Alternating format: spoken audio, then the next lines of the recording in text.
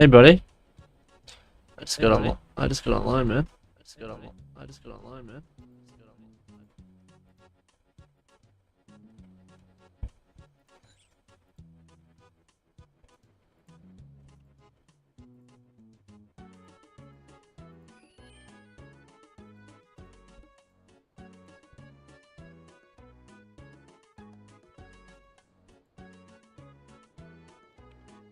Just want to do a little bit of salvaging first, and then we'll do some COA if you're up for it.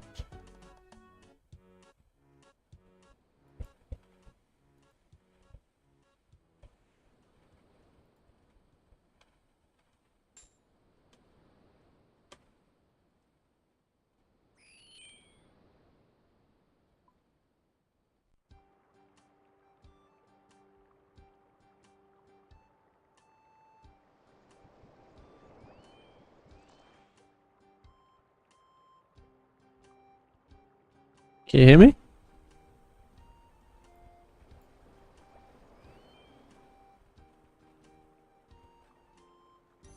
All good, brother. All good indeed. And we have some shipwrecks around here, apparently. I see. 64, bro. I didn't jump on yesterday.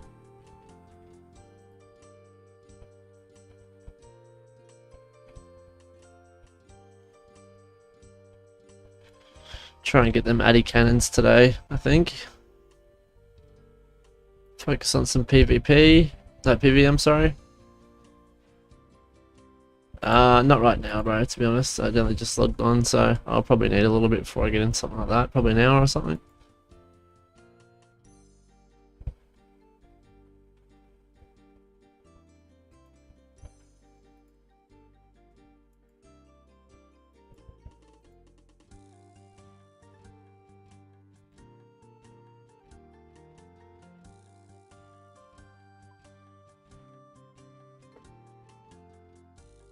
Okay.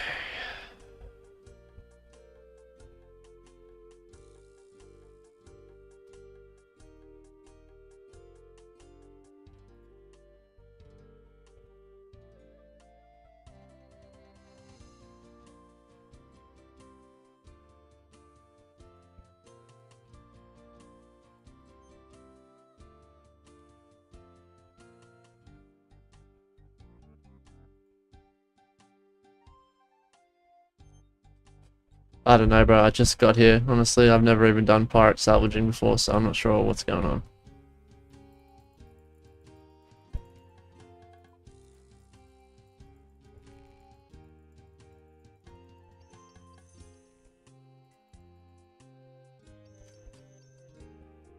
No, I'm good, bro.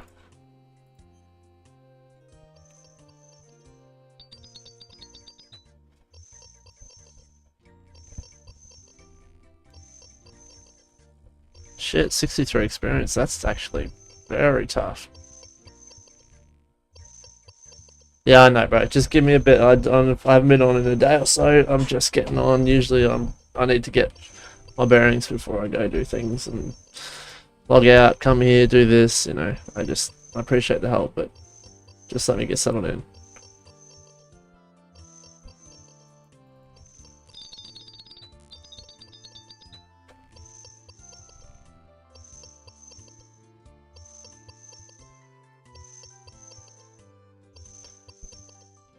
Did anyone get back to you about the clan event, bro?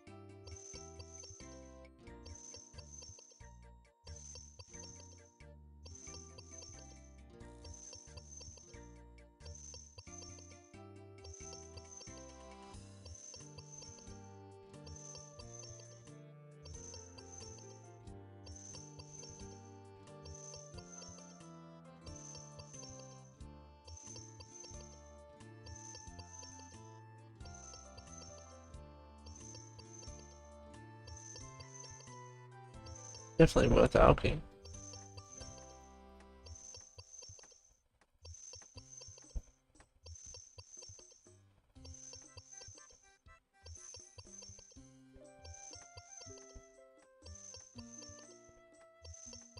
Rune skimmy from there. That's fucking actually really good.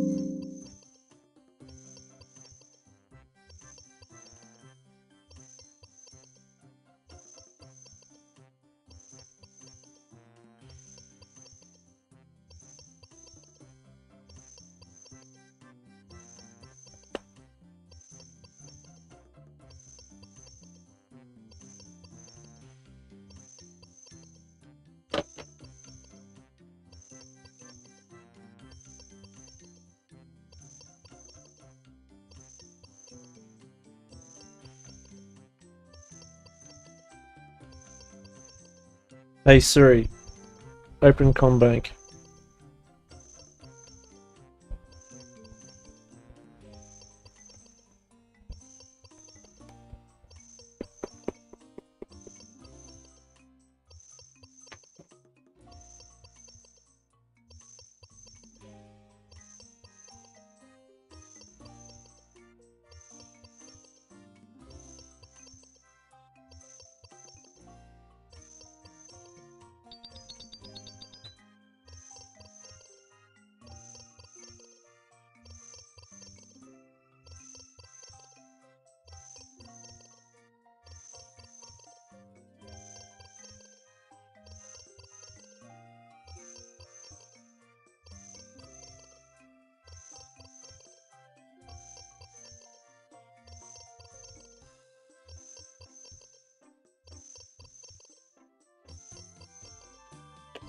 Oh, my phone's fucked. My car's fucked.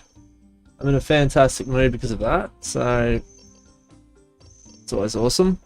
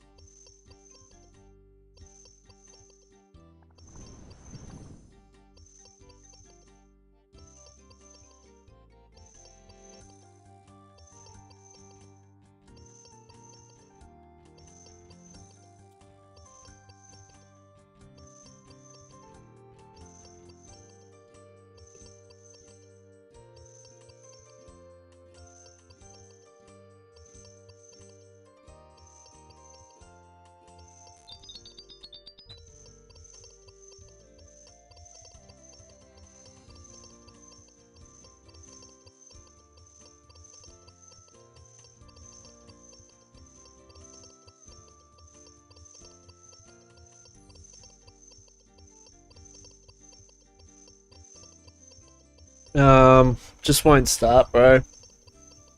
I thought it might have been the battery, replace the battery. I thought it might have been the key, the battery inside the key, replace that. Still no good. So I'm in a very, very, very, very good mood today. Absolutely brilliant mood. And now I've just found out that my iPhone has fucking shit itself. And the screen won't fucking work. So now I can't even pay for things because I need to use fucking Combank authorization to accept payments and things like that. So I'm fucking cooked. Can't even go and pay for a screen repair because I have to go down to the bank. I don't have a car, so I have to walk down there, go to the bank, try and prove ID, get cash out, go find a phone repairer, get charged $150 to fix a phone that doesn't even have a fucking scratch on it. So yeah. God help anyone that has a fucking go at me today, because I will destroy them. That's where I'm at, bro. That's where I'm at today.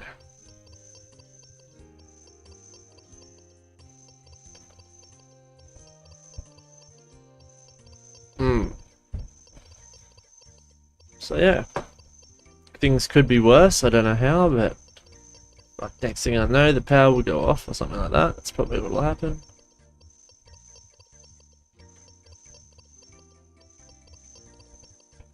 No, it's like this. The whole computer's fucked. Doesn't no lights come on, no nothing, nothing at all.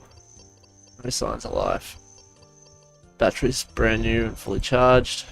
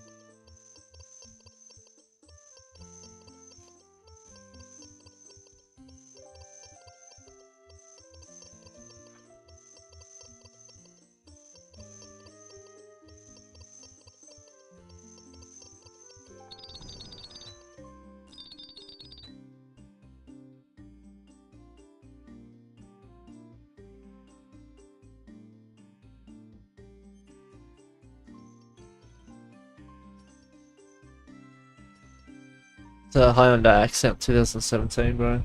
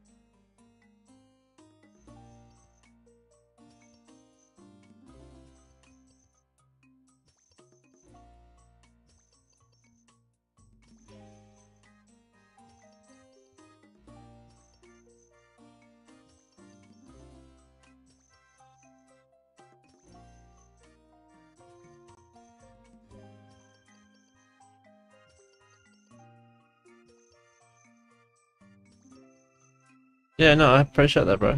I just told you. So yeah, 2017 Accent. The fuses though, they're not they're not big enough to cause that much of an outage, but that's a good thought. I would be very, very stoked if it was a fuse. Probably worth a try. I've got some new fuses in the actual fuse box, so I'll pull them out. Start with the big ones.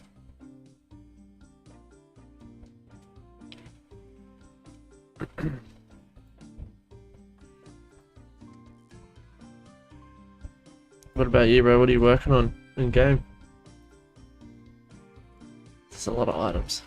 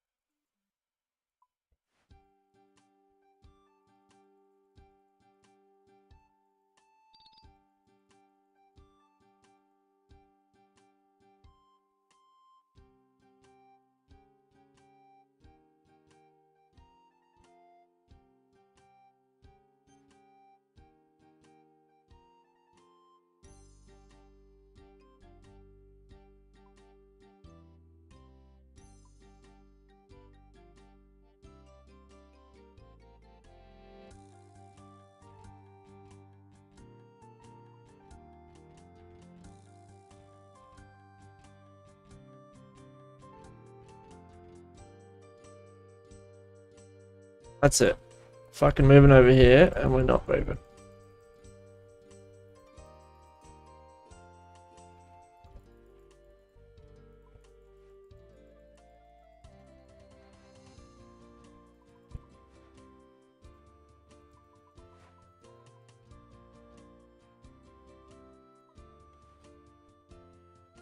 You're on the wreck.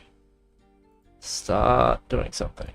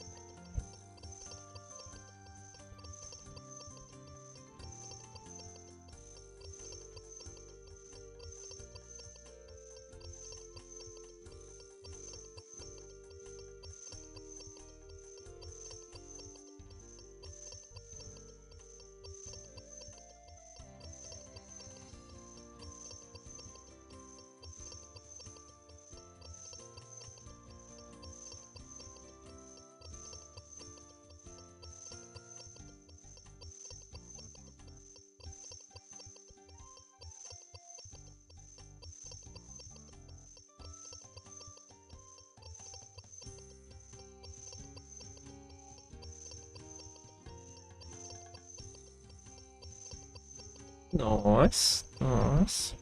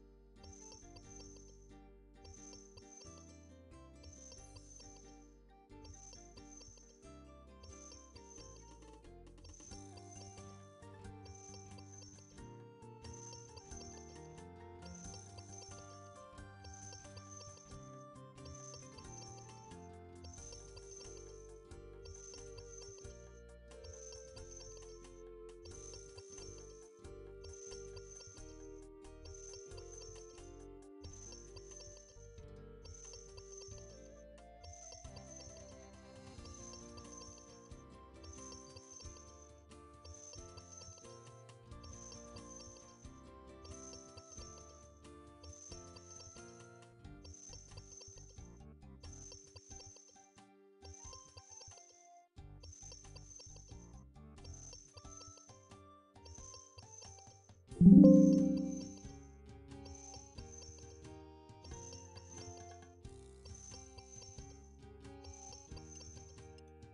rune skim, very nice.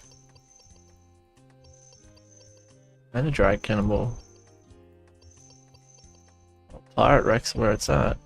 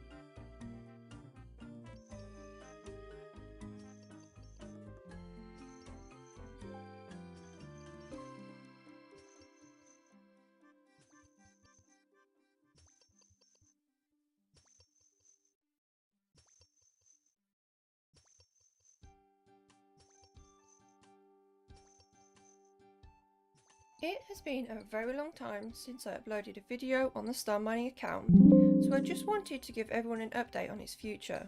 Multiple people have reached out to ask if I will be uploading more episodes, especially with the stackable clue scroll changes, so I thought I should let you know my plans. If you haven't seen this account before, welcome to my Star Mining Addicted Hardcore, where I will be getting 200 million mining XP from only mining stars, while juggling to complete as many clue scroll collection logs as possible, with the end goal of getting one of the rarest drops in the game. Well, I was about to give you an update, but look what has happened again. I got banned. Yes, again. Your account has been involved in serious rule breaking. Again, Jagex? Really? Come on. I told you before, I'm not watching stars, I'm just autistic and I really love mining stars. Let a girl have her obsession. I understand that I do only one skill, and I may seem very bot-like, but your detection system should be better than this. My mouth movements are definitely not bot-like. I talk to people, and I scout stars. If you weren't already aware, this account has been banned before. Back in May 2022, I tried to log in one morning, as I did every morning, and got hit with the "your account has been disabled" message. I'm not going to lie, I can still recall the sick feeling I had in my throat. I'm sure so many people dread seeing that message, whether you bot or not. Apparently it doesn't matter whether you do. I prayed that maybe I just had to change my name for some reason, but after going into my status page, I saw the dreaded words, "permanently banned," that big red box blinding me with panic, and macroing major. I had read about false bans all over Reddit, almost every single day it felt like, but I never thought it would happen to me. I was incredibly lucky that after posting a plea on Twitter and having a small number of followers already, an amazing person reached out to a JMod friend and I managed to get unbanned within a day. But I dread to think what would have happened without being a content creator. The account had over 1 million Stardust on at this point and nearly 1,000 clue scrolls. I don't even know how many in-game hours that took me, and it would have been lost forever. We also cannot forget what came after I was already unbanned. Remember that sentence, already unbanned. Therefore it was proven that the ban was incorrect and I had not botted. Well, a JMod on Reddit decided to comment on someone else's post that I was actually using an unauthorized client, and that's why I was banned. This was a post by an anti-cheating specialist at the time. I'm not sure if they still work for Jagex or not, but regardless, this was from someone who literally has the fate of our accounts in their hands. They said one thing, another JMod said another. Zero communication. No wonder it's so easy to lose access to our hard worked on accounts. But this was back in 2022. Their detection systems must have improved, right? 3 years later? Wrong. November 2025, and here I am again. Banned. I've only been back playing on this account for 3 weeks after almost a year's break, and I'm already banned. How has this happened again? I was told they had made changes to my account so it wouldn't happen again. But alas, here we are, staring at another ban. This time it is only a temporary ban, and I can get my account back in 1 day without doing anything. But what also really worries me is that note below. If you commit the offence again, you'll be banned permanently. I didn't even do this the first place, or the second place even. I really don't want it on my account's record and to go through this again. I am incredibly lucky being a content creator that I was able to speak to a JMod directly and get unbanned within an hour. I do not take that for granted, as I also... Welcome to my Extreme One Chunk account. I know how it feels to not have that privilege, and to be at the mercy of reaching out to others and content creators for help. The fear of all that account progress lost due to no fault of your own. I really hope that in the near future Jagex improves its bot detection for everyone, or at least develops a way for everyone to have their bans looked into and not rely on their system's accuracy, which clearly needs a lot of work. I recall this roadmap that was shown at RuneFest this year. According to this, we should have improved ban appeals and live chat already. There is an AI support system on the website now. It's in early release, but it can help with account issues, payments and tech problems. It doesn't mention bans though, but let's see. It sounds like you need help with an offence. Yes, I do. It tells you that you can appeal it and asks if you have or not. Good so far for an AI. Oh, apparently you get 2 appeals per offence to ensure a fair second review. That is a recent improvement, and old denied offences can also be appealed again. I like that, but it doesn't fix the issue of false bans to begin with, so I stand by that needing improvement, plus the fact this also isn't a real person, and you can easily get nowhere with these AI bots. Maybe you get passed on to a real person eventually, but I'm guessing it's likely an email and wait kind of system. The stats are, however, looking promising. Over 2,000 queries resolved since last month. Let's hope things are moving in the right direction, for at least some aspects of support.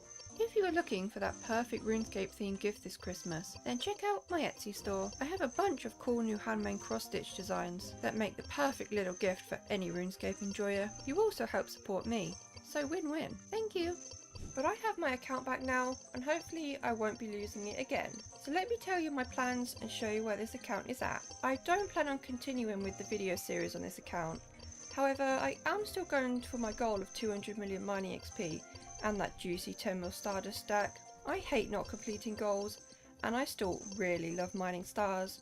So one day in the future, I will have that 10 million dust to spend and try to get that onyx. No, I won't be making history and being the first person anymore. There have been a lot of people getting the onyx since this series began, especially with how much Stardust is coming into the game, but it would still be a really cool thing to have grinded out and achieved, rather than just being someone who got incredibly lucky. You may have noticed no clue timers on the screen either. I've also stopped doing clue scrolls as it takes up a lot of time, and the constant juggling was quite stressful. I was really hoping that the clue scroll box update would have helped this account with that, but the requirements they came out with were just way too high to be realistic for this account. These are my current clue scroll completions, and these are the requirements for the stackable clue scroll boxes. I easily have enough for the beginner and easy boxes, and I'm pretty close to the major medium case as well, but the hard and elite ones, I am very far off, and those are the clue 2 tiers I have the juggling problem with. I'm never going to reach those milestones, so clue boxes didn't end up helping this account at all. On a better note, let me show you the bank. I'm now over halfway to the 10 million Stardust goal, which feels amazing, but a very long way to go. A 220 mil bank is pretty cool as well, just from doing stars and clues. I do love looking at all these gems as well, and imagine how amazing this tab will look after I spend another 10 million dust on them as well. Maybe I'll even cut them all to get a higher crafting rank, but that's a while away. Let me scroll just so you can see what the bank is looking like at the moment. Beginner tab, easy tab, medium tab with 2 lovely pairs of ranger boots in there. The hard tab didn't quite get filled out too much, but a couple of nice uniques. And the elite tab is very sad looking because those were asked to try and complete. The share tab is very satisfying to look at. Teleports for days, which I still probably won't use because I'm a bit gems as well. And imagine how amazing this tab will look after I spend another 10 million dust on them as well. Maybe I'll even cut them all to get a higher crafting rank, but that's a while away. Let me scroll just so you can see what the bank is looking like at the moment. Beginner tab, easy tab, medium tab with 2 lovely pairs of ranger boots in there. The hard tab didn't quite get filled out too much, but a couple of nice uniques. And the elite tab is very sad looking because those were asked to try and complete. The share tab is very satisfying to look at. Teleports for days, which I still probably won't use because I'm a bit of a hoarder. And the rest is just miscellaneous stuff. That is everything from 100 million mining XP. I bet you want to know how many pets I have so far. Comment a guess down below before I show you. I now have 8 mining pets. I'll put on screen when I got each one. I definitely had a lucky streak for a while. The insane autistic part of my brain really wants to go for max pets on the log after 200 million XP, especially with the pet boost. But Well, I've just got 8 mining pets. That's fucking crazy. Continue to support my channel and my other series until the time comes for the big 10 million bending spree. Thank you so much for watching, and I'll see you next time. I would like to say a big thank you to those who joined my YouTube membership, my low tier implings, and a special thank you to Davey for being a rare tier impling. I really appreciate the additional support. If you'd like to join my channel, the button. Hello, and welcome to my final salvaging guide. Today we're going to be covering merchant shipwrecks requiring 87 salvaging. Although you could boost with the +3 boost from the Whirlpool Surprise, which would enable you to do it at 84, or if you've charted the complete ocean, you can use your keg of Horizon's Lure for a +4 sailing boost, so you can get there 1 level earlier at 83. So, just a little bit about what I'm bringing. As you can see, I'm still needing to boost. I'm only 86. I've been out here for a while now, but I'm still not quite the level to do this unboosted. So I am using the Horizon's Lure, and because of that, I'm bringing a prayer set. One optimization I've made, thanks to a comment, is I actually didn't notice that the Rada's Blessing has a teleport on it, and it's actually very close to a bank, Mount Carulum. Level up To be honest, completed.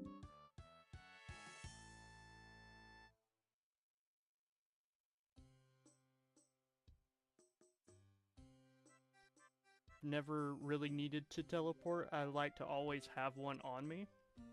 But, you know, in a worst case scenario, you could always home teleport. And you probably don't want to throw away the cargo that you've collected anyway. So, yeah, it's probably not worth it. I'm gonna go ahead and unmark that. So, yeah. In terms of boosting, you can come out here as early as 83. I think that's right. 83, 84, 85, 86, 87. Correct. Cool. If you've charted the ocean, if not, you'll need at least 84, and it will be a little less convenient, a little less AFK, because you will have to be chugging these beers down.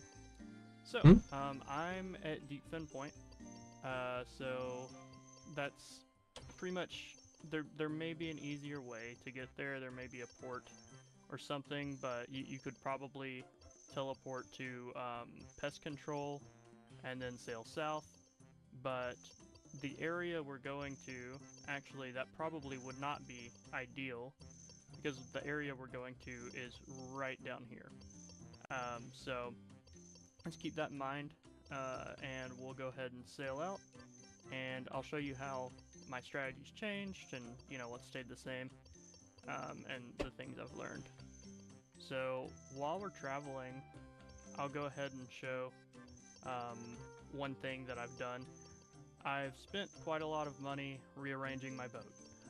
If you haven't done this yet, you absolutely want the crystal extractor near you, so that when you're salvaging, if I were salvaging on this hook, I can click it, click the hook back when it's time. I did have it down here because I thought I would be clicking it while at the helm. I built it in the wrong place back here, so I couldn't even do that. And I actually had a greater teleport focus in this spot, so it actually ended up costing me 86 mil to remove. So don't be like me. Another huge warning for you guys that are watching my videos and just, you know, slightly lower level, but will be here soon. Do not, under any circumstance, get 2 dragon hooks. The only viable reason to have 2 hooks is if you're like 1.5 or 2 tick salvaging. The reason is the dragon hook requires a deck handiness of 4 to operate. The only crewmate in the game with a deck handiness of 4 is actually Jenkins. So just keep that in mind. I've kind of been sailing in slightly wrong direction, so let me correct my course.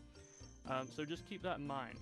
The reason that's important is because if you're doing my method, or even if you're doing the full AFK where you're letting both crewmates salvage for you, if you're doing my method, you can operate the dragon hook, and you know, Jenkins can operate the other dragon hook, but when you're cleaning, that hook will just be idle, which is way worse than just having a 1 rune hook. Does that make sense? And then obviously you don't want to build 2 if you're going to have both your crewmates ever salvage, even if, you know, you're just gonna, even if you're gonna do my method most of the time. You know, what if you want to AFK? Like, what if you're gonna leave the house? You know, you can leave your guys salvaging and come back to quite a lot of XP and, you know, full cargo. So, yeah, whatever you do, I would not build 2 dragon salvaging hooks. I think at the time of making this video, it cost me maybe 70 mil or so. Maybe more, I don't really remember, but it's less than 100 mil. So keep that in mind, and also do not build, if you don't have a use for it, I wouldn't recommend building the greater teleport focus. I did because I'm really enjoying sailing and I have the money for it, but I have teleported to my boat a total of 1 time and then ripped it up because I put it in the wrong place. And yeah, it wasn't great. So, we're at the merchant shipwrecks. Let me unset. There are a few spots for these in the game. This is the only double spot that I found. I actually discovered this way back when I was doing, which shipwrecks, I don't know. The other shipwrecks that are out here, the mercenaries. Yeah, I was looking for a mercenary spot. I was like, why can't I salvage here? But yeah, it looks like this is going to be the double spot. I've seen it mentioned a few times, but this seems to be the one place. So this one I feel like is a little tricky. I had a problem getting positioned, but we kind of know the gist now. I think you need to be slightly turned. Let me stop that. Back it up. At least this is how it worked for me. And I think I went a little too far back. Maybe like that. That looks about how it was. So a good way to test this is if I go on the rune hook, can I salvage from this distance? And, oh, right, I need to be boosted. So let's drink that. And yes, I can salvage. Let's see if Jenkins can. I'm still not 100% on if it's the same hitbox. It's weird. I don't think anyone really knows. But it looks like he's salvaging no problem. So what I'll do, now that I've started up, I'll turn on my preserve prayer. I'm in so much prayer gear that this prayer bar is going to last 101 minutes. If this is your first time doing it today, you can recharge your prayer with a Falador Shield 4, so that makes it even better. And I neglected to mention this, so I hope you're still watching and haven't left. If not, I'm terribly sorry. But you should also bring a open seed, like you should bring a seed box and an herb sack, and leave them open. I did not choose to bring imp boxes on this trip because there's really not many single drops that you want to bank. There is there's dragon nails, which is nice, but there's those and the dragon cannon piece. And honestly, I feel like if you get one of those, your best strategy is to just drive to a port. And actually, what I've been doing is I've built the bank over here on Sunbleak Island. So I'll drive, dock here, use the bank, teleport wherever I want, and then I'll summon my boat to, you know, wherever I need to be. So that's how I've been getting out of here. You can see that this one came up, and it looks like Jenkins isn't salvaging anymore. And that's not due to the boost. It looks like it has to do with the position. So let's try just scoot up ever so slightly. And it looks like he's salvaging. So now we'll just need to watch the next time this ship comes up. We're gonna hope that Jenkins is still salvaging. And if that's the case, don't move from this spot. You've set it up correctly.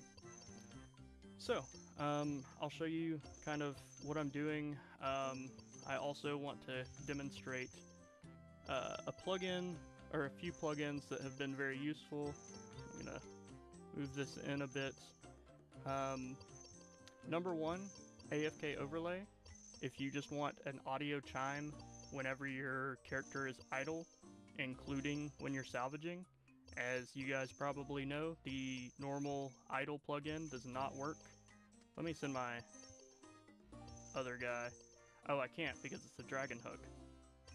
Interesting. So, this is an interesting thing. So, because of this, I now need to make sure that we put Jenkins on this one and Saeed on this one. Yeah, so Jenkins can use the dragon hook. Let's see what happens. I haven't actually seen, I've just heard that you need a deck handiness of 4. So if we try to put Saeed on this, yeah, it doesn't work. Okay, so that's one kind of annoyance, is you'll have to watch which one you put him on whenever you're cleaning. but you know, not too bad, and has better rates, right? So yeah, I think we'll just kind of get started here and see what happens. So I normally have, and yes, Jenkins will be on the rune hook. I will always be on the dragon hook. We'll collect our crystal and then go back to the hook. And that's why I moved it here. It's so much nicer than running to the back of the boat. But right, so the AFK overlay, if you turn this on and your character stops whatever activity he's doing, and you can see my settings here, all you care about is status. Just check. Welcome to day 3 of sailing in old school RuneScape. I finished off day 2 as rank 1 on the high scores, which means that I'm one of the first people to make it to sailing's endgame. Today, I want to branch out a little bit and test some different high-end methods, as well as master the best XP per hour Marlin trial in the Gwyneth Glide.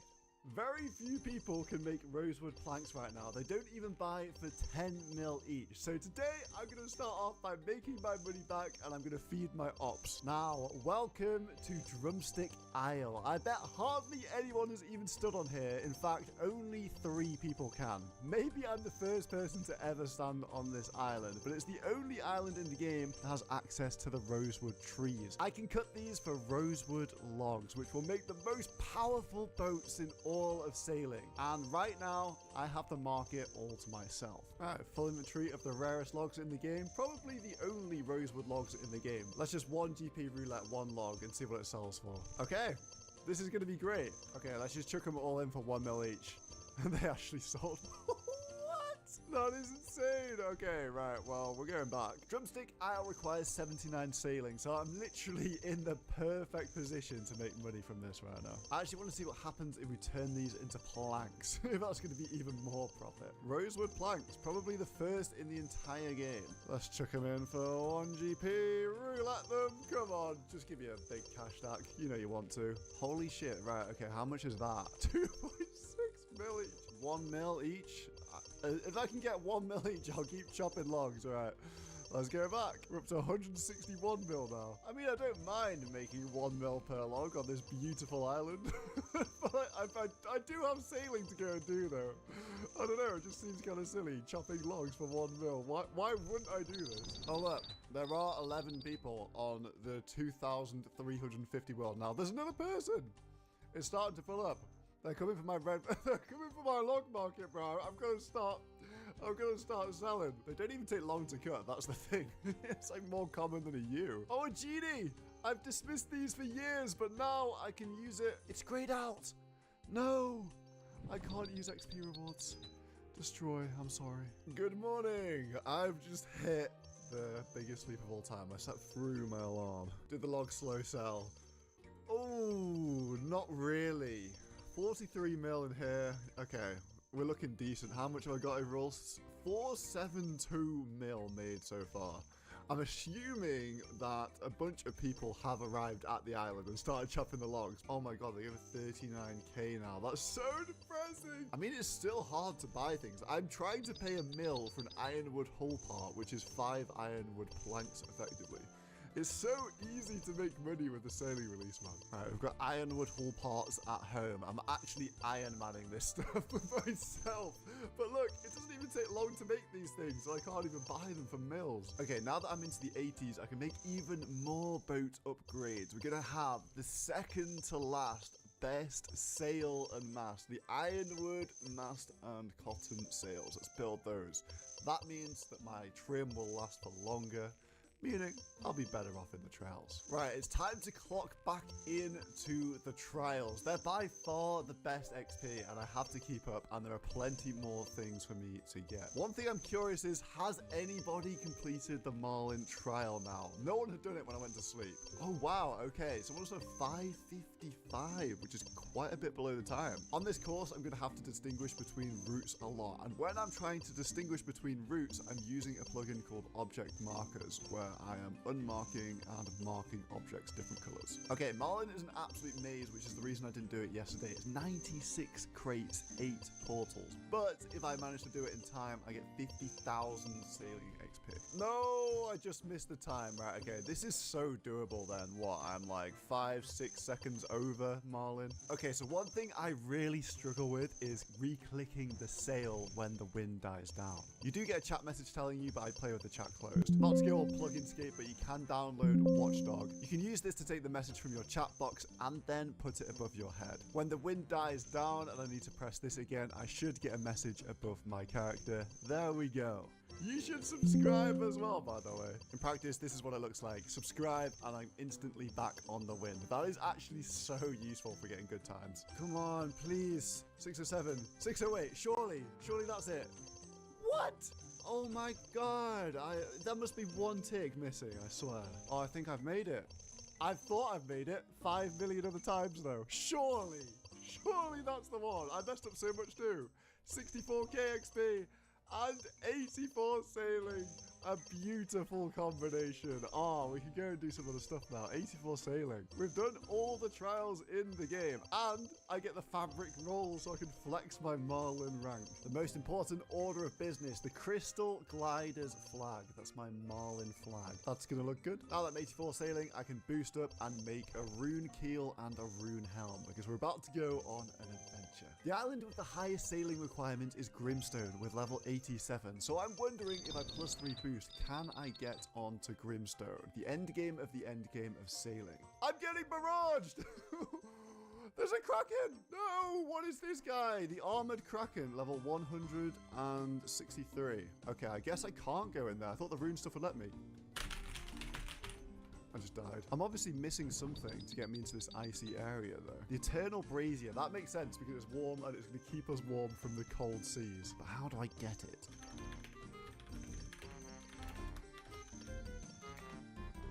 No, this guy also doesn't know. Is it over here, boys? What's going on? Come on, give us the schematics. I got it. Come, brother, come. Yes. Eternal Brazier schematic. Let's read that. I can now make an Eternal Brazier. I actually love this element of sailing. There's so much unknown stuff. Okay, here we go. The Eternal Brazier. Let's build that one. Okay, please say I don't need to do anything else now. Can I just sail in? It looks like I can just sail in. Okay, we're in the really high level sea. Will a charting task give more XP now? It still gives 75. That's incredible. Okay, the question is, does this work? Welcome to the Isle of Grimstone. Can I plus 3 boost and disembark? Ah, no, I can't. I can now boost up to 87, which are the merchant shipwrecks. And no one's tested these because people aren't at these high levels. Everyone's spamming the trials. They could be, like, comparable or better XP. Who knows? I'm going to be the guinea pig. Okay, that took quite a while, but now I have the pimped out sloop, the big boat with all of my stuff on it. The question is, how good are these merchant shipwrecks, and can salvaging actually be good XP? If this gives a big XP drop, 190! Okay, this could actually be pretty good. Right, let's see what we're actually getting from here. This seems like kind of junk, but there could be some rares in here because realistically, this is high level stuff. I think I might be getting good RNG, but this is looking decent. I mean, it's already not better than Trials, which is unfortunate.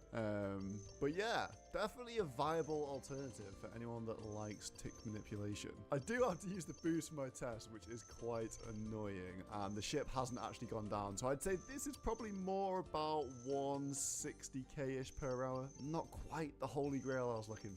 Here it is, level 87 sailing out here at the trials. There's going to be a lot of trials going on, but now I can go to Grimstone, the highest level island, and I can do the merchant shipwrecks without a boost. So this is a very, very useful level.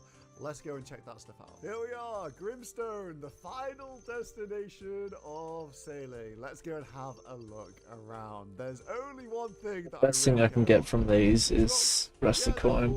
But you can find them elsewhere. What you can't find anywhere else are the frost dragons, and I have come prepared and ready to farm these boys. Okay, they don't seem to have any special mechanics, but I'm imagining they're weak to lance and stab like every other dragon. That would just make sense, right? Frost dragon bones. I'm not interested in those. I'm looking to see how common the dragon metal sheets are. You need dragon sheets to make all the very best boat parts. Okay, first drop, dragon nails. Ooh, dragon cannonballs, 20 of them. How much will they go for? I don't know. Maybe they're not even in the game. That looks so weird. It just dropped a superior bone alongside its frost dragon bone. What is that? Ground exchange roulette with the dragon nails. How much do they sell for? Wow, okay, that was 10 mil that drop. That's 2 mil a nail. Because you need them to make the gigaboats and the cannonballs. Okay, 500k for that one drop. That's all right. Okay, I thought so. 100% fire weakness. Surely fire surging is the way here. Oh, yeah. 71s. We'll take those. 72s. We'll take those. Hey, let's go. First dragon metal sheets. This is needed for everything. Nails, all the rest of it. Let's make some bank. Okay, now we're cooking. I was getting worried pretty much straight away afterwards. I'd say I've done about an hour of these and I've got 3 dragon metal sheets. Not sure if I'm getting lucky. That's the thing. Or unlucky. Right, let's stick them in 10 mil each. Any offers? Yes, we do have some. Holy 70 mil, 20. What's that? 20 something mil each. That's crazy. The current economics of this are the rosewood hull requires 300 dragon nails, which is essentially 20 sheets. So that price is the rosewood hull at what? 450, 500 mil right now? And practically nobody is collecting dragon sheets from frost dragons right now because they don't have the level. Yes, thank you. Number 5. Okay, this is pretty addictive, but that is the last one. The final sheet. Let's go a humble 15 mil. I feel like... All right, you guys said you guys want to watch the Gilded of Games episode.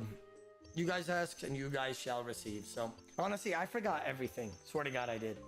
Like, I don't even remember what happens myself. I feel like I'm watching, you know, even though I participated, I'm watching like this for the first time with you guys. Like, we recorded this so long ago, by the way, chat. Like, so fucking long ago, just to put it in perspective. Welcome, everyone, to Gillinor Games Season 5.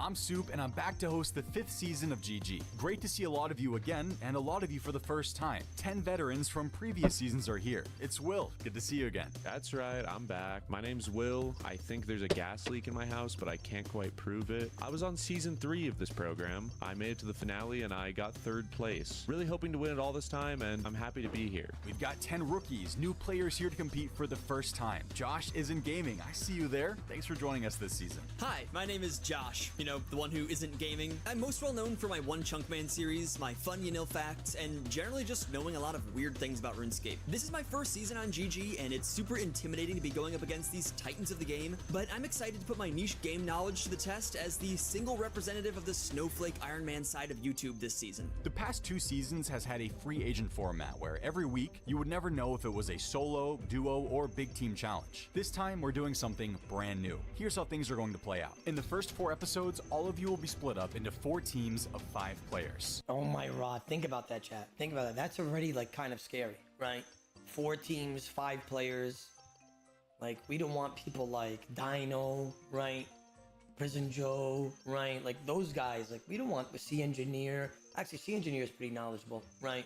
The next 4 weeks will see you playing in duos, teams of 2. And in the final 4 episodes, you'll be playing solo, completely on your own. If you somehow survive through all of that, you'll compete in the final for RuneScape's biggest ever prize pool. Only one person here will be walking away as the winner of Gillinor Games 5. I think the format is really interesting in that we're going to be a team, and then we're going to be duos, and then we're going to be solo. That could have serious implications. People are going to remember who was against them or with them earlier in the season. My name is Mr. Mammal, and I'm back for my 2nd season of Gillinor Games. You might know me from being a part of the Farmers Group Hardcore Iron Man team, but I'm hoping in the future you'll know me as the Gillinor Games Season 5 champion. The starting prize pool is 15 billion GP, but I need this, chat. I need to feed my fucking family. You guys know about my RuneScape fucking bank, right? Like, we really need this. Like, 15 bill on the line right now. every week that number will Come grow. on now. Say less. Hello, Hello, I am C Engineer and I have participated in every Gildenor games. Last season I became a finalist against all odds. This season I'm here to win so I can retire my family, buy them a house on a Swedish island and feed them Swedish meatballs every single day. Viewers can contribute to the in-game prize pool and earn a spot on the I respect it. leaderboards by adding their GP contribution. Here you can see everyone that's added to the pool so far. You can send me a private message in game or join my friends chat, Soup, and let us know that you're looking to contribute. Last year we got up to 65 billion. This year, let's see if we can make it even more. For every like on this video and new subscriber to the channel, GP gets added to the prize pool, so all of you can make a difference. I've got a pretty ambitious goal of 450,000 subscribers. Let's see if we can hit it. That's today's challenge for all of you. The cast looks good. I mean, everyone in it is strong. There's no weakness. Bro, one episode and he gained 5k subs. Like, that's literally fucking insane for YouTube. And it's not even been 24 hours. I feel like I am the weak link, despite being a Gildenor Games veteran. My name's Vitoso, and you'll catch me on YouTube doing RuneScape challenges with my partner in crime, Tanzu. This is my 4th season of Gildenor Games, and I've seen it all. This season is all about securing the bag from that prize pool. Do you know what it feels like to mine a rock with a 3rd age pickaxe? I'll let you know after this season. Today's challenge is brought to you by Jagex. A few days ago, the biggest update of all time came out on old school RuneScape. The release RuneScape sponsored him in the first episodes of GG? That's kind of smart, I guess. of its first ever new skill, sailing. Sailing feels like more than a skill. It's a full-scale expansion of the entire world. No even a place. Once you hit level 30, old school up to 12. Now is the game. So head into the first challenge. Let's get all this new skill in old school history, sailing for yourself.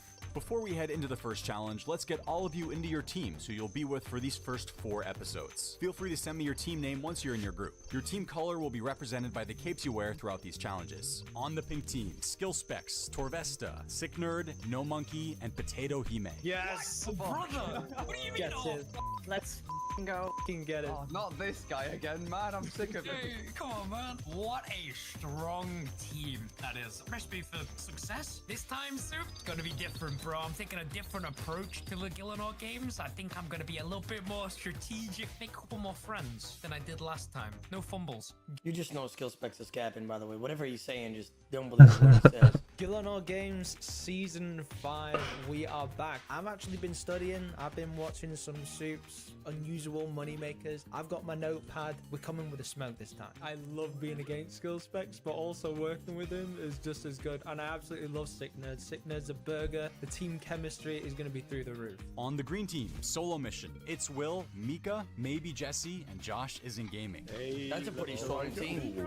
Let's go. It was really cool to see that I'm with solo mission, and then on top of that, I was also with the Jesse, with 2 people that I kind of wanted to be with. Will, I know, is like really good, and Josh obviously being a really smart guy as well, so I was like really happy with the team I was drafted in. Hey everyone, I'm Mika. This is my first year being invited to the show, and I'm super excited to be here. So my goal is extremely simple. All I want to do is bring a lot of good energy to this season of Gildenor Games. On the red team, MMORPG, Mr. Mammal, Vertoso, Eliot14, and Cox. Another good Eliop team. is my boy. I think we work well as a team together. I love the farmers, and that's my first time working with Vertoso, talking to him. Great guy, so I'm excited for the future. My name is Coxie. I've obtained every pet in the game, and with that comes a bounty of knowledge when it comes to PVM and skilling. This is my rookie season on Gildenor Games, so I'm here for fun and maybe just a slight bit of chaos. And finally, the yellow team, Bodhi, Dino, C Engineer, Prison Joe, and Odablock. Oh, See, shit. listen, chat. We have a good, like...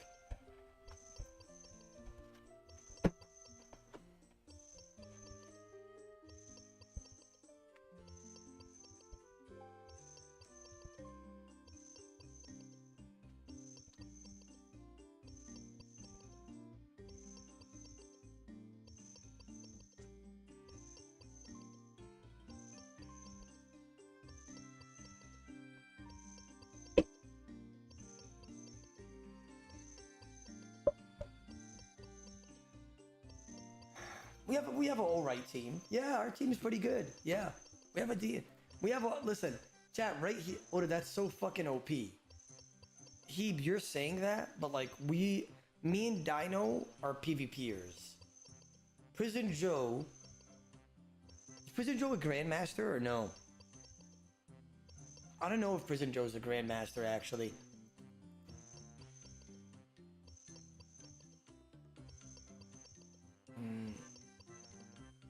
Prison Joe is good at PVM, I think. Like, all right. He's a podcaster. I don't think Prison Joe is a grandmaster, but I think he's a todder, right? And he's good at, I think, decent PVM. C Engineer is also not a grandmaster, decent PVM, but his game knowledge is really good, right? That's what he's good at. Dino, I think, is pretty shit at everything but PvP. No offense. Bodhi is our fucking leader here. Let's just be honest. His knowledge, all around the board, he probably is going to be the pillar of this team. Otoblock, I mean, PVM, PvP, I got that down. Everything else, I'm pretty shit at. Oh, brother. Easiest way. We got a good team. I'm very happy with my team right now. I'm rejoiced. I think that our team is pretty solid. I'm very happy to be with Bodhi, if I have to be honest with you. Bodhi's not only good at the game, but he's knowledgeable. It may seem like I'm doing a little bit of, agility on it, but that's the truth. Prison Joe, I've actually talked to him once as well. He has maybe some hidden talent. We'll see if he needs to keep it hidden, or maybe it's going to show out in the later season. The teams are looking stacked. Yeah.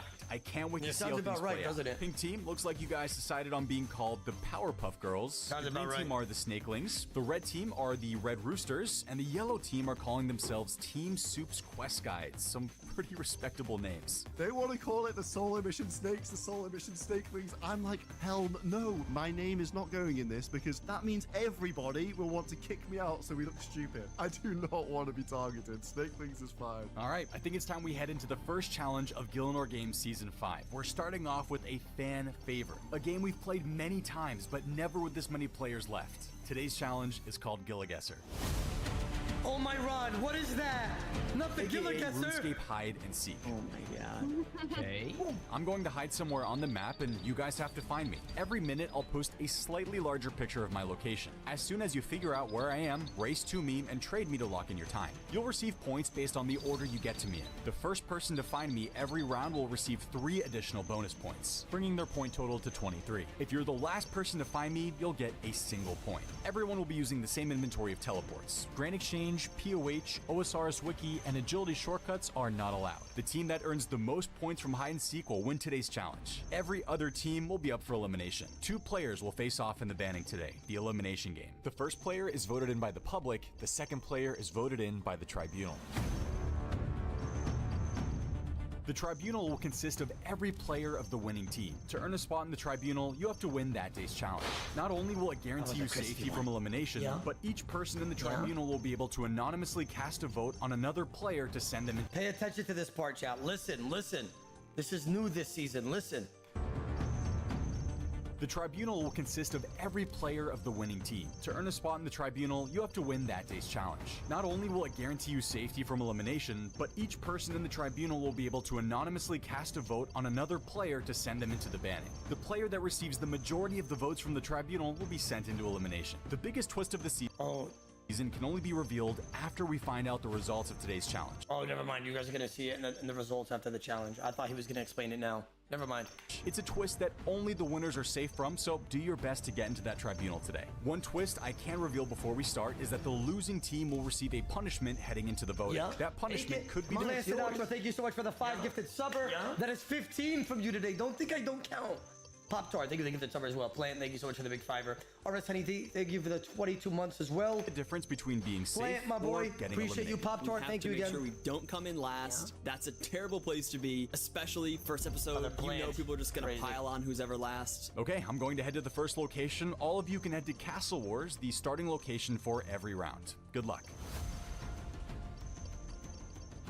I love hide and seek. From last season, we've been seeing some switch-ups, you know. We've been seeing some very sneaky items being thrown in there, which really adds that team dynamic to it. And I think it just creates a lot more chaos for all the players. 15 seconds. Here we go. I'm just hoping you're going to carry, man. I'm going to be honest. No, I'm not good at this, mate. Whoever has an idea, make sure you guys say it loud and clear. 15 seconds. Sit up in your chair. All right, let's do it. We got this. We got this. It's time. Here we go. The anticipation, I hate it. 2, 1. DKS is... Come on, guys. Look at that. Square plus, triangle, pentagon, star. I mean, guys, it's fucking simple math and proper fractions. the Olaf's quest. Olaf's quest. Olaf's quest. Fairing. Fairing. Wizard Scout, look at us. Yes. We did that recently, bro. DKS Fairing. We need a spade. Spade. Where do we get spade? Fast. I knew bow shapes. I one-ticked that. As soon as it came up, I was like, yep, that's the Olaf's quest. But then we got halfway there, and I remember we need a spade. That's Olaf's quest. So fairy ring DKS. Oh, Jordan, that is some fantastic knowledge there, my friend. But you need a spade, though. You need a spade. You need a spade. You need a spade? Yes, you need a spade to dig. Wait, I think it might be Olaf's quest. Yeah. Olaf's quest. Wait, Yeah. you need a spade. Falador has a Yeah. Oh, they give it to my boy. spawn. I'm gonna go pick the spawn up. I'm here now. I'm gonna hop worlds. Where is it at? Olaf's quest door, you need a spade to dig near the tree, the windswept tree. If it is that, you need a spade, yes. I'm gonna go farming guild. I'm gonna farm guild now. Buying a spade. It might not be this, by the way. I think it is, though. I have 5 spades. I have 5 spades. Oh, you have 5 spades? Okay. Yes. Okay. So just go there and I can trade them to you. Spade the tree. Oh, I don't know what I'm doing. No, Nesty, literally there's a tree at the top. It's a dead tree. Just dig up the dead tree. Oh yeah, I'm down. Yeah. Now where do I go? Follow me. Follow Signal. Is it this way? Yeah, keep going. All the way up, you see the door on the map, the red line. Yeah, we're right. Yeah, it's right. Let's go. Quick, go. Team quick here as well. You have to all be fast. Yeah. Wait, bro. Why is it digging not doing anything? It says use shovel snow. Congratulations. Bro, what? No. I don't really know why my spade... No. Don't tell me skill specs didn't have the quest done. No. It's not working. I know what's down this hole. I've done Olaf's quest. I know what's down there. The spade's just not working. Go north of the tree. I'll trade you. Trading you. Trade me. You need a spade. Yeah, I'm trading you, Mama. Skill specs is such a dumbass.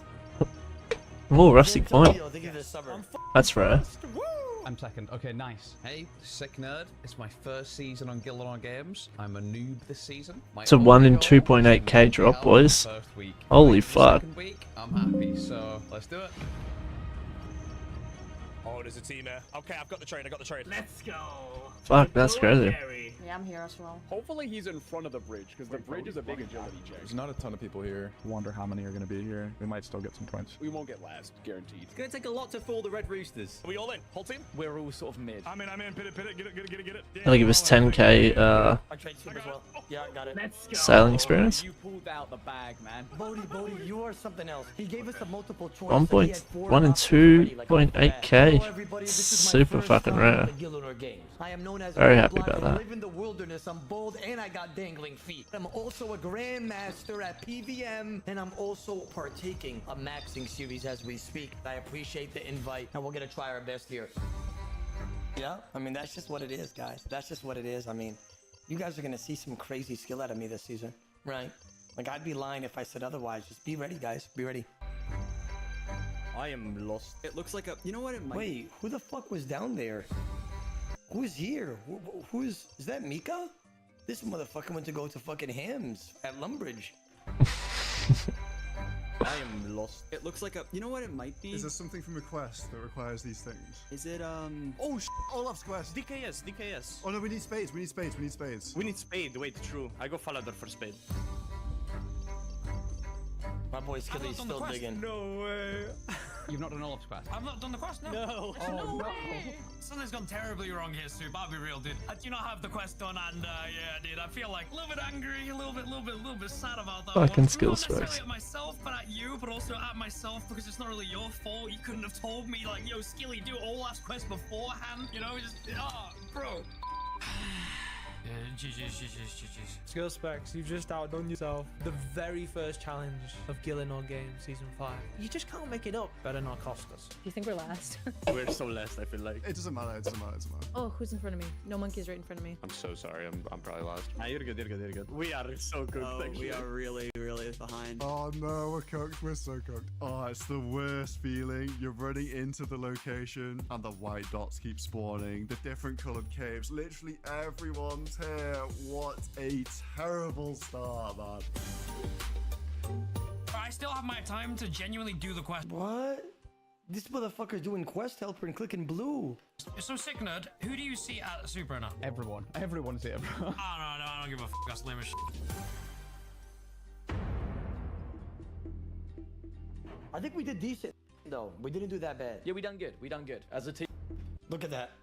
Soup's quest guides. Bodie, Sea Engineer, Oda, Dino, and Joe. 69 points. We're in the lead. That's what we do, Redelman. Remember that. I think we did decent though. We didn't do that Understand? bad. Yeah, we done good. We done It's good. different As a when team, we're we definitely like you're on the My same name team. is Dino, and I am back. You might know me as a PKer, maybe from the Hard Crime Man group, the Rizzlers, or you know me as the guy who still might be stuck in Falador Park from last season. I am back for revenge this time and to prove to people that I'm not actually a moron. I've got quite a few friends in this season, and I actually initiated reaching out to quite a few people. We've got quite a nice little group. Before Gilmore Games started, Dino messaged me saying he wanted to make a group of PKer Alliance because people target PKers early. He makes this group chat, and it's me, Dino, Coxie, Mika, Sick Nerd, Skill Specs, Torvesta, and C Engineer. What about Autoblock? Oh my god, what about... You know what, let me just say something, by the way. Let me just... wait, I thought it was supposed to be PvP, aren't I? I'm PvP, I'm literally one of the best in the whole game. In every single style of PvP, though. What? It's because they fear me, damn it. I'll tell you that right now, Chad. They fear me. They fear me in a PvP setting, they all do, and you know it. In any style of PvP, like, it just... I shit on everybody, and that's just what it is. It's kind of egotistical and cocky for me to say that, but... I mean, I've proved it over and over again, have I not? You know what's crazy, though? I've realized in Gillinor Games, I'm not going to try to leak anything, but I'm going to say that from what I realized from episode 1, that friendships and alliances is so fucking good. That's it. That's all I'm going to say. Like, if you have that and you're not a rookie coming into Gillinor Games and like you already have like alliances and friendships, you get, in my opinion, at least an extra 25 to 30% survival rate. Swear to God. Easily extra 25, 30%. I think it could actually prove to be kind of helpful just to see basically who all of them are voting for and then picking my votes accordingly, so to say. Yes, it's an alliance, but also there could be alliances within the alliance. Obviously, I don't fully trust them, but we'll see how it goes. I made friends with an 8-man team of P. Oda, didn't Torvesta kill you for Max? But how many times have I killed Torvesta for Max? Think about that. I've actually killed Torvesta about 24 times. How many times has he killed me? Once. One time. One time, motherfucker. Remember who taught him, by the way, asshole? Kers. I made friends with Prison Joe, so I feel like I'm allianced with over half the cast, but it's very... Isn't that crazy, having an alliance with over half the cast? I swear to God, it helps so much, because then that half of the cast most likely are not voting you in any tribunal or any of that. So you're literally just chilling. You get so much more odds. Split, so I have to backstab someone. I did send out a DM to Its Will, and he just fully ghosted me. So my eyes is currently on Its Will. Where's this? Where is this? Come on, you idiots. Whoever didn't watch the episode, where is it? Camelot Castle. Come on now. The Ice Queen. Yes, Ice Queen. You need a pickaxe. Why did everybody in the chat say Ice Queen? Nah, you guys watched. Not everybody's gonna know that. Like, you guys made it so obvious you guys watched that. Like, the whole chat said Ice Queen, Ice Queen. Like, what? Like, you guys definitely watched some of it. There's just no way. Need a pickaxe. Oh, the that's- Ice Queen, Ice Queen. You need a pickaxe. Ice Queen. Pickaxe needed. Oh, that one's way too easy. Shut up, Baldy. I see.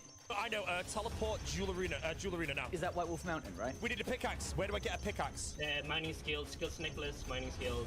Everyone's skills necklace to the mining guild. This was a team effort round. We had Bodhi locking in the location. I was the tool master. I knew exactly where to teleport for a pickaxe. I even teleported into Lumbridge, seeing everyone was buying the 5 bronze pickaxe in Bob's Axe store. I told my entire team, go to mining guild. We can all buy 1 pickaxe each. No competition. Okay, go Lumby. I'm first the pickaxe. Afterwards, it's going to be Seed Pod, and then you're going to go upstairs to the glider, and then you're going to glider to White Wolf Mountain. Pickaxe from where? Did you guys just see that? Solo Mission didn't pick up the pickaxe near him. He picked up the one all the way far from him. What the fucker? Lumbridge Axe Shop, buy a pickaxe. Okay, where are we teleporting after we've got the axe? Dueling ring to Amir's Arena, and then go to the White Wolf Mountain, and then you have to take the route. I bought all the pickaxes. Give me one, Ness. Give me one, motherfucker. Or if there wasn't one there, oh, I'm about to give you the Amulet of Retard. The Amulet of Retard spam is about to be crazy for you. Watch this. Dueling ring to Amir's Arena, and then go to the White Wolf Mountain, and then you have to take the route. I bought all the pickaxes. Give me one, Ness. And go back. Glider, and then you First the pickaxe. afterwards it's going to be Seed He hopped the worlds, by the way, so it wasn't for a friend or anything. Pod, and then you're going to go upstairs to the glider. The one is right there, And then like right next to his feet. Nice try. Somebody in the chat, please give I know damage in the chat and Ariel Halawani. Amulet of Retards, whenever you're ready. Thank you, guys. Glider to White Wolf Mountain. Pickaxe from where? Lumbridge Axe Shop, buy a pickaxe. Okay, where are we teleporting after we've got the axe? Dueling Ring to Amir's Arena, and then go to the White Wolf Mountain, and then you have to take the route. I bought all the pickaxes. Give me one, Ness. Give me one, motherfucker. Pickaxe is bought. Birthorp, I have everybody's. Yeah, okay. Birthorp, and then go south. Would it be quicker to glider? Yes, it would. Use But your you were seed wrong, pod and take Ariel. the glider Yeah. to the mountain. Run north from the glider, and then you mine the rock slide. Which ladder is it? I'm not sure which ladder it is. I think it's the south, just going off vibes. Where's Slayer music guide, bro? Like when you need it. I think it's the middle one. You think it's middle? Just send it. Just don't stand. Just go somewhere. You have to mine the rocks. Oh, there's people here, bro. I don't know the route. It's cool. His whole team's not here. I know the route, bro. I don't know which ladder to go down. These rocks contain nothing interesting that... Oh my god, I've been investigating. Right click mine. Oh my god, that's... I've ragged myself. Bro, I did the same thing, by the way. I don't know if they show that, but I did the same thing. I investigated the whole time. Me and Dino did that, but Dino got it before me because I was investigating like 30 times. Go trying to get through it. north and then take the south ladder. Do you think it's worth hopping well to mine the rocks? Probably not. Oh, no, you can get through, you can get through. Oh, that was not it. That was not it. Wait, south ladder's not it? It's not the first ladder. It's not the first ladder. I think it's north ladder. I'm running north on the north one. Let's see. It's not north. It's not north. Wait, this is a dead end. This is a dead end. This is so rough. These fucking ladders. I think I went up and down the ladders like 3 times. I got so stuck on those ladders. Okay, I see soup. This is correct. I see soup. I don't know which ladder. Oh, I'm just gonna follow Sea Engineer. Which ladder is it? Is it south Where first? Bodhi is, that middle bottom ladder. Nice, following you, no monkey. I see you, bro. Oh, this is so confusing. I went south ladder. I've gone down the right ladder, but I'm afraid to say my team have gone all down other ladders. It's ladder roulette, man. We just have not rolled the right ones today. Make sure to stamina if you need stamina. Dude, Dino and Odablock got lost. They went the wrong way. We went the wrong way, Oda, we went the wrong way. We're going on this ladder right here, Dino? Yeah, I think so. Did they really? That's beautiful. Cinema. Let us go. I'm with a group of people right now. I'm moving, but there's a lot, yeah. I'm in front of Sick Nerd, but the pinks are ahead of us. Didn't look like he was that busy. I'm first. And Sea Engineer second. Okay, that's huge. Wow, good job, guys. That's big. That's big. Baby! Okay, we got the first points. That's big. Good job. They did not know the ladders, and I did know the ladders. I dropped the trade. I was the first one there. All on the pickaxe call from Sea Engineer. Eli's running around the mountain. Oh my god, you three are so We're far first. in front. Oh, I came third. I only see 2 yellows here so far. Wow. If Signo trades him, we win. I'm nearly there. I see you guys. Yeah, Signo, we win. I traded suit. We're second. I'm coming back. We're all here? Dude, we have cleaned house. Holy sh. Holy sh. Things are going way better than expected. We have skill specs on the team when we're doing this good. Sick Nerd as well, he's a burger. Like, wow, I'm very, very surprised. Oh, guys, I'm behind you guys. I went down the first one. Wait, guys, I don't know the ladders. South, then north, then east. No, I'm totally lost. Fun fact, this is my first Gilnor Games ever, as I think a lot of you guys know, and I am visiting my family back home, and I don't have my computer. I'm on a laptop with no mouse mat in my mom's living room. All She's I hear is vacuuming. excuses right now, damn it. My childhood dog is jumping on my lap. I'm already stressed out going into this, and hide and seek is definitely not my strong suit. My name is Eliu14. You might know me from PKing at Mage Bank. When I'm not PKing with my friends and roaming around the deep wilderness, I love playing all aspects of the game. I recently got Master Combat achievements, and I really want to prove myself in my first showing in Gilnor Games. Go all the way north, and you'll see soup and trade him. Perfect. Good stuff, boys. We did really good that round. Yeah, honestly, we did really good. Yeah. Hide and seek isn't my forte, but when you have a teammate that you can rely on, it's always a good feeling. And I think that teammate, I mean, agility again, but Bodhi. Great game knowledge from the boys. Yeah, I'm not gonna lie, Bodhi's been carrying. I mean, you guys have seen it, bro. Bodhi, the last 2 hide and seeks, has called out the location immediately. Imagine if we didn't have him on the team calling that. We would have been fucked. Let's just be honest here. Think about the same as last time. We're a bit of a mixed bag. That right-click mine on the rock was so rag. There's a bunch of people coming right now. We're behind everybody. We're behind yellow. Oh no, we're cooked. It's gonna be gambled on the wrong ladder. Like, what the f is that? Oh man. I traded him. Oh, that was stressful. Not a bad score right now. Not a bad score. This was pretty good.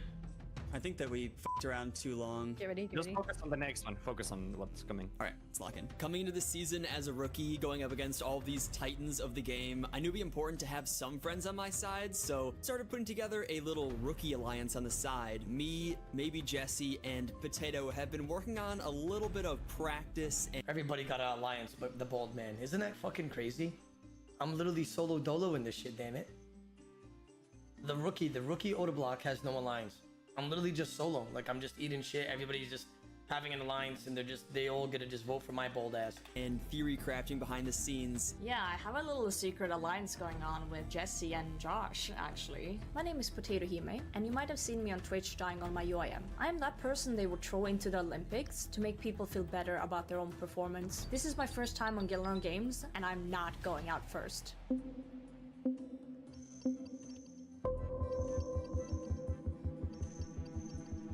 Oh, Legends Quest. Legends Quest. You need an axe and a machete. Ardoon, boat to Brynhaven, and then run to the shop and buy axes and machete. Legends Quest. Yeah, Legends Quest. How do I get that? Shiloh Village. We need a machete and an axe. Does anyone know if Shiloh sells? Wait, who said it in our team? You need an axe and a machete. Ardoon, boat to Brynhaven, and then run to the shop and buy axes and machete. Legends Quest. Yeah, Legends Quest. Yeah, like Bodhi again, saying it first on our team, just immediately. How do I get that? Shiloh Village. We need a machete and an axe. Does anyone know if Shiloh sells machetes? Shiloh sells all of them. Yeah, Shiloh Okay. sells all of that. Take the cart. Everyone travel on the cart. I'm going Ardy to the boat and going towards the Legends Quest area. Where can we get machete? Shiloh Village. There's a shop there that has everything. Is that not inside the Legends thing? Let's go for it. Let's go for it. Machete and shit. Ungadulu's cave is what you're talking about. Can you buy machetes inside Shiloh or? Buy one at Shiloh. But we also need an axe. There's an axe in the same shop. Axe in the same shop. If you've got agility, you can hop there without the machete and axe, I think. You can't use agility. Oh, no agility. Okay, yeah. I knew the location, but I forgot one of the rules of not using agility shortcuts, and Torvesta was like, make sure to get an axe and a machete, we can't use the shortcut, and I was like, oh shit, okay.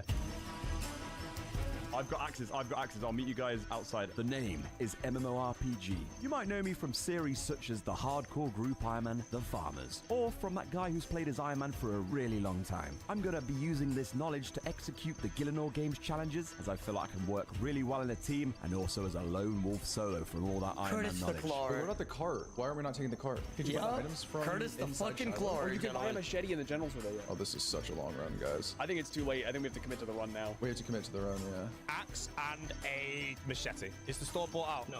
No. Okay, it's bought out now. It's bought out now. If you haven't got one, hop for the axe. Okay, where are we going? East. I'm on you, buddy. I need everyone to follow me on this one. It's all of us together. This is really good points. I'm through the shortcut. I'm on the other side of the Kasari jungle. The only What? But you can't use shortcuts though. Go back. What are you doing? Yo, get back down. one on the other side. I am winning. What? I'm first. Wait, how did you get there? The shortcut, agility shortcut. You can't do agility shortcut. You're not allowed shortcuts! Oh, no. Bodhi screams, how did you get over so quickly? I said I took the shortcut, and then he screamed, you have been disqualified. C Engineer used the shortcut. C Engineer used the shortcut. Okay, I'm through. I'm What a ready through. I'm gonna throw! go into the cave. Keep see if I can sucking get monkey first. nuts, think you got it engineer. here, right? Way to throw for our team. Come on. You know what I mean, Chad? Someone's running and I can't get it! My axe is not doing nothing. Stop it. The woodcutting XP was terrible. I'll tell you that. That's the first time that I just didn't want to keep getting XP. Please, I'm running ahead because I need to go get the first place. Okay, I'm gonna go through right away. Step where I am right now, and now chop like this sideways, and you can walk through. These guys don't know. I was able to like jump all these places because I just used this one-click trick where you just step under the tree, chop a tree, and you just skip the entire jungle basically. That's smart. Really cool feeling to have this small trick up my sleeve, and I probably skipped like 5 places, I would say. I think I'm first. I'm first. I've got first, baby! I'm second behind Bodhi. Let's go. Bodhi gets there first. He's just a couple steps ahead of me, but getting there second, I was so proud of myself. This is the preparation that I had been doing, and it paid off on this one big time. I traded. There's only one. By the way, chat, just in case, like, if you guys haven't noticed yet, but, like, notice that none of my POV is in this video. And if you guys are wondering why, it's because I lost the recording. Yeah, it's my fault. Yeah. I lost the fucking recording. person here. Yeah, we're good. We're looking good, guys. We're looking good. There's hardly anyone here. I'm gonna try to see if I can tally other people who come in. Click on the rocks and you go in. I see lots of people, guys. Soup's there. I see Soup. I traded him. Okay, do I need to help you guys? Who's lost? I'm coming back. Oh my god. This guy sitting here, he's telly-othering people. They're telly-othering people. Josh Isn't Gaming was being a huge rat. He's up there chopping jungle in front of people. He's in front of the cave casting teleport other. And if I get a chance, I'm gonna tell people to vote for him. He's just putting a target on himself.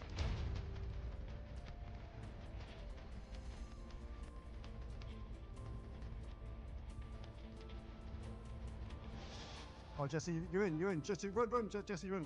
Where do I go? Where do I go? I actually can't get through. Yeah, nor can I. Solo's fuming. Wait, what the f just happened, bro? Oh my. Dude, Yeah. I'm literally stuck in here. I'm so sorry. Bro, just go. Where? Just describe it. Just describe it, please. I'm just standing there, going back and forth, chopping 2 trees, trying to chop diagonally, not moving at all. And I just start yelling at him. I'm like, Mika, describe it to me, dude. Bro, just go through the f***ing jungle.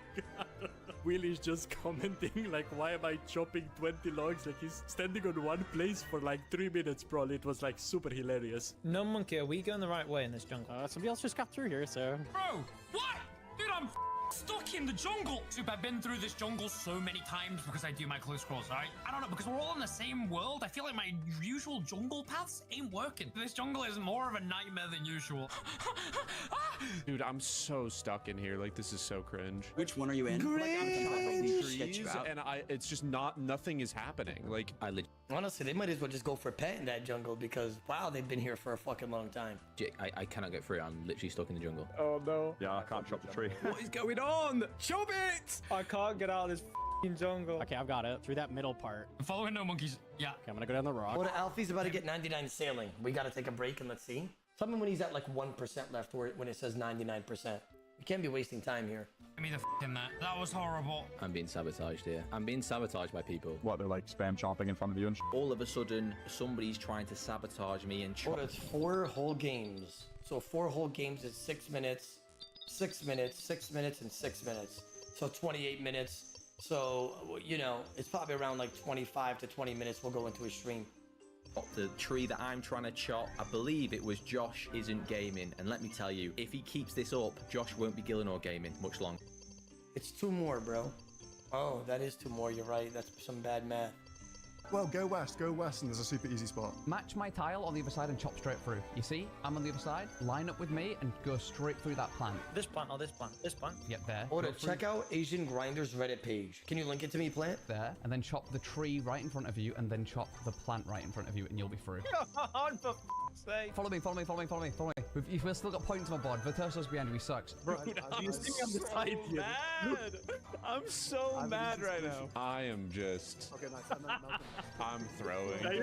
I'm so sorry, guys. For the rest of my life, I will always just run to that tile to get through the jungle. Like, that's the thing. Click the bush, like a little bit in front of you. It's gonna look a little too far ahead. Yeah, there we go. Got it. Actually, nice. You're in. This has been the most stressful thing in my life. Yeah, there we go. Got it. Nice. Cheers. Coxie just holding my hand saying, yeah, come this way, Curtis. Yeah, we'll help you through. Yeah, chop this log. And I was like, just embarrassed to consider I've done this jungle like 200 times. Gillinor Games.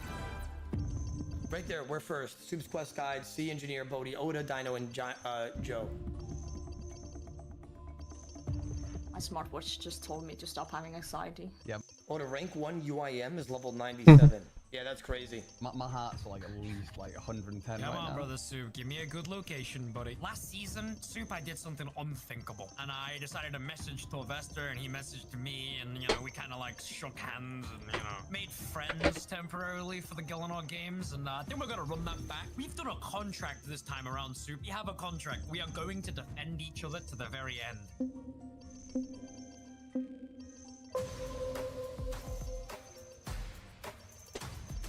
Black Knight's Fortress, right? Black Knight's Fortress. Oh yeah, Black Knights. Bronze Med, Iron Chain Body. Is that Black Knight's Fortress? So we need the guard gear. Falador for the chain body. And then Barb Village for the med helm. Monastery combat bracelet when west. We need the armor there. Falador for chainmail. I'll get the helms. I go chain bodies. Anyone know? King's Ransom, right? Or no? Black Knight's Fortress, maybe. Bronze Med, Iron Chain. That's what I thought it was. Bronze Med, Iron Chain, Black Knight's Fortress. I was close, Chad. That's what I thought it was. Like, I'm not even... right? I was pretty close. Like, that was a prerequisite for King's Ransom. I just didn't know the right quest that it was called. Warriors Guild has all the armor. It has all the armor in the upstairs shop. All of it. Oh, I can just buy you all gear. Just go there. I'm no monkey. Why you guys auto capping me and calling me a retard? Chat, can we stop? Like, can we be normal? Right. Like, I was onto something. Like, I was cooking right there. I'm a fresh contestant, and Gillinor Games hasn't seen a PVMer of my caliber yet. I've killed every boss thousands of times and have a stacked hardcore Iron Man with plenty of game knowledge to boot. So everybody else better watch out. I knew we needed access to Bronze Med and Iron Chain. I knew the best place to get it was Warriors Guild. It has every type of armor in that one shop. You can just bulk buy it, everything. So I just ran there immediately. Yeah. The team was like trying to figure out where to find Bronze Med, where to find Iron Yeah. Chain. I'm like, guys, I got it. I'm just gonna buy you all the armor. Just go, go, go. I should be able to get it all. I have 3 Iron Chain, 5 Bronze Med. I'm heading over. That's all I have. I've got the 2 chains. You've got the meds. That's beautiful. Okay.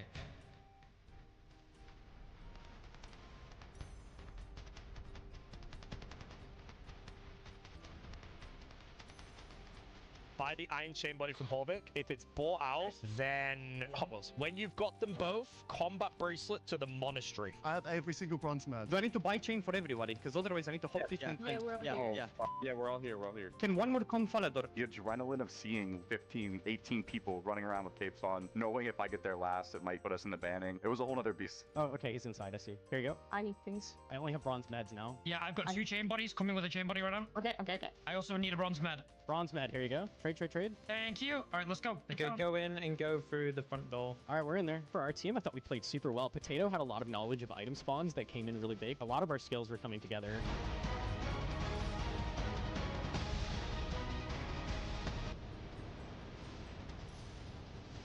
Wait, we're first and second again. Let's go. Are we? The dream, and we're fast. We're demons. We beat Bodhi this time. Okay, we just need Potato Ham and then we're finished, right? We're done. Yeah, everybody's in. Yeah, we're done. We're done. We're done. 5 of the top 7. That is insane. I messed up. I almost went the wrong way. I did the wrong thing. Yeah, we're done. We're done. Who was that? The guy with the yellow cape? That was one of us. 5 of the was Bodhi. top 7. That is insane. I messed up. I almost went the wrong way. I did the wrong teleport off the back and I was running the wrong way. Yeah, Soup's here. Prison Joe, man. Prison Joe said he did the wrong teleport. Brother wasn't even fucking close. Not a misclick, not a wrong door, chat. The wrong teleport. Holy shit. The purple team's all here. Good teamwork. Very good shout on the Warriors Guild. Yeah, that was big. Okay. Clean. Insane synergy from the team. We got that really, really fast. We did it almost instantly. It was really good teamwork from everybody. It was great. I need a helm, Curtis. Okay, trading you. I'm here with a chain. Trade Elliot for I need med helm. Who else needs one? I need med helm. Trade a suit. Jesse, Right up front. Damn, people are good at this, man. up twice, right, down 1. Okay, I've traded a suit. Jesse, you see him, right? Got him. Okay, I just traded him. I had it banked on accident. I'm gonna be honest, man. I'm pretty sure you're dead last, bro. Yeah. Did Prison Joe just say he has to bank? He has to bank? Bank for what, Joe? Joe! Come back! Come back! Hey, I'm definitely last. The pink team has smoked this. Just once. Oh my god. Come a bit down. That is so fucking awkward. Yeah, we f***ed that up. It's fine. Just go. Me and Josh did a little bit of a oopsie. We canceled the trade, and then while I tried to move, I accidentally hit a Black Knight. So then I couldn't trade, and then we just probably lost like 10-15 seconds there easily. It was so unfortunate because we had the whole plan from the first second, but somehow we ended up barely scraping in. Oh my god, I already got it, but like, damn, that was something. People are confused. Try and be quick. They're all door jamming. Bastards. They are door jamming, though. I don't have bid. I cannot find the trade. Oh, there we go. Is Will here? I got him. Yeah, I got him. He's right at the end. He's right at the end. Yeah, I got him. I don't know. Yeah. There's definitely people behind me. Yeah. I think me and Solo were like I was top half. clicking the door. No. That was not a good one. Yeah, they're probably in first now. Okay, we did not win that one. The pink team smoked that one. They were all here by the time I got here. The plan there, though, was someone should have bought all the supplies and everyone just met here and traded them over, so that would have been so much better. Unfortunately, we did have a last placer on Prison Joe, so it did make us question how we were doing. When I got there, the entire pink team was basically there, and I was like, I think we just lost the challenge.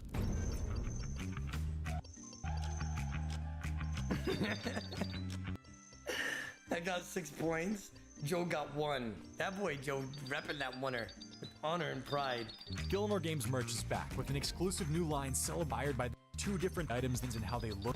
Mugs. Actually, I probably should play this because like I'm watching this video and I feel bad for skipping it. We've got shirts, we've got hoodies, we've got joggers, two different types of hats, mugs, we've even got GG stickers. Everything is printed on high quality items that are super comfy and fit great. I grabbed everything on here for myself and I'm super happy with the designs and how they look and feel. Head to souprs.gg to grab yourself some to make sure you get it before the holidays. Patreon members get an extra 10% off. Link below. I'm buying 3! Hello. You like that? Come on! Come on. Chat, where's this at? Come on. Guten off. I don't know what items you need though. I'm just gonna go Castle Wars and go south and look, I guess. Follow Betty. It looks like it's outside. Like, run south to Jigging. It might be Rogue's Den though. Oh! Look at Autoblock! It might be Rogue's Den though. Look at me running to Rogue's Den by myself. No? That looks like the floor. It could be Rogue's Den, yeah. If it's Rogue's Den, I'll smoke everyone. Is that the ogres outside Castle Wars? Jig. Is it just to the south? Run south. Surely it's that. But he's going this way too. Wait, is that good enough? Oh, you know what? That might actually be literally right there. It's literally right there. Castle Walls it. I'll go and see it. Everyone just sprinted out. Oh no.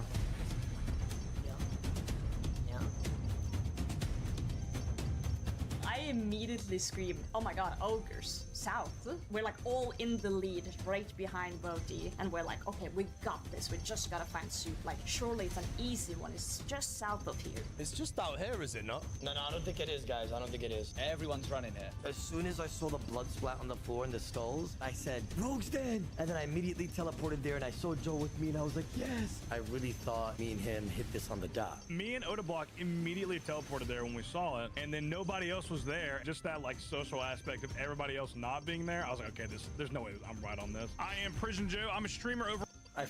You know what's crazy? Like I said, I don't have the POV of this episode, right? Got deleted. Like I lost the footage. But you know what fucking sucks? When I went to Rogue's Den, the account that I was on, because I was using a maxed account, I think at the time, I borrowed it from one of you guys in the chat. It was a guy called Callie in my stream. I borrowed his account for this. I tried to go through the bars, and it said that I've never done it before, so I have to go all the way and talk to the guy and go through the tutorial. How fucked is that? So like I had to like go all the way back, talk to the guy, go through all the dialogue. Like I got fucked over. Yeah, if you guys saw my POV, you would see that. On Twitch, and I'm also on YouTube, most notably the host of my own little show, Top Tuesday. As a new player, my main strategy is to play myself down as easy pickings later in the competition. And of course, try to lie, manipulate, and backstab as much as possible. My main true goal is to take out my arch nemesis, Coxie. I will do my best to see it through.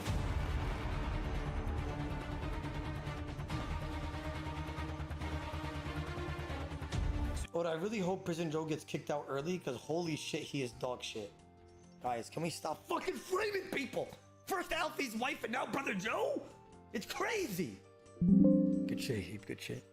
He's not here down at this side. He's not all the way down here. Do we just run around down here and try and find him? Is this really it? I think so. I don't know. I can't find him anywhere down here. The schools wasn't the same either. Do you want me to run Rogue's Den or something? Oh, Rogue's Den, I have to bank everything, including the cape, so I don't think it's that. Everyone's looking clueless, actually. We're at the back of the line, running to Zoga Flesh Eaters. It's obviously there until it's not, and it's so good. It's all back to play for again. We can start brainstorming, thinking, what do those textures look like in the game? Start brainstorming. Look at the world map if you don't think it's going to be this.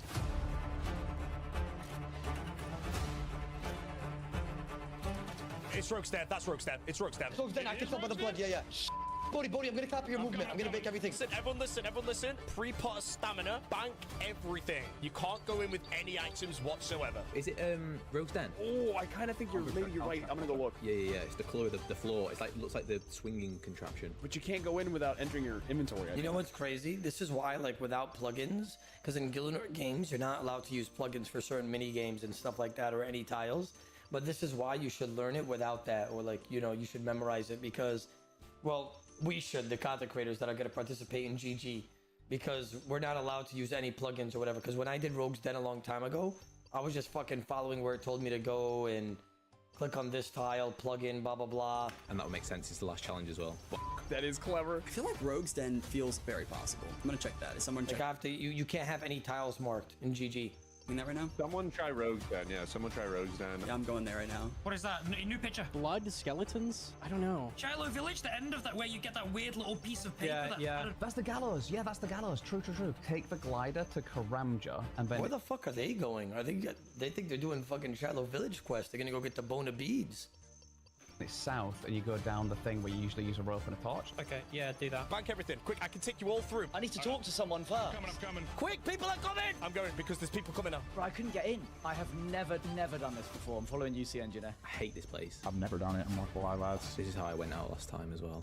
Fuck's sake. I'm not gonna lie, I'm afraid that it's my Soul Wars circle. It's in my jaw slot. Your character has a jaw equipment slot. Things like the blue glow that you get in Soul Wars, those are actually technically items, and they go in your character's hidden jaw slot. And when I tried to enter that Rogue's Den, and I swore I had no items on, it knew what was in that jaw slot, and it would not let me in. That fucking sucks. So how does he take that off? Oh no. I'm sorry, I'm following C Engineer at the moment. Oh, I fell.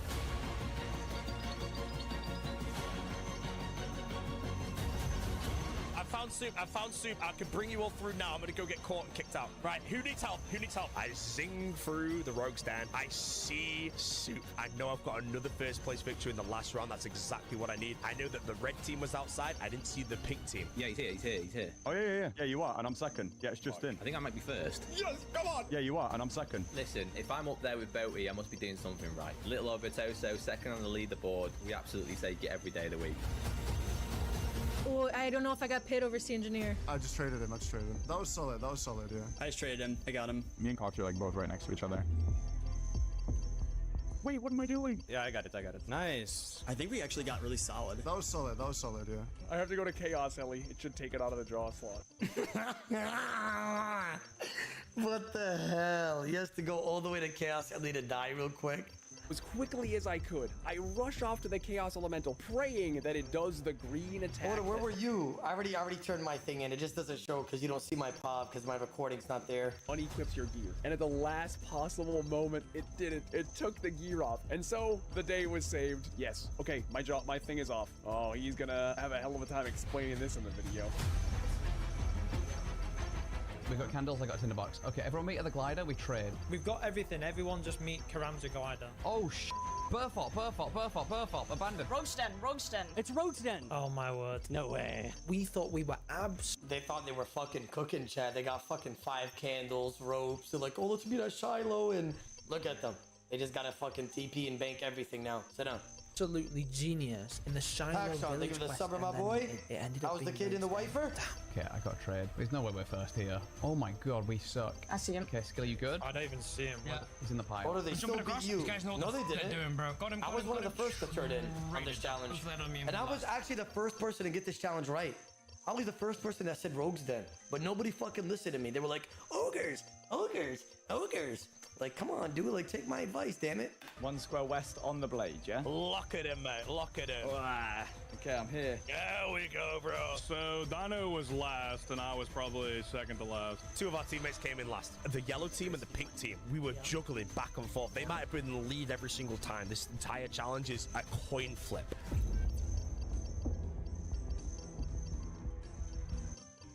We got 23, 17, 14. Damn, Dino got 1 that round and Joe got 2. That boy Joe cooking with the points, am I right? That brother Joe is cooking. Every challenge he's fucking cooking. What a first challenge. Hide and Seek truly always delivers a show, and it's once again led to some extremely close results. Oh, the Joe was right behind you, was he not? He didn't know how to do the thing. You didn't see it in the POV, but he didn't know how to do the tiles right on the... All right, I'm out. Good luck, brother. Play Sinatra. Take care of yourself. I appreciate you looking the Reddit post, and I appreciate the subs, my boy. Before we announce the winners, though, we have to talk about the losers. Remember, getting last place has some consequences this season. Each person on the losing team will have 1 guaranteed vote for themselves heading into the voting. That means a higher chance to go into the banning and get eliminated. That losing team today, with 208 points, are the green team, the Snakelings. Yeah. Solo mission, It's Will, Mika, maybe Jesse, and Josh Isn't Gaming. All of you are getting an extra vote. This was a wake-up call, certainly for me. Definitely need to maybe tap in more to the RuneScape gamer within and win some challenges. Third place goes to the Red Roosters, the red team with 234 points. The top 2 teams were separated by 5 points. I swear to God, if this is a shortcut, diff. I swear to God. I'm so afraid of the results because I know if we lose this with 5 points, it's my fault for taking that shortcut. Please, Soup, save Soup's quest guides win, and I'll be relieved. The yellow team and the pink team. I can't believe it's come down to the wire once again with hide and seek. This was so close. No. Thanks a lot. Thanks a lot. Thanks a lot. That's 5 points. We're 100% gonna win this, but Yeah. I don't know, man. I feel like I'm still gonna lose just because I didn't do that quest and I'm not. Play Sinatra, thank you for the 5 gifted subbers. Take care of yourself. I appreciate all the support you've tossed this stream. 25 fucking gifted today from you. Thank you, my brother. 100% how many points I'm gonna get. He's here, gentlemen. He's here. From trading you, Soup. So I don't know, man. I'm kind of worried that I've let the team down. Fucking here. With 314 points, earning the first Tribunal Caves of the season, safety from elimination, and have the power to send one person directly into the banning. Surely. Please. Please. Come on. The yellow team, Team Soup's Quest Guides. Yeah,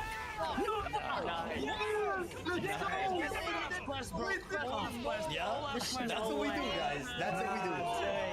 Bodhi carried that, though. Honestly, it felt amazing. It's like a massive weight has been lifted. No one wants to go out first. So to get safety from the first week is absolutely huge. Congratulations, Bodhi, Dino, Sea Engineer, Oda Block, and Prison Joe. You guys are the first Tribunal members of Season 5. Come on up. To be on the first game and to know that we won as a team. I know we got some geezers on the team, but like I'm a new head and I'm entering. To know that we got the winning team, it's a great feeling. Honestly, I feel like I gained hair. Jay, you're a moron. Come on, it's yours. Thank you, my brother. We got you. We were first. Yeah, we would have legit won, 100%. Listen, I won the first challenge. I'm sorry. If it wasn't for Olaf's quest, we won. We genuinely won. So I'm taking that as a win. I'm satisfied. It's an incredible start. Skills Max, I appreciate you, brother. Thank you, man. Maybe the quest guides weren't too bad after all. Bodhi, 103 points from you alone that challenge. Absolute domination. I don't think I've ever been happier to win a challenge ever in my life. I've won some good challenges, you know. Season 5, it's the season I'm playing to win. And winning the first challenge is exactly what I need straight away. I was so happy. The 5 of you are safe and will be winning challenge. So what was the point board? It was 103 Bodhi, the leaders of all points. Torvesta was second with 75, Sicknerd 74, Sea Engineer 69, Potato Himi 62, Oda Block 56, and Solo Mission 55. So that was 3, 6, 7. That was top 7-point leaderboard. Whoever got the most points. Honestly, chat, I did not bad. Seriously. Like, I did all right. Like, I didn't do the best, but shit, I mean, I'm in the top 7. Ever in my life. I've won some good challenges, you know. Season 5, it's the season I'm playing to Former rank 7 sailing, by the way, chat.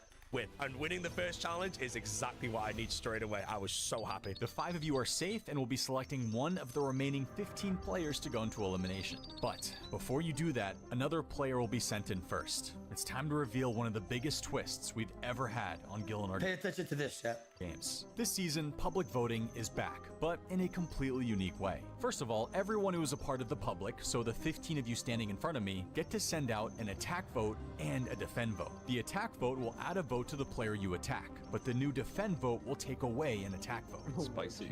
Oh, wow. For example, let's say I decide to send my attack vote on Settled. Soup, what the f? He now has a vote, but if Framed decides to use his defend vote on Settled, I love you, man. I'd die for you. That vote goes away. A defend vote can only take away one attack vote. So if a player has 3 attack votes and receives 1 defend vote, they now have... This is what I was trying to tell you guys earlier, me coming in as a rookie, and then you guys see everybody that's making alliances with one another. I'm basically fucked for every public voting. Do you guys get what I'm saying now? Because I have no alliances. Like coming in, nothing, you know what I mean? Everybody has formed an alliance before the season started. So now they can just fucking throw votes at me at the public voting every fucking time if I don't win.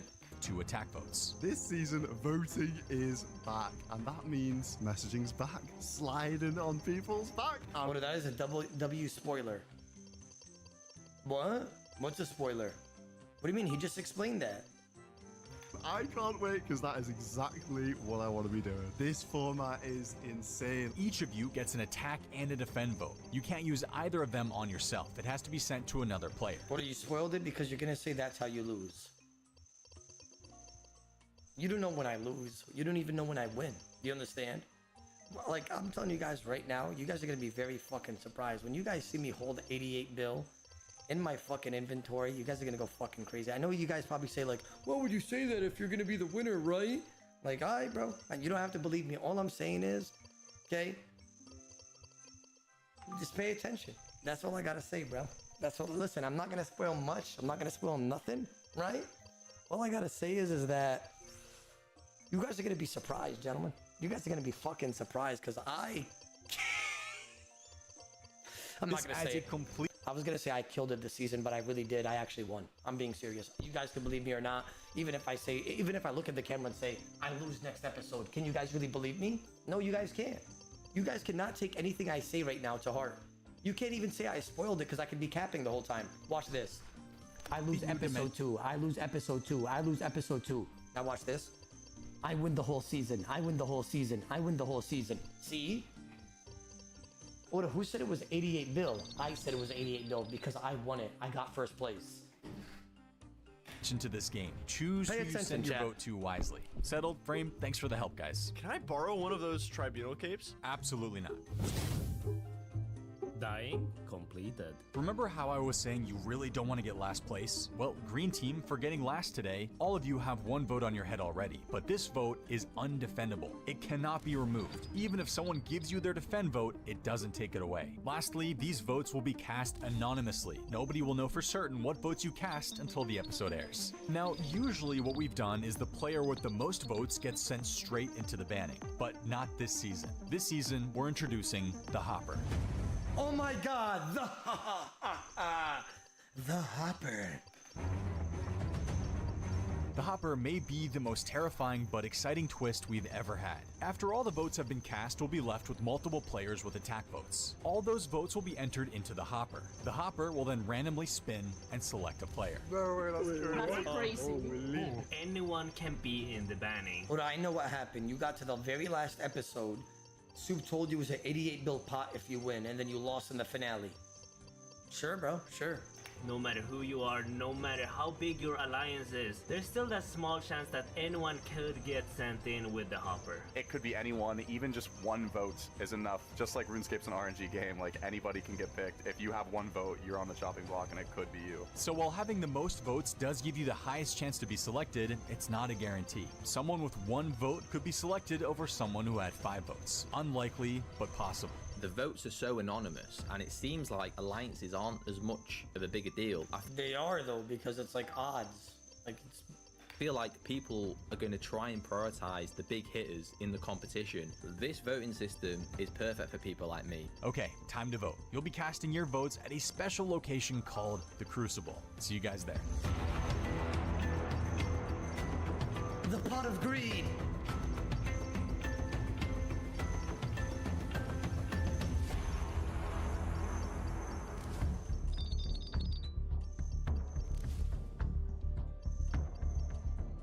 Nobody here really knows what's going to happen with this first Hopper, so our team here on the Red Roosters, we're just going to defend one another to play it safe. Attack votes are probably going to cause a lot of chaos, and it might be risky, but I'm sending mine to the Snake solo mission. I had no choice. Josh had to go. This guy tried to sabotage me in the trees of the Kazari jungle. I've got a bit of influence. People look to me. They go, Vitoso, what do you think? And I think Josh had to go. Josh isn't gaming cast Telly Other on Virtuoso, and it pissed him off. And he said, nah, we're going to vote for this guy. We wanted to go for someone that people wouldn't really suggest. Josh, unfortunately, was the pick. Oh, just gonna vote for Josh and put some votes on him to get him into the Hopper.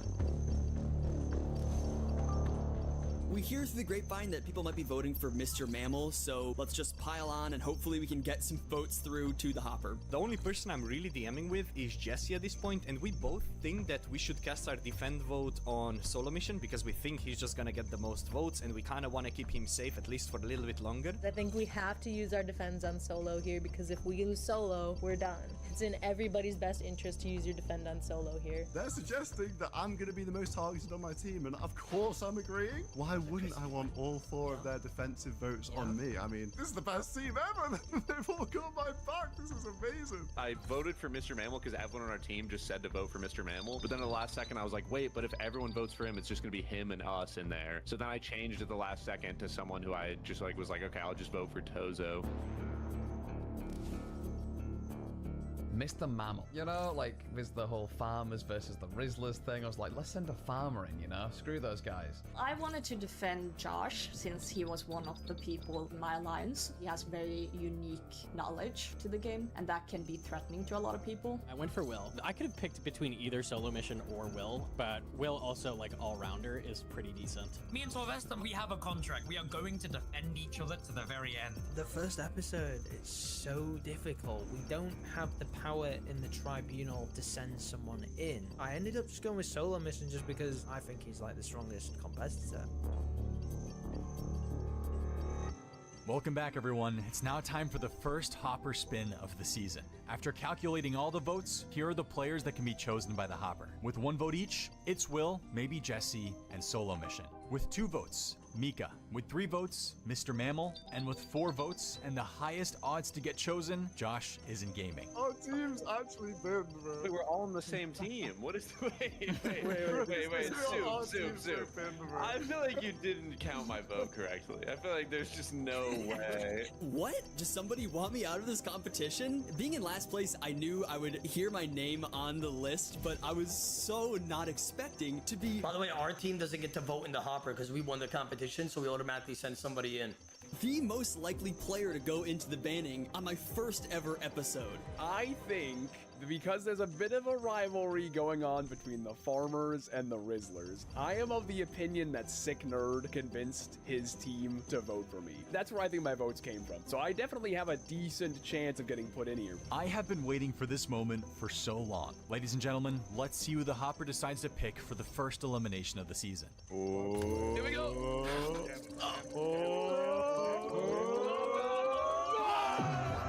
It's so crazy that there were everybody on the solo mission snakes was in the Hopper. Everybody. So they had, and then it got Mr. Mammal.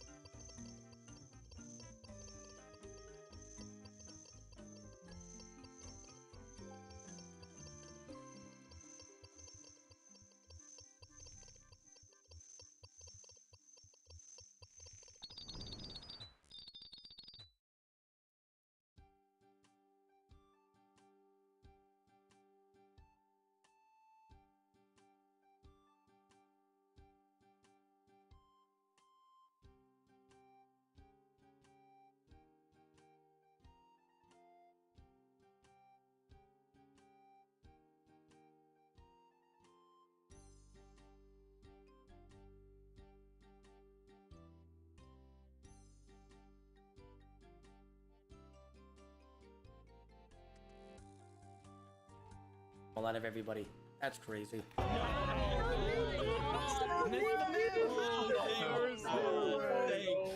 can't believe the Rizzlers. But like, to be fair though, that was just kind of bad luck, right? Because where is I'm it? of the opinion that definitely the banning. I was this my vote correct. So they have 6, 7, 8, 9. There was 9 votes on everybody else, and because they're all on the same team, let's just add them together. So 9 votes, and then Memo only had 3. So if there's any mathematicians in the chat, I don't know what the odds are, but like it should have definitely been like they had a triple that amount of chance to get chosen other than Mammal. Triple amount of chance. 3 times that amount of chance. Team to vote for me. That's where I think my votes came from.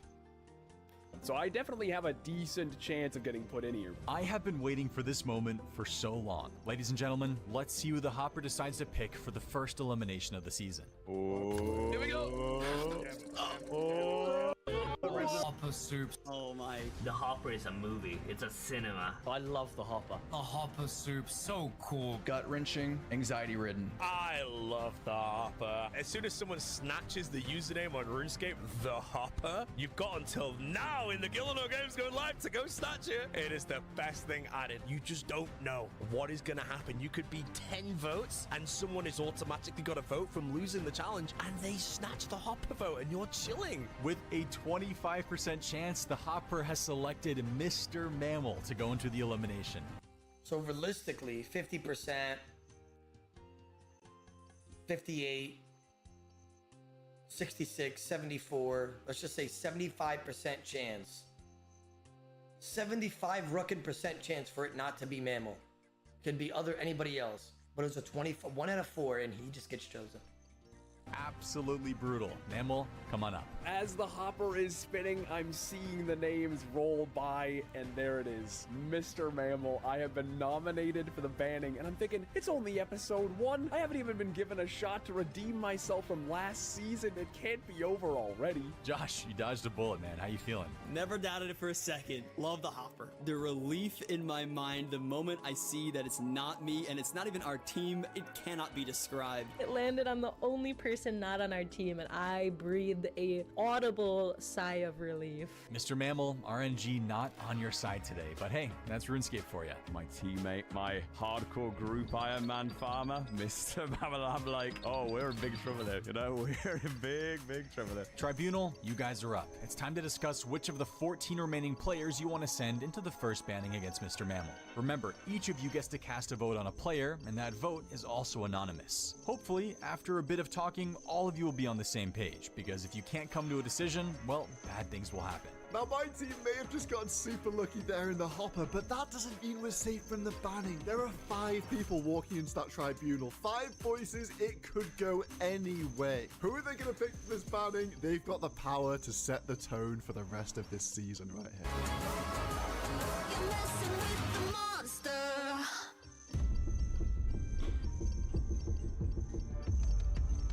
I wanted to take out Solo Mission. Right off the bat, Chad, I'm shooting his name on there.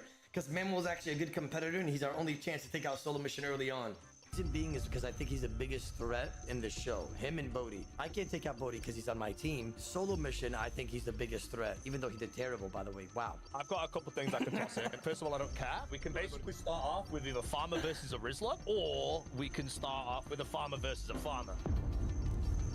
Now, Dino, you're obviously a Rizzler, so I don't know if we should put a Farmer versus a Farmer or a Farmer versus a Rizzler for concept. I was neutral, but there is one Rizzler in our team, which is Dino, so I didn't know if his vote would be swayed. And I was there like, we can either do a Rizzler or we can do a Farmer. We get in the call, and instantly it is suggested to maybe put a Rizzler in there, so it's like Rizzlers versus Farmers. And that's when I feel like I actually have to be quite vocal here to look after my boys. I would say do Farmer against Farmer, just because they could be an alliance, and it could be good to sort of dwindle that down in the first week. I instantly try and change the subject and say, wouldn't it be better to put a Farmer against a Farmer, because they're probably going to be in alliance together, and then we just take one out straight away. I think the Farmers are the biggest threat. You think MMO versus Mammal is the move you guys want? I think it's fair. They're knowledgeable. They know what to do. You know, putting skill specs up there wouldn't be, the play. Let's just be honest here. I knew exactly what was going to happen. I knew that they were going to go after another veteran player. As long as it's a vet, we're taking a vet out of the competition. We're taking somebody with a lot of experience. I know we're not going to throw somebody like brand new in there. I think we just lock in MMORPG and just call it a day. What are we saying? I'm happy with that. I got to look after the Rizzlers,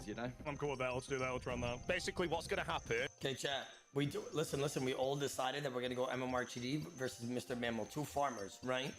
And the reason why I was cool with that is because that's in another alliance that I'm not a part of. So I'm down just to ruin everybody's alliances one by one. So I was like, fuck it. I mean, they're more knowledgeable than me in RuneScape, so I'm down to take one of them out. Is if we all just vote for Curtis, 5 Curtis votes, we're all on the same page, we'll have good teamwork in the next episode. Anyone votes for something different, we have to work out who it is, and the team might crumble. So I think just for the first one, we just stack 5 Curtises, and then we're going to be good for the next episode as well. Sounds good, man. That sounds great. Dino said he kind of wanted to work with the Rizzlers. Now, this might be a mistake, because now he might be actually alliancing with the Rizzlers behind our back. But we thought to ourselves, Mr. Mammal and MMORPG, they are both farmers. They're both alliance alliancing, eliminating one immediately means they are now a lone wolf. We've eliminated that alliance immediately. Yeah, this is why I went with it, by the way. The exact reason why he's explaining it. Immediately. Done. I'm going to try to up my odds a little bit, you know what I mean? And if solo mission, and because if I voted solo mission here and then nobody went with me, I automatically lose, and they were hard stuck on it. They didn't show the whole goal, but nobody wanted to vote solo mission with me. So I had to like kind of reason and try to get the most odds here.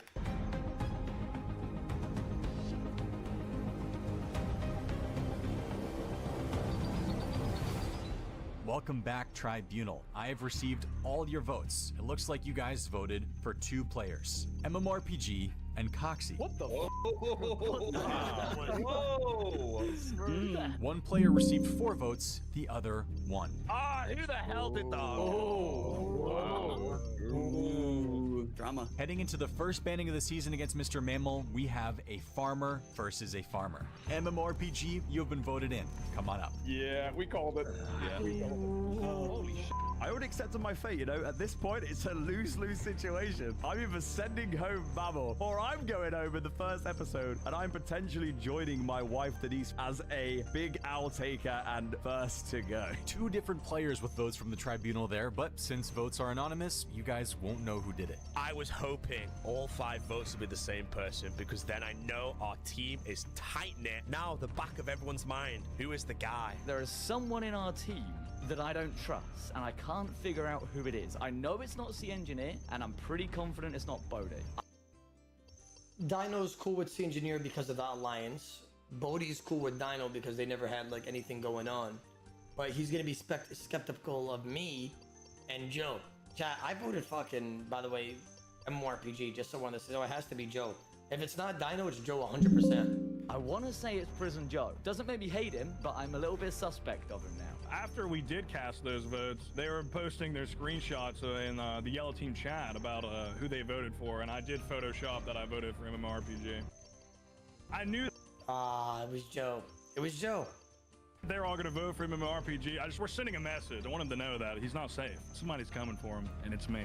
What an insane first banning. Mr. Mammal versus MMORPG, 2 legends of the RuneScape scene. To find out who stays and who goes home, you'll be playing a brand new banning called Disposed.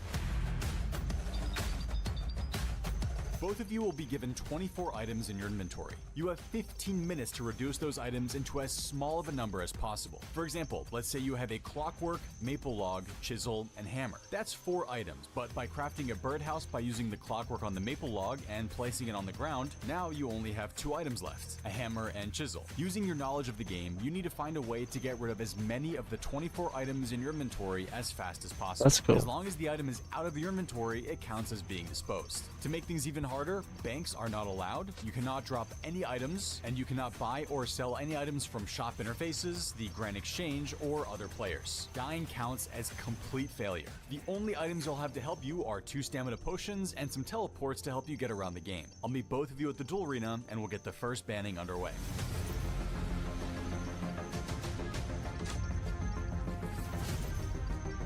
I can't believe it. The first banning of Gillinor Games Season 5, and I have to go up against one of my best friends' MMORPG. But you know what they say, there's nothing better than a good, friendly rivalry. I'm not going to be pulling any punches, and I don't expect MMORPG to do so either. First banning against my teammate, Mr. Mammal. You know, we've had some good experience together in the past, but unfortunately, there's only one winner here. Let the best farmer win. Mr. Mammal, MMORPG, welcome to banning number 1. You have 15 minutes to get rid of those items. Good luck. Your time starts now.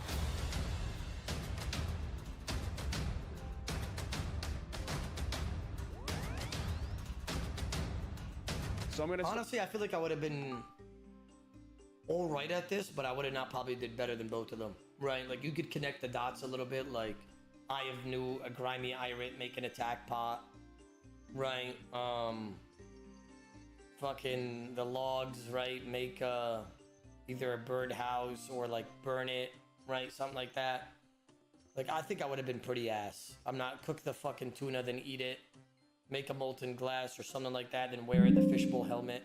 Start by going to Falador and craft crafting this air tiara. Looks like him and I are doing the same thing. Right, straight to Falador. Oh, here we go. He's going straight to the altar as well. We're going to go below this into a Dorkshan orb and then put it onto the Dorkshan Khan place if I have time. I'm seeing an air tiara, I'm seeing the earth rune, and I'm seeing the earth talisman. Recently, in-game, I actually did do a bit of rune crafting with combination runes, so I automatically knew I could get rid of quite a few items here by wearing that air tiara, making that dust rune on the air altar with the earth talisman there. So I'm going to use the earth rune on the altar here, and that should craft it for us beautifully. Use the earth rune there, beautiful. Okay, now we're going to go to one of the hunter places. So I need to use the earth rune on the air altar. That gets rid of a bunch of items right there, so that's good. I know that I've got a net and a rope in my inventory, and obviously I've done a lot of hunter. That's one of my favorite skills. I know I have to run to one of the salamanders, lay down this net and this rope to get rid of it. Let's see, that needs to be made into a potion, so I need to get a vial of water. So I guess we'll go Ardy for that. Clean that. That will be attack potion, so I'll have to pick up a vial. Oh no, I could have blew that into a vial, right? Oh, it's all good. Let's go to the salamander spot first. Set up this. Oh yeah, you could have blown the molten glass into a vial. Why didn't I think of that? It was so obvious. Okay, I'm gonna go to Varrock and I'm gonna try to use this iron bar. Cause... Oh, no, I didn't mean to do that. What would I blow this molten glass into? Oh, the vial. Duh, for the super attack. Okay, sweet. Iron bar. Dagger, sword, axe. Oh, you make bolts, obviously. That gets rid of the feathers. You equip those. Okay, you clean that. So we fill the vial of water. We make the super attack. What I think a lot of people would get hung up on is some of the items that they don't know, like the jute fibers. Don't worry about it. Worry about what you know what to do with right now. And as that inventory slims down, you'll be able to focus your mind on what's remaining. When you look at the whole thing, you're gonna get overwhelmed. So I started knocking out what I thought was easy. We cook the tuna. We eat it. I mean, the bowstring seems kind of obvious. Bro, I just realized you can drink the super attack pot until you have smash vials on, and then you just smash it. So you could have, like, fucked the super attack pot too. I would say. Okay, so I'm wielding that. It's no problem. I don't know about the sandstone. I have no idea. Man, this takes, like, so much, like, in the moment, like, I'd be so fucked, honestly. Yeah, let's make one of these into a short bow. Fletch this. Probably fletch this into some arrow shafts, I imagine. Maybe shoot them. That could work, yeah. I could be into arrows. Fletch these. Let's just go to the farm first and make the loom. Lady of the Waves ship. I'm pretty sure that's like Cairn Isle. I'm almost positive. I'm gonna go use that up. Oh, I could hand this sandstone in to the grinder. Yeah, I can deposit that. Let's weave a drift net, maybe? Okay. Let's go to Varrock now. If this isn't the Lady of the Waves, I'm gonna be really sad. I think it is, though. Because this is so specific. Ship ticket. Like, this has to be it, surely. Oh, please tell me it used it. Okay, it did. Thank God. Okay. Go smelt this. Arrow tips, here we go. Boom. This sort of challenge, you've got to be very, very careful with how much you rush into it, because if you make a mistake, that item potentially will stay with you now until the end of the challenge. With a lot of the multitasking going on, and obviously the pressure of the 15 minutes, those are the mistakes that we started to see. Yay. I need to get to 15 minutes. Those until the end of the challenge. With a lot of the multitasking. Oh, I see. He picked up a super anti, then... going on, and obviously the pressure of the 15 minutes, those are the mistakes that we started to see. Yay. I need to get to Fossil Island somewhere. Best way to do that, I guess, is to run there. I want to go put this drift net down, maybe, and then take the ship as well. Oh, I need to also get to Ecto. Oh, he did have smash vials on. I see. To use the 10k. And then the one coin is probably the desert as well. I'm gonna go spin these jute fibers, and then I gotta go to the desert and hand this stuff in. Yeah, let's go weave the loom. One of these is going to consume 2 of them, and I don't know which. Yes, it did use both. Oh, thank God. Okay, now I gotta go to the desert. It's a great banning because you can put anyone you want into this and no one can have been pre-prepared. But in the Gilliano games, you've got something called brain lag. You've got tunnel vision. You look at that inventory like, what the hell do I do? It's anyone's game. I don't know if I can actually put down this drift net, but I'm gonna double check if I can. Don't pay. I need Emulate for that. Wait, let me see that. Oh, this is really smart. He was trying to deposit the drift net into that lady down there, northeast. But you can't even get down there because you need Numulite. Don't pay. I need Emulate for that. Wait, okay. Surely he makes an exception with the Shanty Pass thing, right? I bought the Shanty Pass, but I have the Desert Elites. When you go into the desert, what do? You buy a Shanty Pass. And so I did that. And then I get most of the way to the Sandstone Glider. And I go, wait a minute, that's not supposed to be there. I wonder if I could lose the fishing net.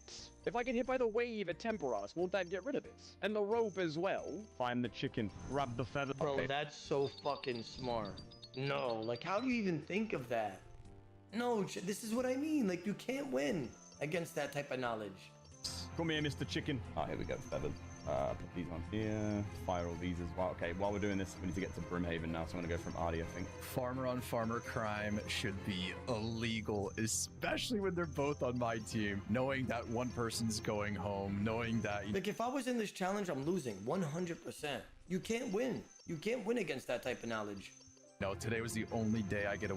Like, this is just... That was just... The Temperos plays 200 IQ. I would have lost for sure. Work with you, talk to you, to all these challenges with you was not a great feeling.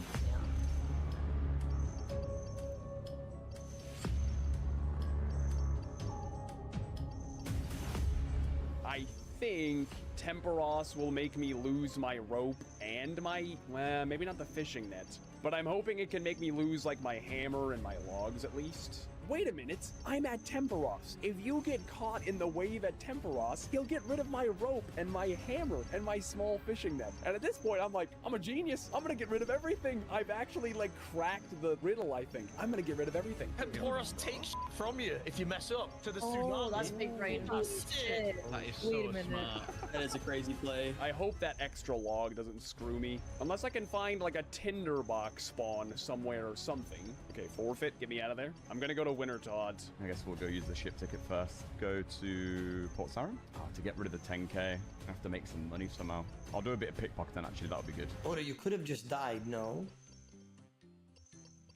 You didn't pay attention to the rules. Somebody give this man an amulet of retard. The feathers though, I realize now that I've made obviously a wrong item, a Dorktion orb that I might not necessarily be able to get rid of now. It's these sort of mistakes I start noticing where you start going into panic mode and thinking, oh no, how can I get rid of this now? With an iron bar, you can make 10 dart tips, which is perfect amount to then throw. For some reason, I make a bow from that bowstring and log, and my brain automatically fires to iron arrows. It's really strange how it works, honestly. It's a very smart challenge, and it's a mind game, honestly. I'm not too sure how to get rid of the sandstone. Okay, let's pickpocket a man real quick. Okay, go Amir's Arena. Maybe just buy a shanty pass, I guess.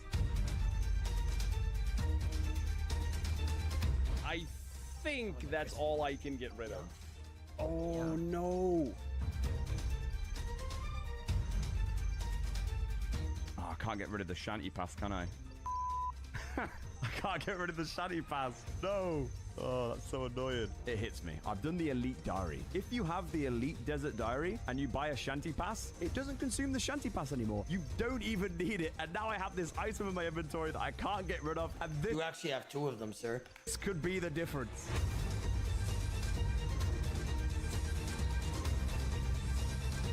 And get rid of the coins. Okay, travel. There we go. Okay, let's go back to Lumbridge. I don't know if I could actually use any of these more of these items now. Oh, no.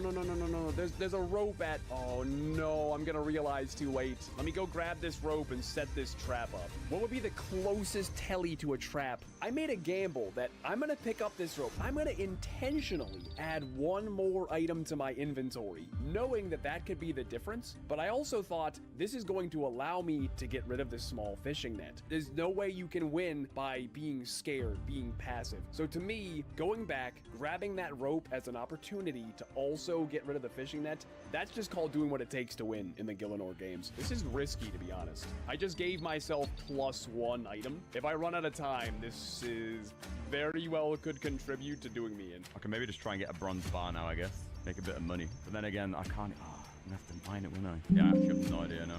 How do I get rid of these items? How do I get rid of the sandstone? Oh no, this is tragic. Every time I was pickpocketing coins, trying to obviously buy more shanty passes to stack them up, not realizing that obviously near to the end of the challenge, if I'm pickpocketing coins, you know, I could potentially ending now with another item in my inventory because I can't even spend them anymore. 5 gold. Oh my god. Pickpocket another man. I just gotta remove the shanty passes out of my inventory. I don't know how to get rid of anything else. MMORPG's in fucking shambles here, man. He's in shambles. It's my boy Bamble used the Temperos IQ method. I don't even know how he thought of that. Genuinely. He's giving himself an extra item on purpose to, you know, knock out a buy one, get one free deal. I mean, brother. Oh, that's so annoying.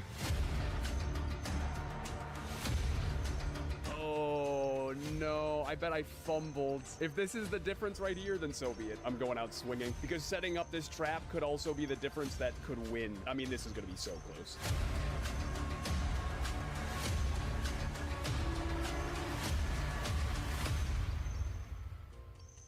I threw. He just said stop. I just threw. I'm going to lose now, I bet. Time. No. Oh, that is tragic. Wait, time. Wait, why did you open that coin pouch? We saw that. We saw that at the end. Yeah. Okay. I saw that, Curtis the Claw. You said time, bro. What you doing? Open that coin pouch there. What a banning. That came down to the wire.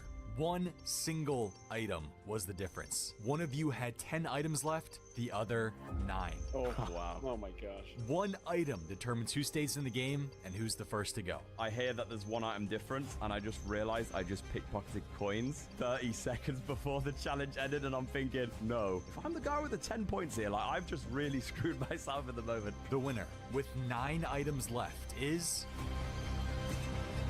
Mr. Mammal. Oh, you motherfucker, Curtis. Look what you did to yourself. You literally... Why are you getting more coin for? For what?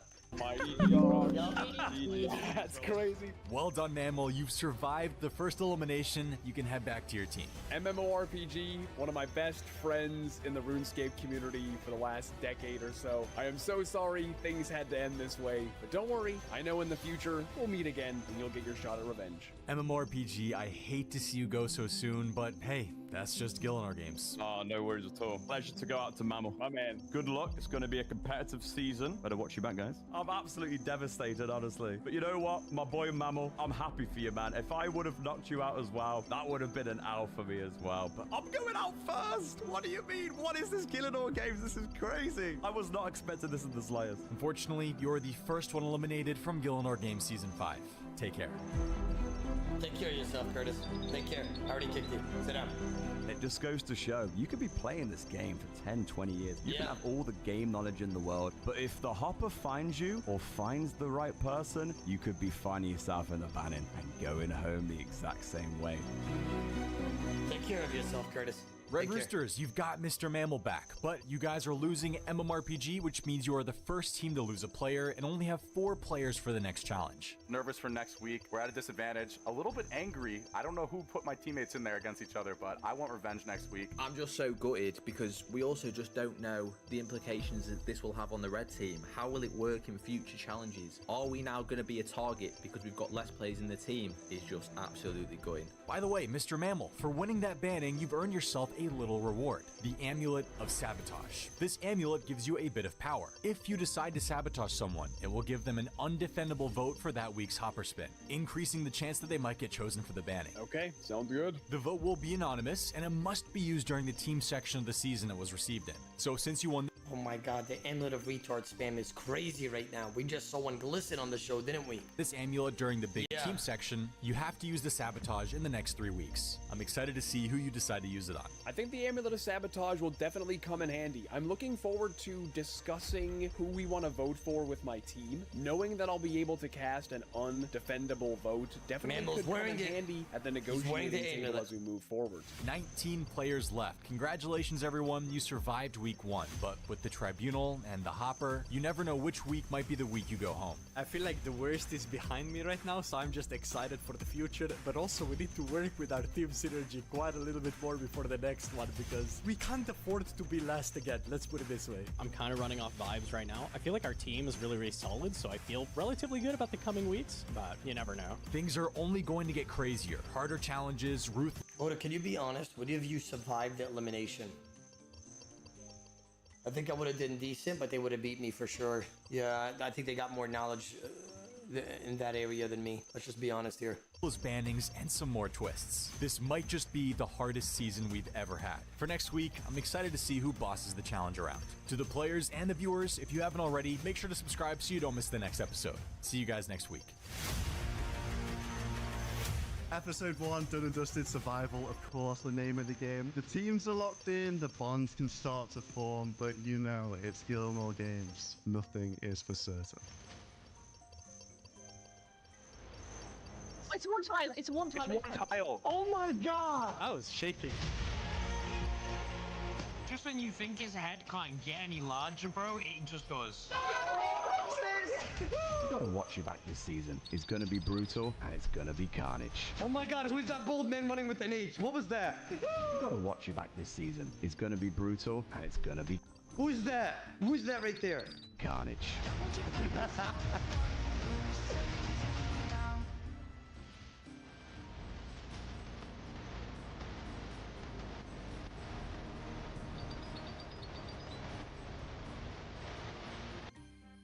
Gosh, that's the first episode, gentlemen. That was a good episode, to be honest. I'm excited for the next one. I can't remember even anything about what's gonna be going on. Please tell me that was the only footage you've deleted. No comment. No comment, bro. That's all I'm gonna say.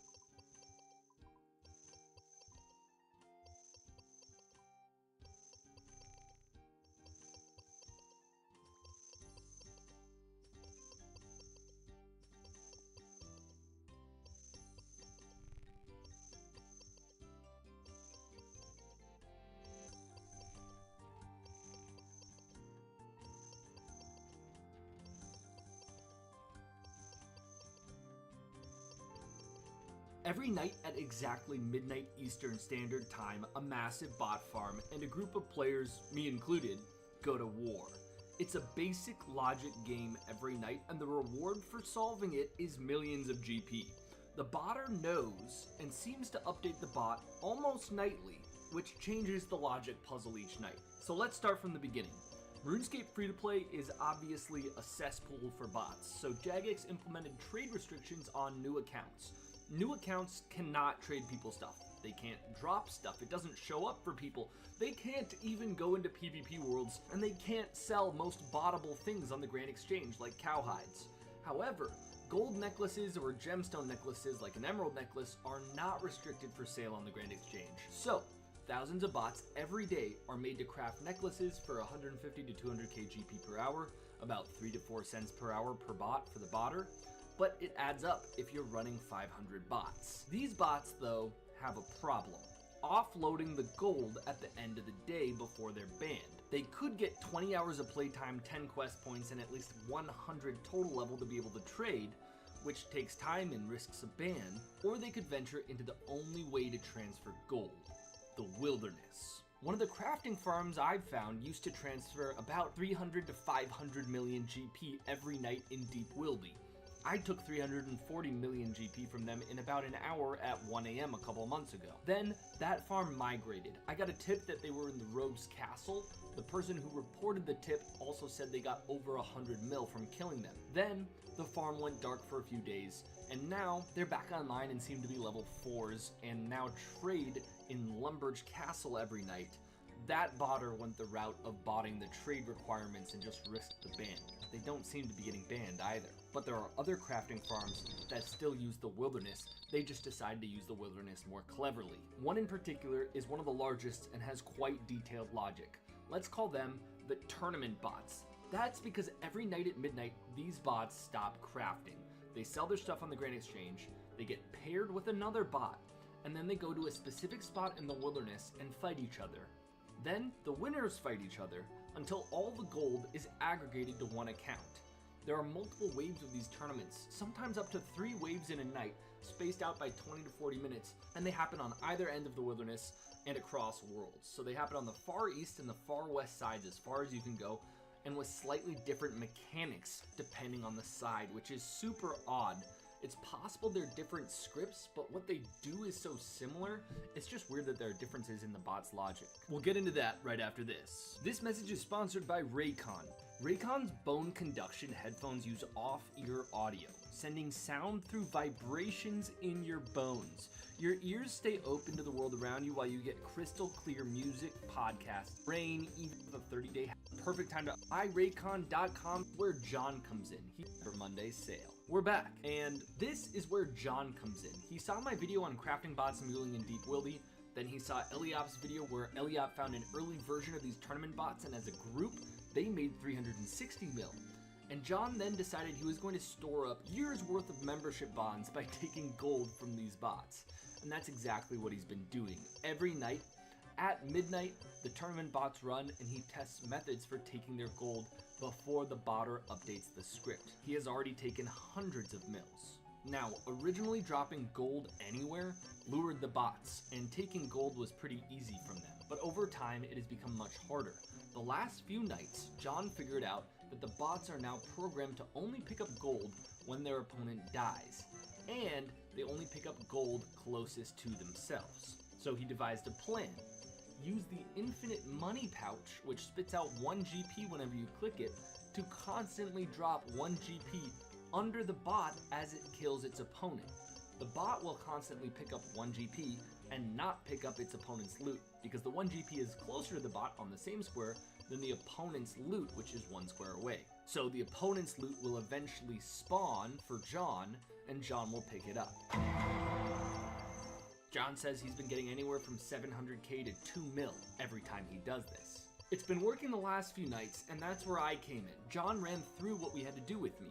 Spam drop coins under the winning bot, and we went to work. But it seemed like the botter patched the bots, and there was some sort of timeout mechanism. The coins distracted the bot for 4 to 5 seconds, but then this update overrides the coins and just picks up the loot. That was on the east side. On the west side, another tournament was happening at the same time. This farm, like I said earlier, has slightly different mechanics. In the initial waves, when a bot dies, it runs back here and becomes a protector bot, meaning it attacks anyone to keep them off the other bots, who will also run if a PKer that can attack them is around. We tried the same thing, dropping coins, but this farm ignored them completely. There was no delay in picking up their opponent's loot. And we actually saw the final fight. The Mega Mule in full wizard's robes and a combat level 6 kills the tournament winner, a level 4 from killing all the other level 3 bots, probably for somewhere between 30 to 100 mil, depending on how many bots were muling. The Mega Mule then logs off. It's so frustrating to watch it happen and come away empty-handed. So John basically exhausted all of the item dropping methods for breaking the bots before I came in the picture, so brute force seemed to be the only method left. We enlisted a third player and all made level 3 majors. At least the tournament bots on the east side are in multi-combat. However, if the bots are mid-fight and see an account that could attack them, they run out of the wildy immediately and hop worlds. If the bots aren't fighting yet, they hop worlds. Through trial and error, we found there is only one specific time where we could get up to 2 win strike casts off, and that is logging in right as the bot is doing the final blow to its opponent. Then it won't run. Some logic has it in a looting or waiting to loot state, which is when we strike. Win strike can hit up to 2, and right now we have 3 of us. If we do everything with perfect timing, we can each get 2 hits off, which means the odds are low that we kill the bot. We can get up to 6 total win strike casts off on the bot, which if we all maxed both hits would be 12. The bots have 10 hit points, so it's possible. That first night where we were trying to kill the bots, let's just say the timing between the 3 of us was not perfect. Maybe we even accidentally attacked each other a couple times, but we proved that probably with more accounts we could get some kills, and we ended up finishing that night empty-handed. The next day I made 3 fresh level 3 majors. John and his friend also brought 3 fresh accounts, so 5 accounts seemed to be pretty good. Immediately we got relatively close to getting a kill, and 2 tries in we got an account down to 1 hit point. Then one account almost dies before it runs to the safe zone. It had picked up the gold, but John was also dropping GP on his ult, and it keeps coming back into the wilderness, kind of confused by the coin drops. Either that or the botter took control of the account and was trying to mock us. Either way, we actually killed it when it ran back in. for 1.9 mil.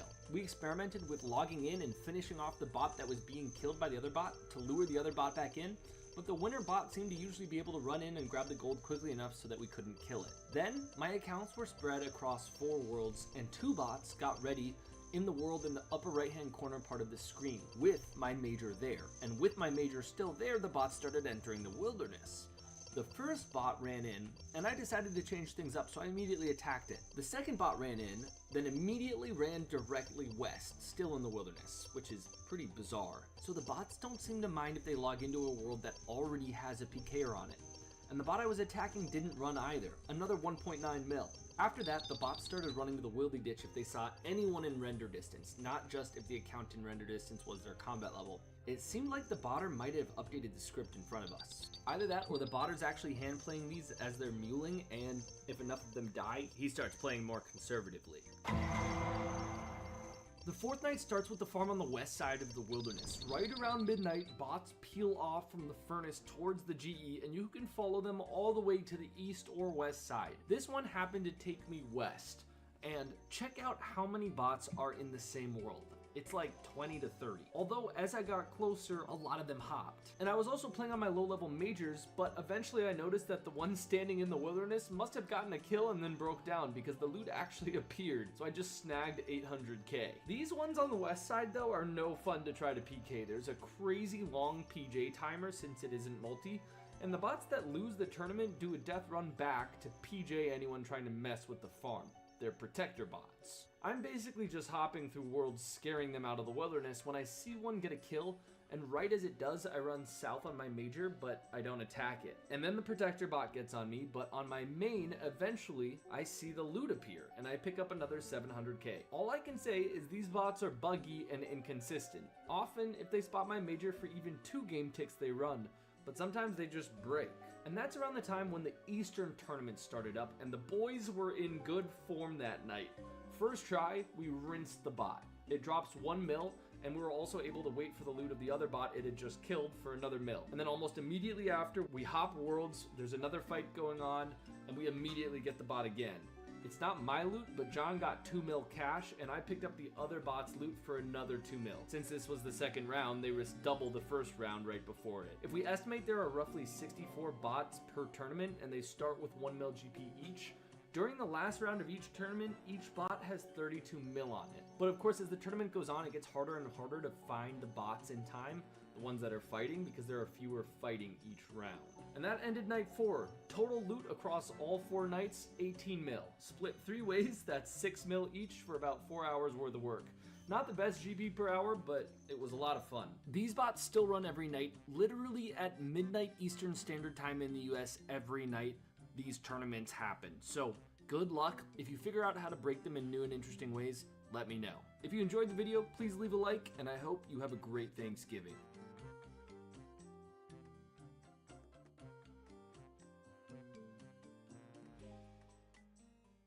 To 75. Players attributed this huge jump to a few things. First, they got money for Christmas. Was the recent release of the Barrows minigame. Barrows introduced 24 new pieces of armor into the game, all of which were going for incredibly high prices the first few weeks. Perhaps the players who got lucky early on. Gold, gold, gold. Chad, when you open a chest like this, is it random? Asking for a friend. That's a chest right there. Yeah? Whoa, whoa, whoa, whoa, whoa, whoa, whoa, whoa. And you can get like a rare sword or what? After you kill a boss? Oh my god. 1 in 16 for an item? Traded in their loot for a party hat. Slayer had also been released earlier in 2005, and players were now reaching the later levels, which would unlock new monsters with valuable drops. All at the same time, merchants were also trying to manipulate the price of party hats again. However, I think the most important factor is actually inflation. Just like real life, RuneScape's economy also has inflation. The price of 1 million gold in 2003 on underground markets was around $8 to $10, and by 2005 had lowered to about 5 to 7. More people were playing the game than ever, and as a result, gold was entering the game much faster than previous years. years. Combine all these factors, and it absolutely makes sense why prices skyrocketed. They would drop quickly in the coming weeks, but they still settled for much higher than before. Around this time, something kinda odd would happen. For the first time, a party hat would be consistently worth more than the Christmas cracker, the blue party hat. This is because it was both one of the most desirable colors and, like I mentioned earlier, the second rarest one to get. That's huge. That's like the Obgungne overtaking the Dragon Law. Like, you must have been there. From crackers. Think of it like how a first edition Charizard sells for more than the packs it comes from. You could get a Charizard by opening a pack, but the odds are low. So people will just spend more money to get the card they want instead of gambling for it. Throughout the rest of 2005, rares would continue to rise in value to heights never seen before. By the end of the year, the blue party hat was worth a whopping 100 million GP. Again, I'd attribute this to merchants, the rising player base, and inflation, but So how much is that? You said 100k gold is $5? Like 600 bucks? 40 bucks? Why do I see two vastly different answers? I'm too fried to whip out a calc right now. 5k back then. Check. 500, $2. Yo, guys, please. 6 to 7. Alright, I'm done. Now, rares were running into a new problem. In the last few years, thousands of them had disappeared from the game forever. Many players had lost their rares by dying while wearing them, getting banned, forgetting their password. Wait, dying while... Is it like Tarkov? If you die, you lose it? No. You don't respawn like Minecraft? Hardcore at all times? Yo, I like that. Back then, yes. Used to be 9. They changed it. Did people get soft? Come on, man. That's so cool. I love that. High risk. But imagine your game crashes. Oh my god, I would crash out. Imagine your game crashes. And then you lose your party hat. Oh, hell no. Words, and even accidentally casting the high alchemy spell on them, which would turn them into 1 GP each. What? The last one is just tragic, but it did happen. Wait. What? Which would turn them into. Many players had lost their rares by dying while wearing them, getting banned, forgetting their passwords, and even accidentally casting the high alchemy spell on them, which would turn them into 1 GP each. The last one is just tragic, but It's like putting it into a trade-up. Did happen. It's part of the reason a little warning screen pops up whenever you try and alch something valuable these days. Throughout 2006, party hats would continue to rise, but there were a number of updates that would disrupt the market. First was the launch of skill capes. Every skill in the game now had a cape that you could only wear if you were level 99 in that skill. Owning even one of these was a huge flex. People would offload their valuable items to pay for the materials needed to reach 99 in the more expensive skills. Third Age armor would also launch this year. Incredibly rare armor, mainly worn to show that you're wealthy, that could only be earned by completing treasure trails or by buying it from some. They got so many rare items. I never knew. I thought it was maybe parties and that's where it is. Bro, is there a cape? Oh my god. Is there a cape for when you do all 99? No. Max cape. I need to see what that looks like. Oh, nah. This better looks like boss. Like black. Like, bam. Like a school. Like, yo, king. Or like yellow with the crown. Come on, bro. Oh, my God. Emperor vibes, bruh. Nah. Clash Royale king vibes. Jesus. That is fucking clean. Is that rubies? I think it is. Yo, that is clean. Each skill cape has an emote with it. Oh my god. What is the max cape emote? Does it have also? Someone else. Both of these updates would cause rares to be a little bumpy in 2006, but look up Infernal Max cape. Yo, what is Infernal Max? What do you need to do for Infernal Max, chat? What is that? Like you need to fireband? Nah. It's like a Deagle Blaze, bro. No. How much is this? How much? Wait, this one you can sell, right? The skill cape you can't because you're only allowed to wear it if you have it, like, skilled. Untradeable? What? Why? Because you can only bend it as well if you slayed the boss. Check. Robs has that? How do you know? Link it.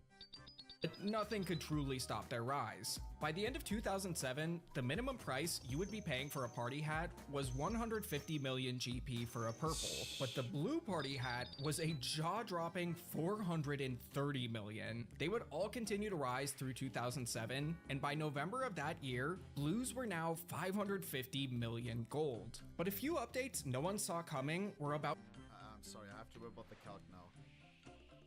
500 million? You said 100k gold is $5. So this times 5.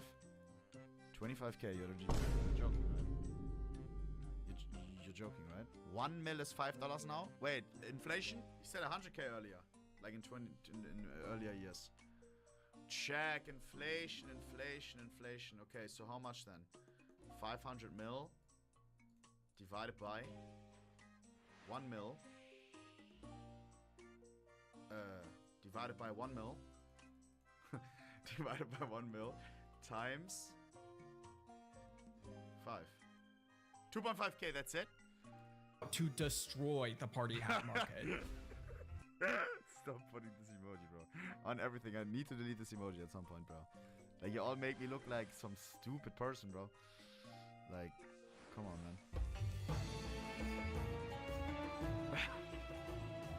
The duel arena in the last few years had become one of the most popular activities in RuneScape. Here, you could fight other players in 1v1 combat for fun or for money. You could wager items or GP before starting a duel, and whoever won would receive both players' wagers. Party hats had become extremely popular. Imagine this in Counter-Strike. Valve official arena puts you in a 1v1. We have Val anti-cheat secured servers, so it's fine. Nobody's gonna cheat.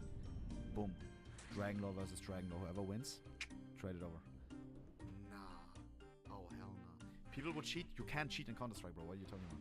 Items to wager duels with. If you've been playing RuneScape for a while, I'm sure you remember seeing videos of these high-stakes duels back in the day. Not only were they exciting to participate in, other players just couldn't look away, especially if it was a Nightmare RH video. Now, the duel arena was also a big source of real-world trading. Many of the biggest duel arena users were buying gold using real money to gamble here. Buying gold is explicitly against the game rules, and Jagex had been trying to stop players from doing it for a while. Many of the websites players bought gold from were stealing players' credit cards, buying membership on a bunch of accounts using those stolen credit cards, and then botting on those accounts to generate more gold that they could then sell. When a player realized their card was stolen, they'd call the credit card company and get their money back. This meant there were a lot of chargebacks coming from Jagex's site, and credit card companies weren't happy about it. If Jagex didn't fix it, even though it wasn't even really their fault, credit card companies would stop working with them. So Jagex would need to make some big changes to prevent real-world trading. The first step was on November 20th, 2007. Jagex would adjust the duel arena to have a cap on how much you could win. Players were now limited to a maximum gain of 3,000 GP every 15 minutes. Oh, hell no. I don't really want this. At best, you could win 12,000 GP an hour. That's at the not duel the solution, arena. bro. Seeing as how much of a key part rares played in the duel arena, they would decline in the following days. But this update wasn't enough to curb real-world trading, so the following week, Jagex would take another drastic measure. On the 26th of November, the Grand Exchange was released, a trading system where you could buy and sell just about every tradable item in the game. Previously, all trades were done player to player. This new system was more convenient, limited the ability for players to manipulate prices, and reduced scamming by a lot. Most players loved this update, but Jagex would upset them just a week later when trade restrictions were put in place to try and further curb real-world trading. These restrictions made it impossible to trade any item of value unless the player you were trading with also traded you an item of equal or similar value. These values were decided by the Grand Exchange prices of items that Jagex had set when it launched. This was really annoying. You could no longer give your friends gifts or borrow a buddy's gear for a Slayer task, but at least now you could buy a party hat on the Grand Exchange without— On everything, what are these solutions, bro? Like, they get annoyed by real-world trading. They fucking put 3,000 gold limit on the arena. Like, cut it from this to nothing. Marketplace? Like, what are this is... I feel like they... What is their problem thinking? Like, this is terrible, no? Am I tweaking? Looking from the outside in, these solutions seem goofy as fuck. It's like, what? No, like, there's better solutions for this. There's gotta be. It seems so forced, like so hard-coded, I don't know. Fear of getting merged or scammed, right? Well, yes, but actually no. Jagex messed up and party hats were actually impossible to buy or sell on the Grand Exchange. This is where things get weird. Jagex had set the prices of party hats too high when the Grand Exchange launched. The launch of the Grand Exchange and removal of free trade made them crash much harder than Jagex expected. As a result, the price for a blue party hat on the Grand Exchange was way higher than what players actually valued it at. The Grand Exchange listed a blue party hat at 380 million gold, but in players' minds, it was only really worth about 200. Now, that might not seem like much of a problem if you know how the Grand Exchange works today. If it's worth 200 mil, even if the price says 380, put in an offer for 200, and if someone is selling at that price, it should buy anyway, right? The listed price would, over time, correct down to its actual value of 200 mil. Well, things worked differently in 2007, so Jagex's blue party hat set to 380 mil, right? If you put in an offer of 200 mil, your offer would never actually complete, because all offers back then had to be within 5% of the item's current Grand Exchange price. 200 mil would be way too low of an offer, even if that's what the player base felt the item should be priced at. So if every— Bro, I'm feeling like this right now, like...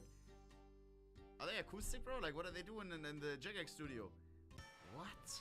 Everyone values the blue party hat at 200 mil That and makes no Jagex sense. says no, it's 380, then what happens? Well, nobody can buy and sell them on the Grand Exchange. Players would go back to the old-fashioned way of trading, player to player. Because of the trade restrictions, they would now have to pad their trades with junk items. These are items that the Grand Exchange valued highly, but were actually fairly useless. So, to buy a blue party hat, you'd give the seller 200 million gold and 180 million gold worth of junk. If this sounds like a terrible system, it's because it is. But it was the player's only option. Imagine you pull up to a Ferrari dealership, hand the dealer a check for 200k, and then you have your buddy in a U-Haul dump 300 pounds of Beanie Babies on their lot. In this world, the dealer would happily shake your hand, hand you the keys, and you'd be on your way.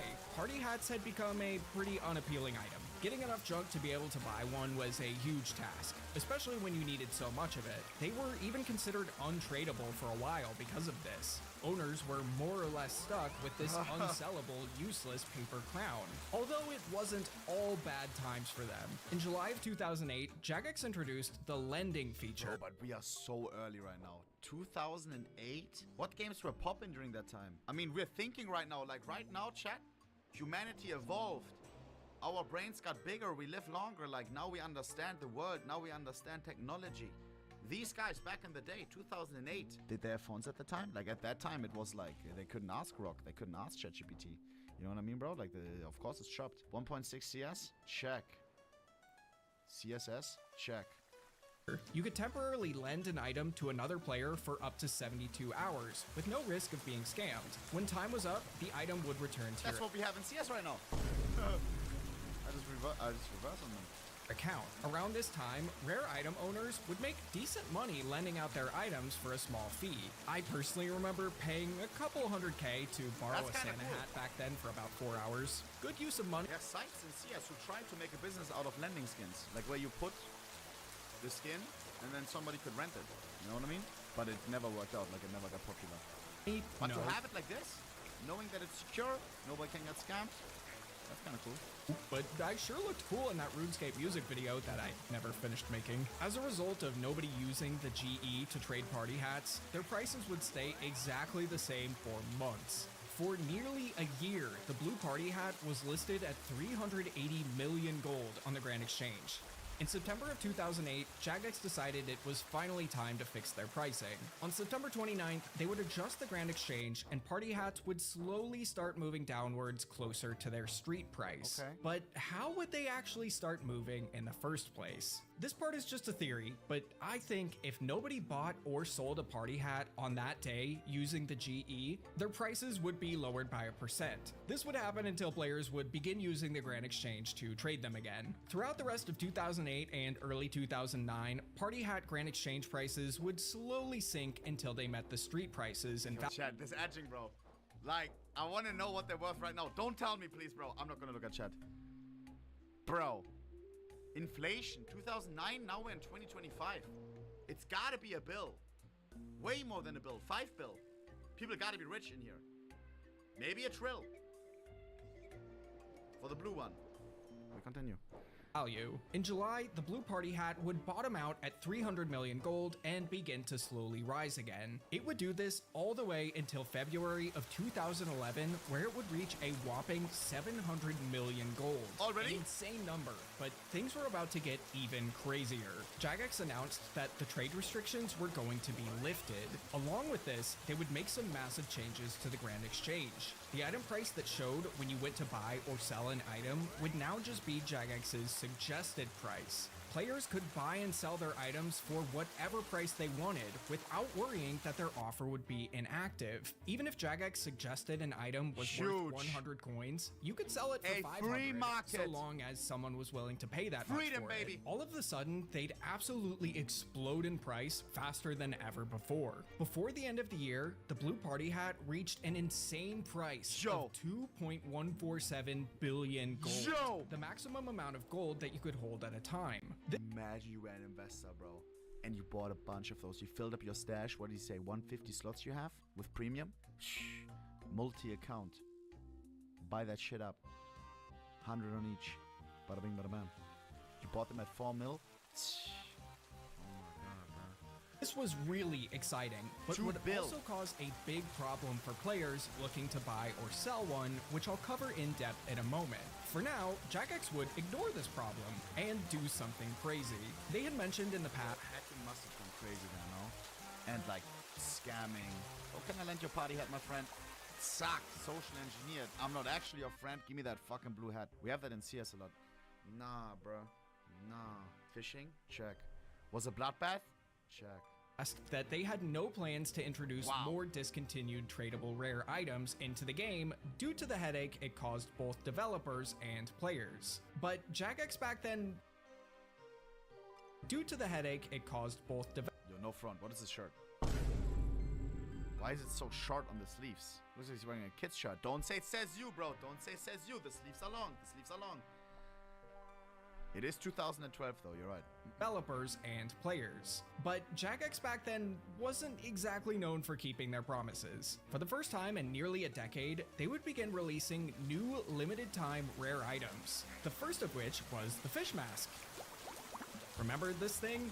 No? Yeah, I don't blame you, it's hideous. Now, I'm not really sure why they would release a discontinued rare You would have to pay me to wear this. Like no. item after all this time. Oh, it could only be obtained from the Squeal of Fortune, their new... Oh! What am I looking at? Buy spins? God, this doesn't seem right. Super rare. Rare, uncommon, common. They were ahead of the time. Were they the first to implement the gambling machine in the game? No, what is this? Is this your past hits? Like at the bottom? Nah, bro. This is weird. Oh my god. Microtransaction-based minigame. They would also release the Black Santa hat in 2013, maybe to try and lure people back to the game after a certain update, but it was too late. Most players who loved the now very nostalgic holiday items were on the newly released old school RuneScape, where these items were basically worthless. So if you're somebody who's only played old school RuneScape and never played the original RuneScape, and you're like, why is he making a big deal about these? They're worth like 3K. That's why. If you want to know why they're... Wait, I have a question, Chad. What is old school and what is original RuneScape? So old school is the new one? Old school is the old one. OSRS. Is OSRS old school? OSRS is re-release of 2007. OSRS has 200k players. That sounds like the bigger one then, right? Old school is a re-release. OSRS is the better one, the based one. And this is where party hats are not worth anything? Why? So what is old school RuneScape? Is it a full reset? Like the same game, but a reset and maybe some different graphics, blah, blah, blah? Because some things were chopped from the past, like exploits? Damn. And when did that get released? This one big reset, 2013, wow. And why are party hats cheap? Because they released it like on Christmas or Halloween or whatever it was. And then everyone kept them every year? What? So what is the most expensive? I'll ask in a bit. Probably the cape, I guess, Infernal Cape. You're so worthless and old school. I'll link the video. And is no one playing the old economy one? I mean, I guess not, right? If everybody's like, everybody always plays what's popular. Like, why would you play the old one? If nobody cares about the old one. Check. I made about that at the end. Now, why was the blue party hat reaching max cash such an issue? Well, first of all, it could no longer be traded on the Grand Exchange. It's impossible to buy or sell an item for more than the max cash limit, so players would return to the old way of doing business once again, player-to-player trades. They would use an item called Spirit Shards as currency. Spirit Shards can be bought and sold for 25 GP each from an NPC, making it a really solid store of value. They'll always be worth 25 GP each. If you were holding a max stack of shards, you were technically holding 53 billion gold. Problem solved. Except leaving the cozy convenience of the Grand Exchange led to an old problem coming back. Price manipulation would return in full swing. Rich players could once again hoard the stock and set prices at whatever level they wanted much more easily. By 2015, Christmas crackers and every— Is there a max limit of holding gold? Or why did they need to use that? Yeah? 2 bill? Oh. Why is there a limit?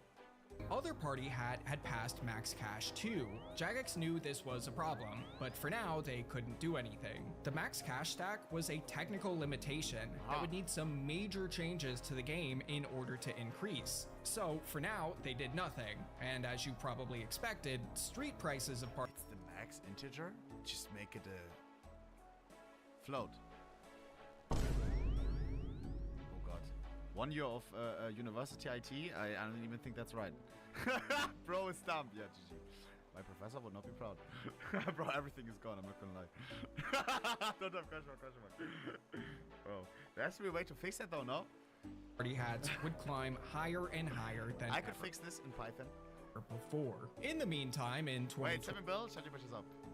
So, for now, they did nothing, and as you probably expected, street prices of party hats would climb higher and higher than ever before. In the meantime, in 2021, Jagex would release a new party hat to celebrate RuneScape's 20th year anniversary, the Golden Party Hat. This would be a limited time item, and like the other party hats, would never release again and is tradable. Overall, the player base's reaction to this was relatively positive, and it seemed to bring back a number of old players hoping to snag this soon-to-be discontinued item.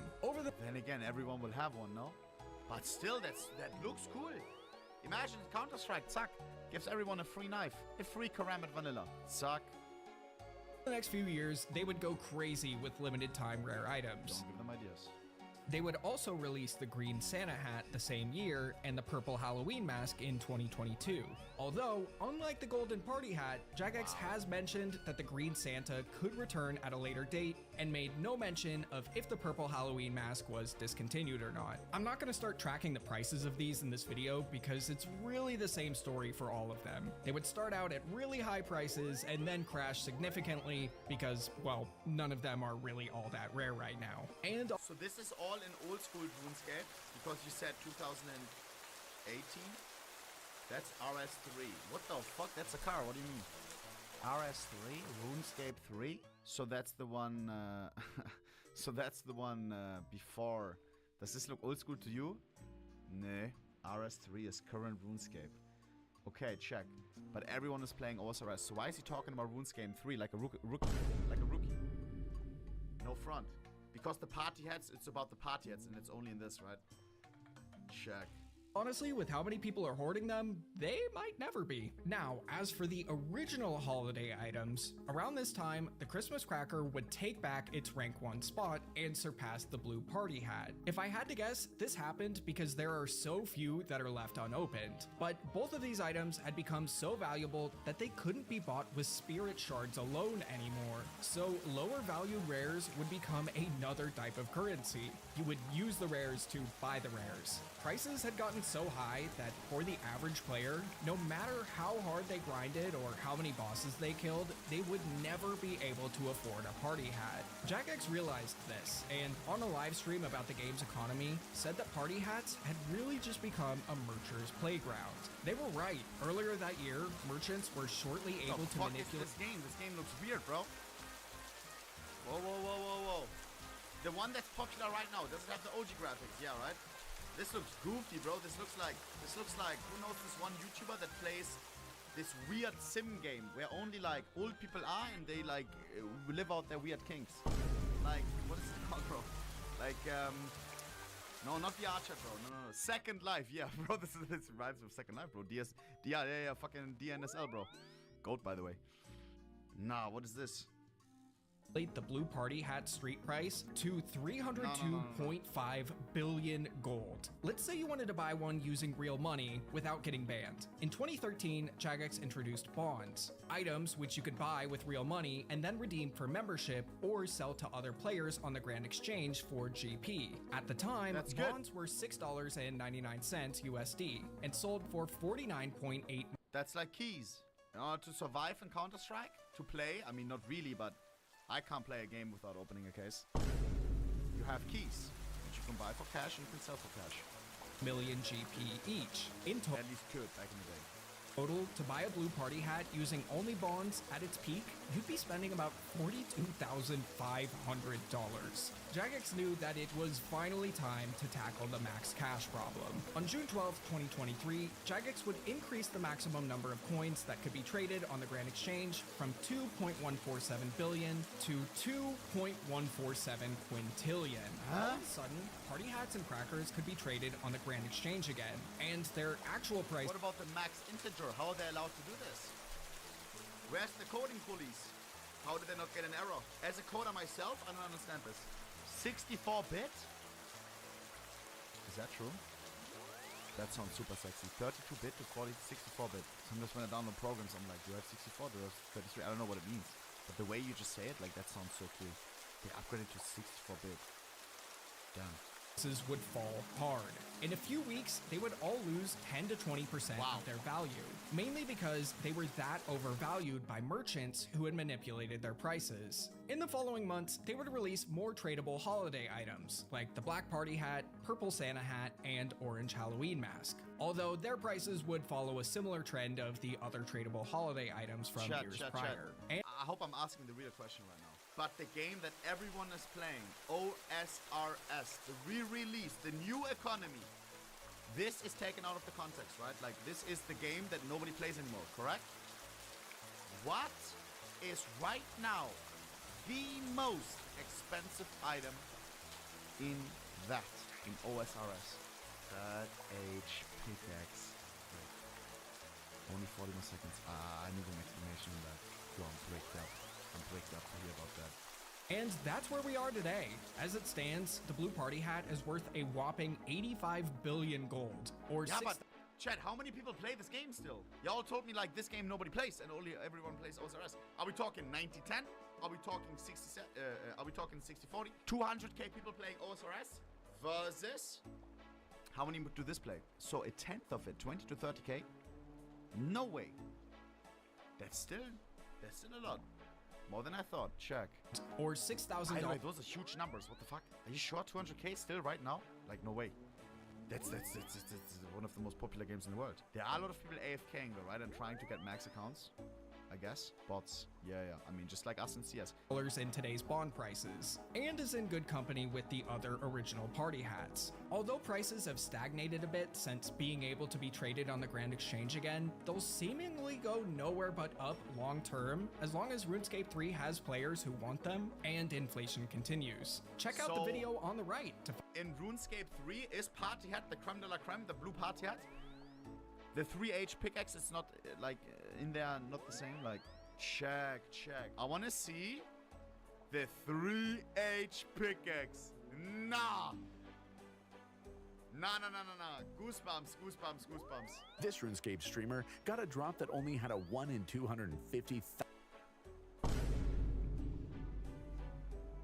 That's like what?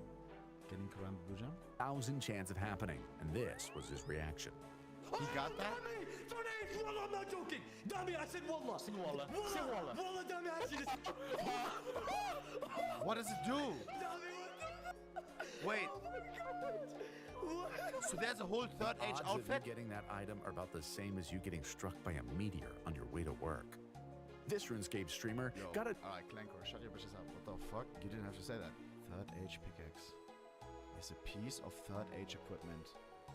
And this is all hella pricey, I assume, right? Wait, third age knife? Melee, helmet, plate body, plate legs. So the full flex is having all armor in third age? Like, that's the guy. Nah. Yo. I need this. Oh my god. Pickaxe. Felling axe. Oh my god. What is this, a weapon? Type of felling axe. Cloak. Oh! Oh! Huh? Wait. Cloak is the coolest thing, no? Like, call me nuts. This is like a cape in Minecraft. What is the most expensive cape? 500 million? The P pattern? The Druidic? Why would it be more than the third age? If this is 1 in 250k. Yeah, how's the Druidic more? Guys, you guys are tweaking, bro. I don't think you know old school RuneScape. Druidic cape. Third age Druidic? From a master? The other one was elite. Oh, hell no. That's impossible. But how is the third age pickaxe more than this? Ah, the pickaxe is actually useful. Check. It mines faster like a netherite pickaxe. And the cape is just flex? Yeah, it's just some defense. Probably same as other cloaks. Wow. Not faster, just flex for when you need it. I mean, this cape is pretty flex. Are there other third age Ruic? Is this rarer than here? Price. 2 bill. That's max integer. But are people selling it for more? Do they have the marketplace update? Yeah, right. 10 billion. Wow. And is this better than third age? Like normal third age? It's gotta be, right? Looks worse, though. I have a big question, though. In CS, we know who is the richest guy. It's probably the Saudi collector, right? Like HFB. Who is the richest guy in OSRS? Money.com is saying, Uim troll. Oh, what up, vlog? Nah, y'all are glazing, bro. No way the streamer is #1 net worth, bro. In OSRS. Huh? Are you #1? Humble goat. Huh? No way. How did he get that? By dueling? Like, not gambling, but by dueling? Or how? Greatest PvP player? But how are the wealthy guys that he's killing not watching a stream if he's out there hunting? You know what I mean? Like, when you know that Oda blockers on the hunt, just log off, buddy. Are you dumb? So, it's in the duel arena. I give him possible offers that they cannot refuse. So, is the dueling, like the PvP, is it random or is it skill-based? Skill. Yo. He would never lose. What? Yo, bro, y'all gotta be trolling, bro. No, bro, chill, bro. Like, what, is he the symbol of fucking OSRS? When was the last time he died? Today. Wait, really? Scheiße. Oh, shit. Alright, hey, guys. I will see you guys tomorrow. What a block. Stay safe in RuneScape, buddy.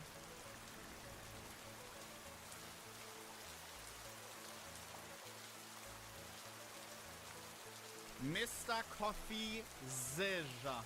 Why am I low-key nervous, bro? They have made millions and millions of euros. I'm going to be delivered. I have nothing to hide. I get told that they had posted flyers everywhere in my city. And I mean everywhere. High schools, malls. They need to go in, even if there's a security guard, even if they're gonna be taken away. If somebody goes home walking, they will be fired. They sent 18 people outside my door having a quote-unquote protest. We are having war with other sites as well. Most of the CSGO gambling sites are scams. I want to know who's really behind this thing. Who's really the victim and who's really the villain. Here we go. In our last video, we got bribed, but instead of taking it, we exposed the people who offered it. Now it's time to expose the rest of the Counter-Strike gambling industry and the influencers who promote it for millions a year. We'll start with the basics of what Counter-Strike gambling really is, though. Counter-Strike is a first-person shooter video game where you can buy cosmetic options for your guns called skins. You can get these by paying $2.50 to open a loot box. It spins like a slot machine, and you get a random skin. There's an entire economy that's grown out of their rarity. And you can sell these skins for pennies or up to tens of thousands of dollars depending on their rarity. You can then take those skins to Counter-Strike casinos where they will... It's kind of silent, no? Wait. Oh god, I don't know if I'm in the mood for this right now. Oh god, it's first of 2025. Why are we not doing something fun? I'm watching my favorite game get as well people that I know getting exposed. How do you want to call it? I'm gonna keep everything real. Here. I have nothing to hide. Scheiße, oh man, I just want to enjoy it first of 2025. Be accepted as currency instead of cash. They use their real-world value to turn this video game into Vegas. You can play slots, roulette, and more, all with a video game skin. Think of it like their version of poker chips. And when I first began to investigate this, I thought, why don't people just use a regular casino? Why use Counter-Strike skins for this? Well, I decided to investigate by interviewing a bunch of people who do use Counter-Strike casinos, and I found a disturbing trend. I've been in the gambling community in Counter-Strike for about, I'd say since 12 years old. I started gambling on Counter-Strike when I was probably 13 years old. 13 years old. 14 years old. I think I was 14. Started gambling on CSGO at the age of 12 and 13, pretty much right around there, my 13th birthday. Yeah, most of the people I spoke to started gambling underage, and it was while they were playing the game. This trend continues beyond the anecdotal. This YouTuber named Jeff surveyed over 9,000 players, and he found that around 70% of Counter-Strike gamblers start When did I start? I started CS in 2014, late 2014. Now I'm 26, so 10 years ago, 16. 16, I think I busted open my first case. And if you remember as well, CSGO double as well, but always in like I only had pocket money to lose. Underage. Now, themed casinos have always had an audience, but with Counter-Strike, there is an underage gateway to all of this because all you need is $2.50 to get your first skin through Valve, and you don't even need to show ID, which is a huge part of this. Even worse, when you go from the game to the casinos, which are hosted on third-party websites, most don't ID the players either. Or if they do, it's only after you've already gambled thousands of dollars, which is a bit like if the liquor store asks for ID after you drank 10 bottles of liquor. Oh god, chat, sorry. Scheiße, guys, I'm so not in the mood for a serious video right now. I didn't sleep at all, but I want to watch this. But this is a bad time to watch. I just realized. Quick little story where they say with the liquor store. I remember when I was 17 or something, or 16, like hard liquor bottles in Germany, they're 18 plus, right? When it's like 20% and stuff. And sometimes, like I went, we went partying, like my boys and I. And I remember I was with a friend of mine, Tom is his name, and we were at Edeka, and they always ID check at the beginning. So what we did was we asked other people to like buy something for us, or like he did. I don't know if I can say if I did it. Some people told us that they did that, and bro, they asked someone in the store like, "Yo, can you please like check this out for us?"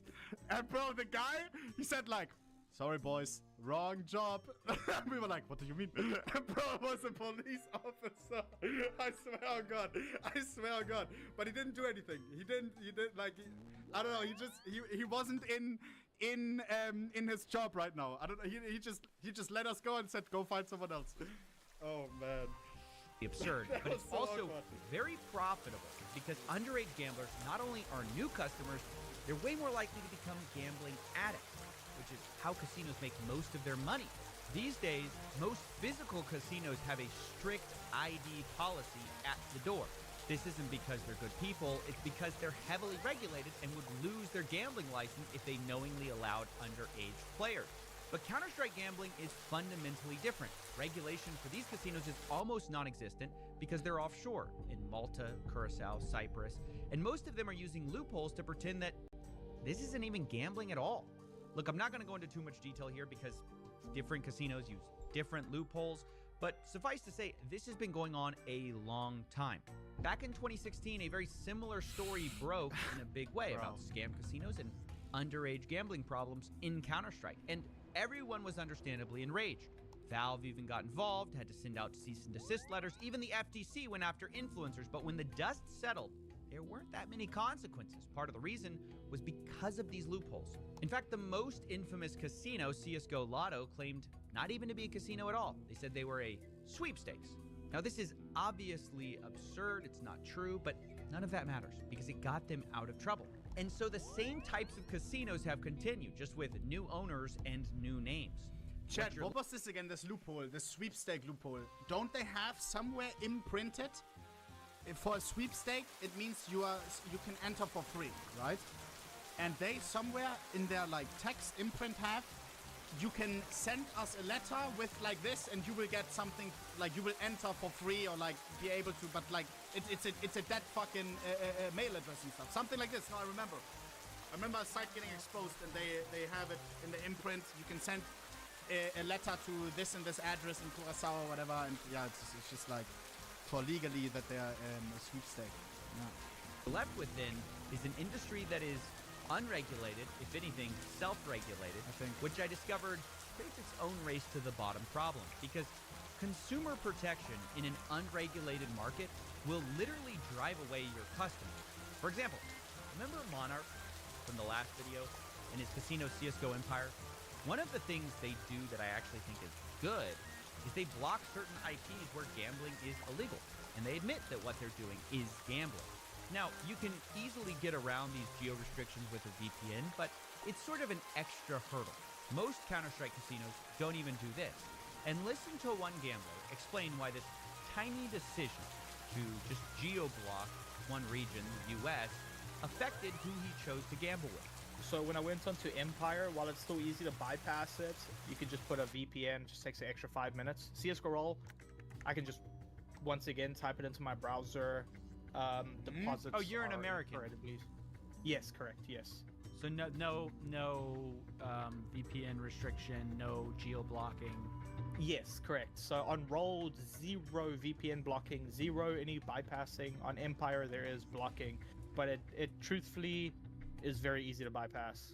Right, that makes sense. Most people end up going with the casino who asks them less questions, requires less from you. Even if you're not illegally trying to gamble, you just don't want to have to put in personal information, anything like that. This all taught me that in the world of unregulated gambling, it's more complicated than just saying, okay, casinos want toddlers gambling. It's also market dynamics, right? You get a competitive edge by not regulating. Less work, more customers, more money, which means you can't just solve the problem by wagging your finger at bad casinos. The entire system is broken. As long as these loopholes exist, why would anyone change? In fact, some websites like Clash.gg even advertise their lack of regulation as a feature, not a bug. The CEO even bragged on Twitter, quote, Clash just paid out its biggest one-time cash out instantly with no verification. Show. Huh? Dude, Clash as well, if you know, you know. They're buying up a lot of domains right now and like businesses that communities used to use for things like, for example, to look up CS skins. We had CSGO Stash or CS Stash. They bought that. Now it's like a Clash GG like thingy with ads everywhere. And as well, they did the same, I think, for Rust. For all the people that are playing Rust, they also had a database and they bought it too for like tens of thousands, like just bought the site and branded it for themselves. Oh man. And apparently CS Dash, they said it's not even like their biggest move yet. Call me crazy, I feel like they're going for HLTV. I don't know if that's possible because it's a .org or whatever, I don't fucking know. But I don't know, I feel a little bit weird, low-key. Couldn't be more happy. Because as well, like HLTV has been like doing Clash sponsorships recently and stuff. I don't know. With the product and reputation we are building. This guy sees it as a badge of honor to do no checks. And it is a positive reputation. Or Empire, I don't know. If you want to appeal to underage players, money launderers, or just people who want to avoid a hassle of VPN and putting in an ID. And this is all a huge problem. But how big of a problem is it, you might wonder? After all, we're talking about video game skins. How much money could this industry really be worth? I wondered the same thing. So I asked around for how much these casinos are making and got several estimates. One owner claims he has an 8-figure business, and someone who worked for his partner claims that is true. How much does he make on Clash? His partner, Boris, right, also known as Dogs Playing Poker, Friendly Chemist, he told me directly that it Wait, Friendly Chemist. Why have I heard of that name? was making about 50 million a month. What? That's a lot of money, and this roughly matches what the popular gambling Counter-Strike YouTuber told me as well, saying he'd estimate these sites are making tens of millions monthly. And there are so many of these sites that the YouTuber Jeff estimated it all in a different way, looking at the total amount of website traffic compared to a popular... Total traffic, 47 million visits. For online casino. So when you bring them together, those CSGO websites bring almost double the traffic of the biggest online casino. Lord. And this online casino declared a gross revenue of 2.6 billion in 2022. Now that doesn't mean the CSGO websites are grossing more, but it's a great element to put things in perspective. So even though it's tough getting an exact number since these casinos might overestimate or underestimate for many reasons, either way, it's clear these businesses are making huge. Chad, how do you check those numbers? Is it Google Trends or what do you call it? Similar web? I low-key want to remind me after this. I want to compare some things. Some like domains, some popular sites compared to those like gambling sites. Amounts of money. And there's many of these casinos. We've just focused on a few in our videos, but there's so many more of these websites, each potentially making millions a month. And no one's going to change their behavior until they're incentivized to by regulation across the board. Until then, less regulation will always mean a wider customer base, even if some of those customers are underage. The irony here being, the biggest voice of change so far really has been Monarch. From the last video, you guys know I'm no fan of this guy's method, but I'll be honest, there's large parts of his public arguments that are hard to argue with. He claims to understand the underage problem because that's how he started as well. How I got into gambling myself was when I was 13 and I was playing RuneScape, and how the duel arena was like a gateway drug for me. That's how gambling started for me, and that's where it went into third-party sites. I'm just disgusted about this whole loop. I think that the default case system on Steam is pretty horrible. The way how there is no KYC. It's such a powerful tool for getting children and even adults. I think even adults, they have a gambling problem. It's not only it's not a age exclusive thing. It's just a machine that makes people gamble. Imagine there's a kid who just plays CSGO and they open one box. Pretty innocent. They get their mom's credit card. They spend €2 to open a box. Okay, then they open a second box, third box, fourth box, and so on. And soon they see their favorite influencer playing on some third-party case opening site. And this is where it's like switching from weed straight to, I don't know, amphetamine or something. Low key, because I remember as well when I was young and into CS, back in the day I was watching case openings on those sites as well. I remember I was watching, the Germans will know, I was watching Giorgio, I was watching, always when the big guys did it, like Face Clan and stuff, I think too, Biba Nato, I was always watching on those sites, Phantom Lord. It's nowadays, like I'm not like interested in watching any of it. Don't want anything to do with it because it's like nowadays, like it's all like, how am I supposed to say this? Like the people who are playing, it's first of all how bad it is. You don't realize as a kid, like how dangerous. Second of all, most of the time it's like it's not even the money that they're playing with, and the big wins as well. We had many situations where it was always rigged sites, right? Rigged outcomes. And as a kid, you were like, whoa, how the hell did you just hit that? Bro, I swear on God, as a kid, you don't see through that. I didn't see. I was looking at those videos. I swear. Let me quickly check what I want to see what I was watching, because I was watching a lot of Giorgio back in the day. I want to see. Oh my God, who remembers, chat? Who remembers? Wait.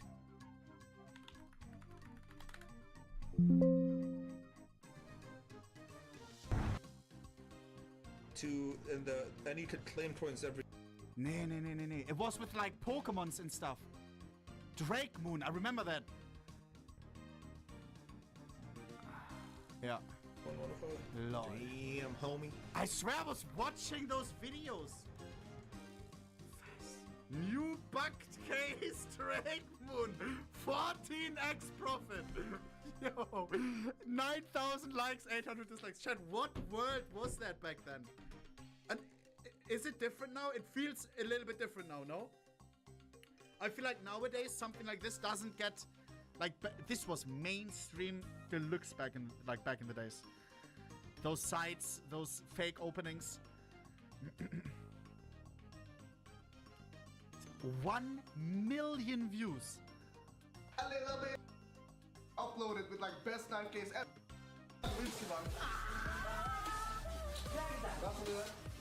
Well, that's one way to get profit. Someone want me to open a case upside down? Bro, you're fucking crazy. Let's do it though. I'm so bad when it comes to like gymnastics or some shit. Like I seriously feel like I'm 80. Fuck. Oh, I can't even open it. I fucking. What the fuck? What if I told you? Billiard, please in Russian. I don't speak London. 1 million views. Lol. Dude, I remember watching those videos. Like, lol. And they just go deeper and deeper into this rabbit hole, and soon they are addicted. And the next thing you know, when they want to stop gambling, it's easy to just shut, like, close these websites. But what happens when you go on social media? You go on YouTube, Instagram, Twitch, TikTok, any platform. What do you get?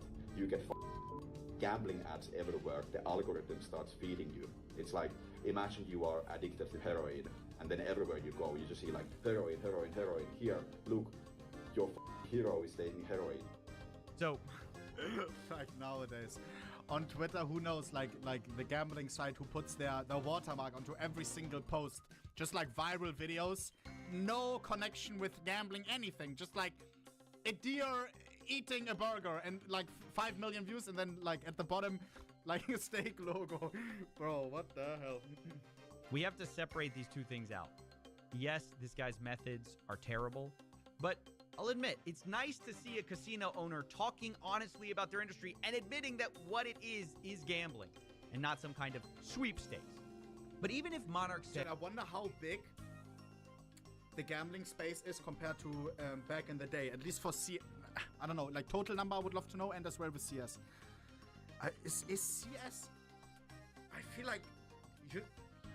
You think CS is bigger than it was, like during when it was all so mainstream? Those third-party like gambling sites and stuff? Yeah? Used to be probably much bigger, I don't know, obviously bigger. Isn't it a huge problem, like gambling in general, with this youth? I remember, I don't know if I can say this, yeah, fuck, I can say it. Zippel, he said how bad it is, I think in Danish schools. The schools had to block gambling sites, like the addresses, because the kids would gamble during school. I think, was it primary school? I think primary school, I'm not kidding, it's a huge problem. Because on TikTok you see tons of like gambling stuff always going viral and everything. I keep seeing memes. Why am I in the algorithm, by the way? I keep seeing memes like, when you double down and like just like gambling memes, I swear they have like 500 color code the whole run. To change without the actual power of a That wanna be red. He just ends up having... Chad, I have a question. Can I ask this? Yeah, fuck. Honest question. Can any human get addicted to gambling? Or is there as well something that you have to have like in like yes, no, yes, no? Mixed opinions. How is it 50-50? I was before, now healed. How did you do it, Steve, if I may ask? Maybe that's good and insight. Oh god, first thing he said was exclamation mark giveaway. Okay, but that's not, that's like some, yeah, he's typed it as a joke. That's not gambling. Scheiße. Can you say how maybe what helped you? Because I feel like it could help maybe people watching, I don't know. Because me personally, as much as we want to joke about it, I don't think I am addicted to gambling. But I feel like I know my boundaries. Like I've been addicted to watching Trainwreck's streams and stuff, for example. Like, just looking at it. And I even went as far one time. I don't know if I should say this. Yeah, fuck it. He was playing something, a German slot, X-Sport, Das Boot or something. And it just looked so like the sounds and stuff. And I was going for free spins. Oh, God. And then, like, I went on the, like, website where you, like, from the provider itself and, like, just for the music, just stimulate. I don't know, bro. I don't know. But I never deposited. Because I know that it's dangerous, and you should never touch it too. It takes great willpower. Yeah. Everyone, clap it up for Steve. I swear on God, Steve. Stay clean forever, all right? Damn. To harass people, threaten people, which isn't going to get him anywhere. Now, even though I do think I have a hella fucking addictive personality, if that's even a thing. Video games, like I know myself, Dark and Darker, I was playing until 5 a.m. in the morning every single day, then 6 hours of sleep, waking up again, not streaming for like a whole month.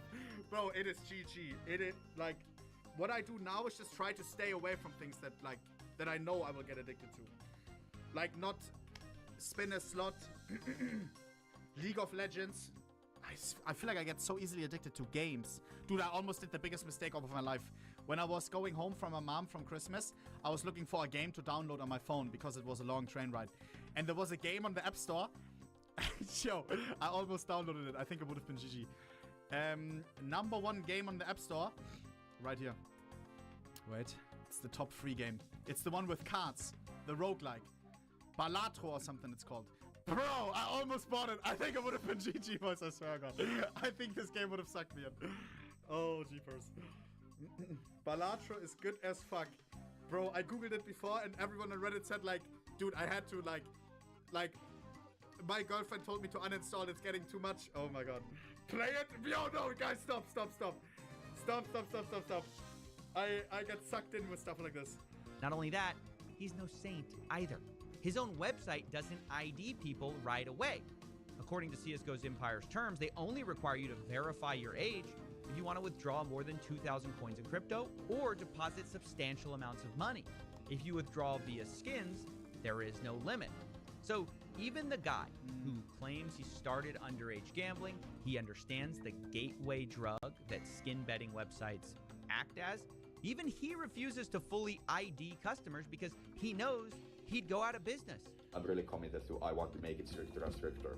Like, you can't jump to the deep end just like immediately on one day. That would make us go out of business. But really my end goal is I want to do full-blown KYC before anybody deposits. I want to make it as clean as possible.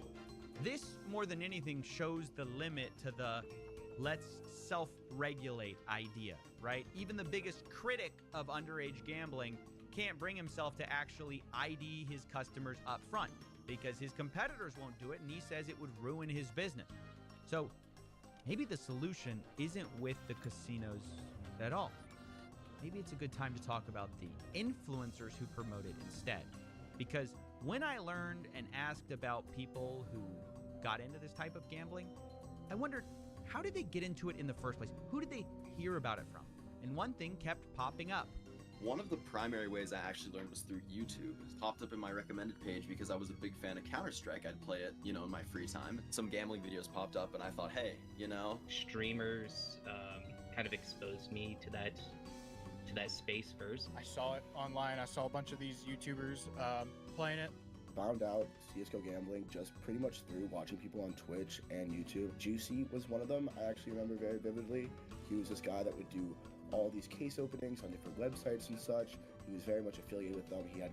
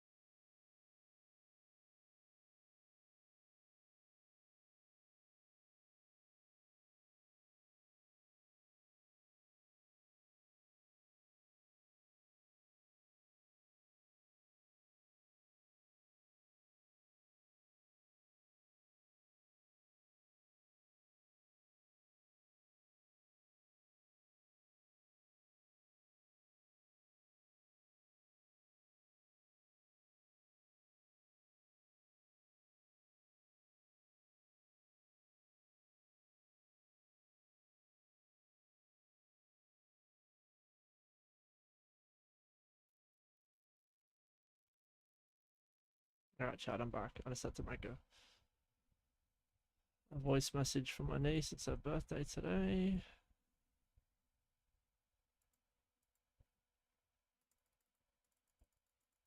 That's right, you get stuck here.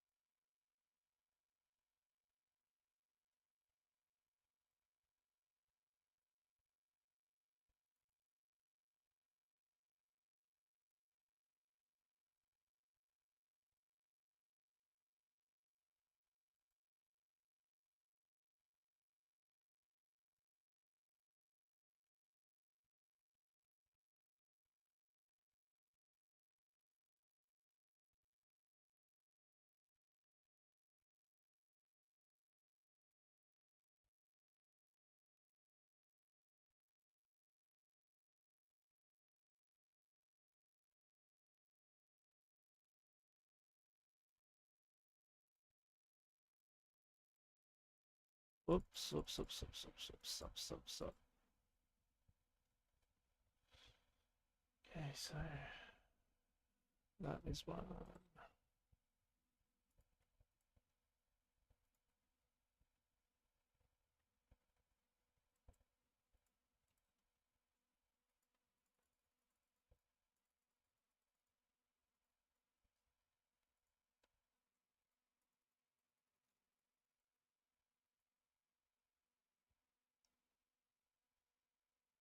Just picked up a crate that I shouldn't have.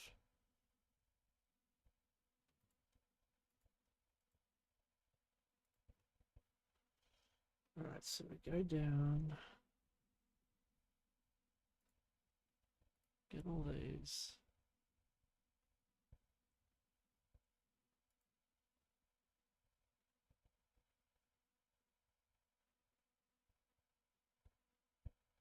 Come down to 8, we get that one. And then it's saying we wrap around the back.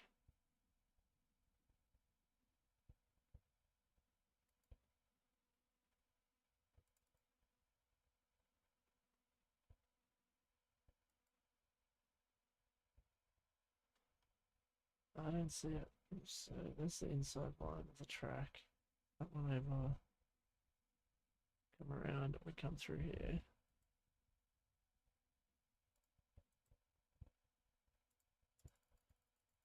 Okay. There should be another one up here then.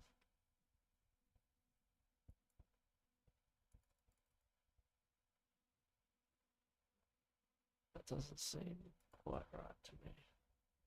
Oh yeah, no, that's right. Mark, red. Mark, red. Come up the inside passage. See, first lap's easy. I've got that down pat.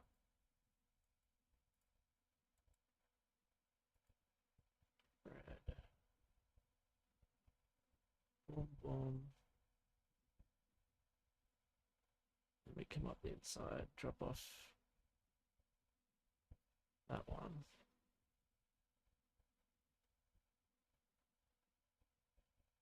Throw into that. Okay, now we start lap 2, which is greens.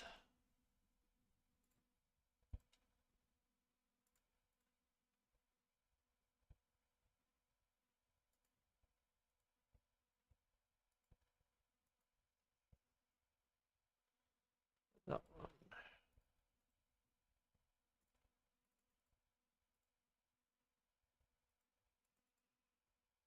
Okay, so that looks pretty standard.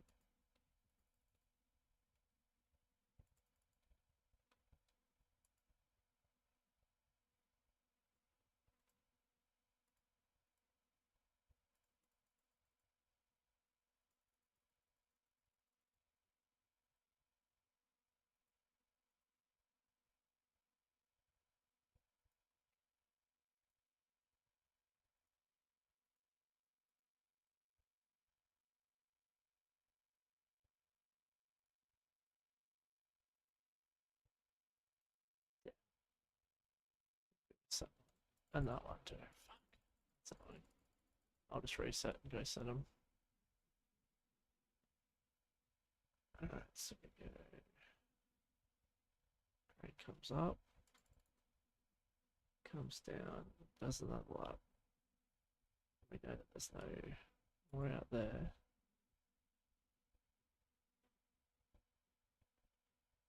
It doesn't cut through.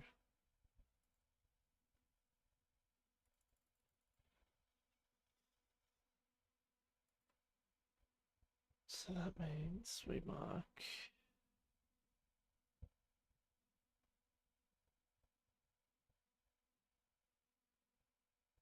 Isn't there a box in here?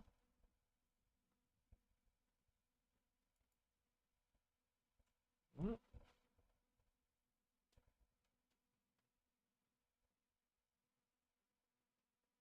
Right, then it comes back down, does the outside. So skipping across these two. That's what I haven't been doing yet. So I think that's what'll save me a lot of time. Having it saves me going all the way around there.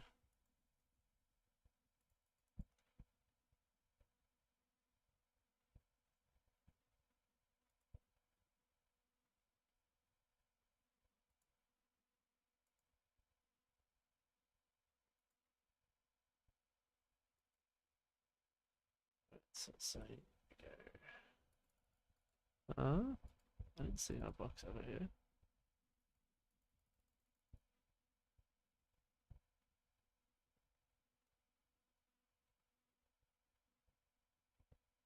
Hopefully I didn't accidentally pick it up. I think I might have actually.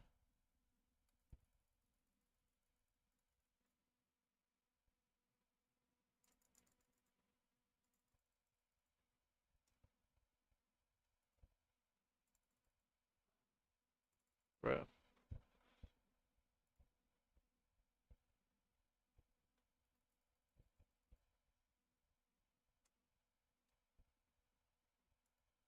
Let's go down.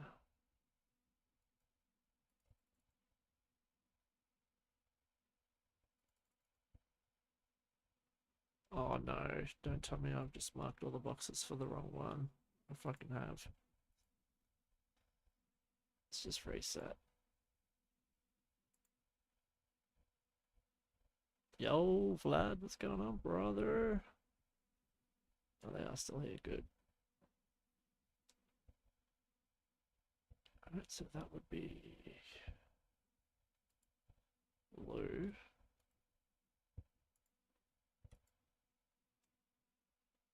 What are you up to, boss?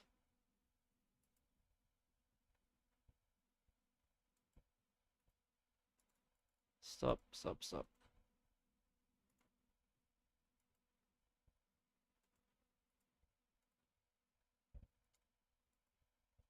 Sharks, man. Yeah, not too bad, man. I haven't started one yet. I'm just like I'm trying to do Marlin, but I'm gonna mark each tile depending on its lap. Not like I have trouble with tiles, but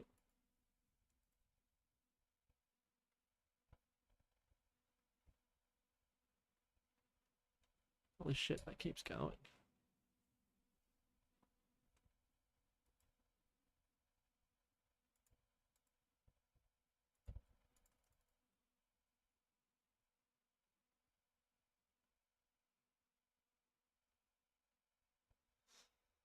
That's blue then.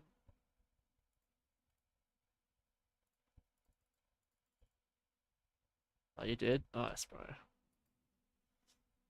I mean, plugin's gonna come out eventually, but I did salvaging for like 100k experience, bro. I was just grinding.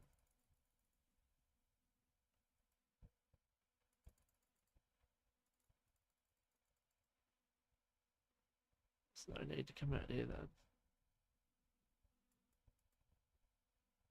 Hold up. Hit the brakes.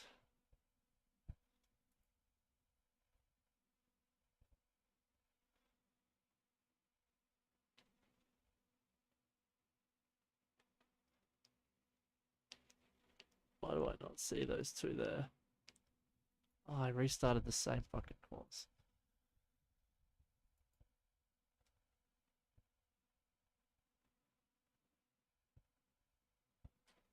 doing the markings? A while, bro. A while. Oh, sorry, no, the fucking, yeah, it took like 3 hours, bro. Maybe 2. I did get the rusty coin though, which was pretty dope. So 1 in 2k, 1 in 2.8k drop. All it does is give you a 10k lamp. You can't even use it on Thingo anyway, so.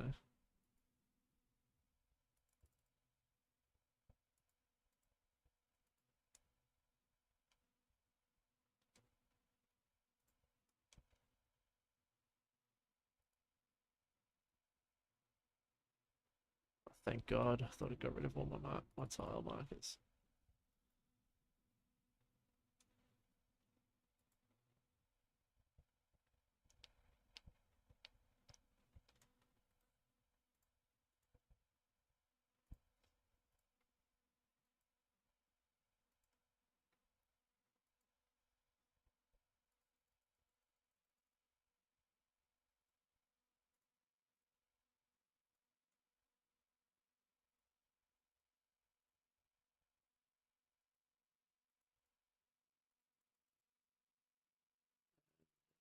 Bad boys over here. It's on green run.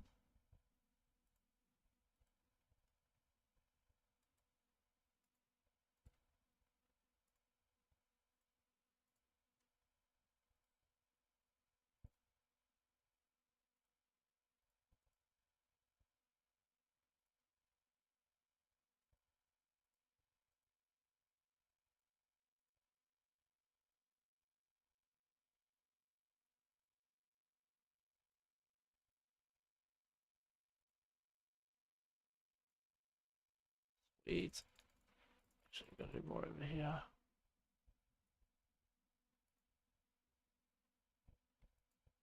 Right, does your win mode get disabled in this?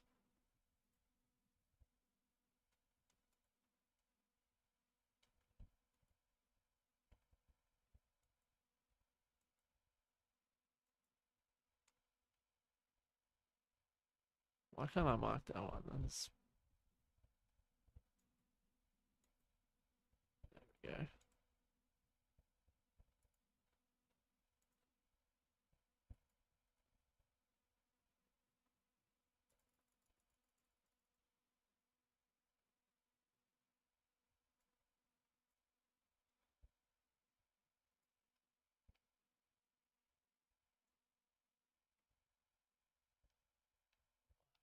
Alright. Bro, how many sharks have you done? And have you had any luck with the hook yet, or?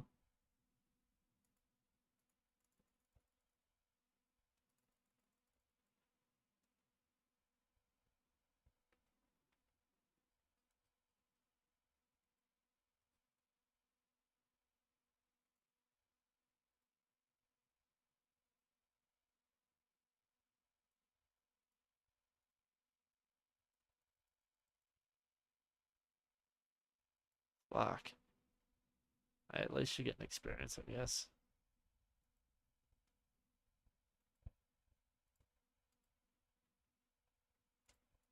But yeah, that's rough, bro. So it's like you must be over drop rate, I reckon.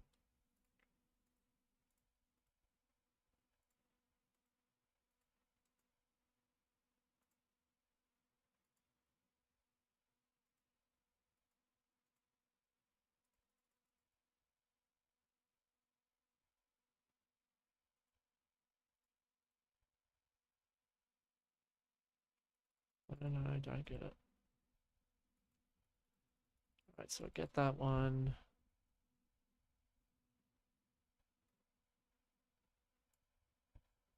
Oh hell no, that's not right. This is. Get that one, we come up.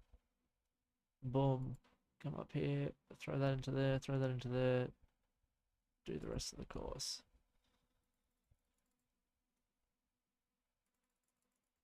Alright. 40 million cannonballs.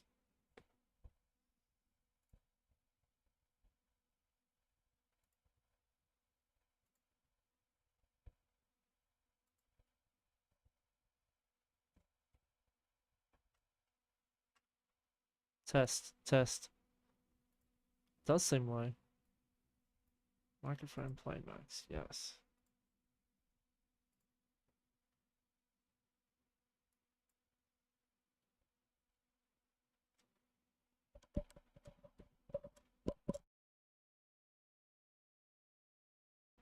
Testing. Why are you so low?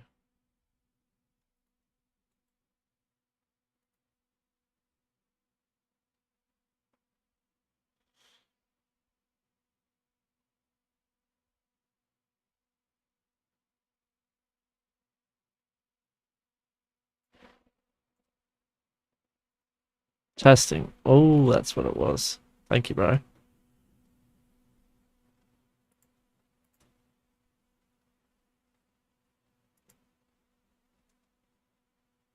I just watched the Oda Block watch Gillenor games, bro. That was pretty cool.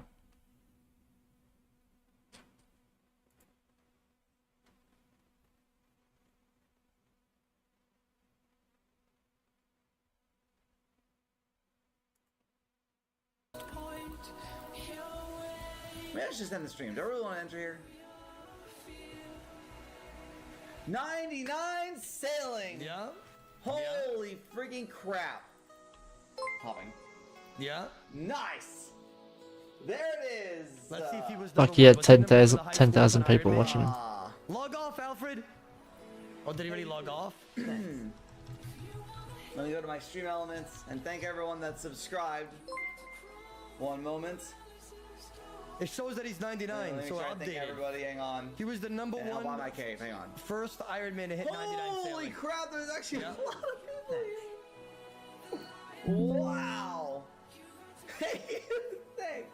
Great. For whoever saying relog, he doesn't have to. It shows that he already got it. Yeah. You know what's literally absurd? Jet Rider, when I remember day one, when I asked him, I said, yo, like, you're number one right now. What are you doing for the XP? He's like, bro, I'm just a casual gamer, just, you know, doing it for fun. That motherfucker was like rank 3, by the way, on getting 99 sailing in the world. Casual gamer, my ass. Jet Rider, if you could hear me right now, you're just a fucking liar. No casual gamer is getting rank 3 sailing 99. no casual gamer is doing that. Oh, to refresh, he's rank 1. He's rank 1 in Iron Man high scores. I think he got rank... Out of everybody, like in terms of first to get 99, he's rank 5.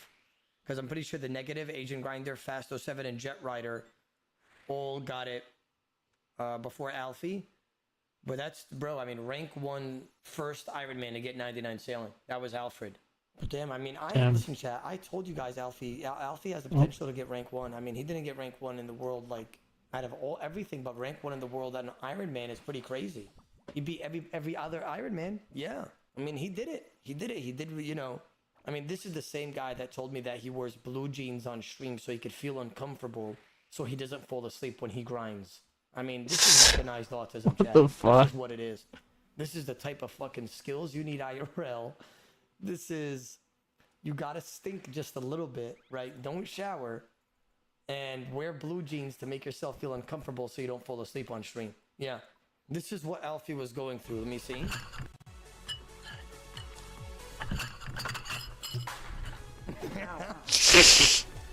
Wait. I'm so tired, dude. Bro, my boy fell asleep eating. I've never seen that before. That boy sailing, eating, and fell asleep while doing it. This is no XP. This is what you need to get rank 1 in Iron Man in sailing. Do you understand? These are the type of capabilities. This is... This is... He misclicked IRL. I've never seen that before. And if we're being honest, he still got the fucking crate. I mean, that boy is tick perfect. Alright, well, let's do the emote. Alright, how do I do the emote? Oh, yeah. It's here. Alright. Hang on, give me some room! Gosh, you're freaking... Don't you guys know I haven't showered? Okay. Skill cape.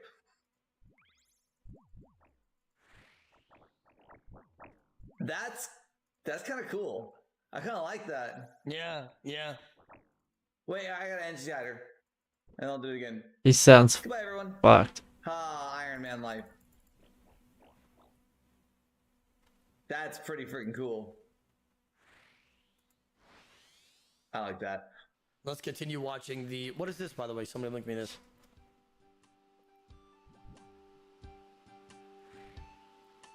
This is Fast 07.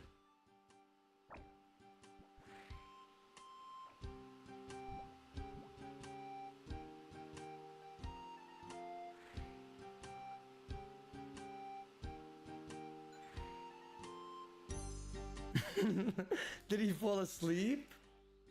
He fell asleep. Oh shit.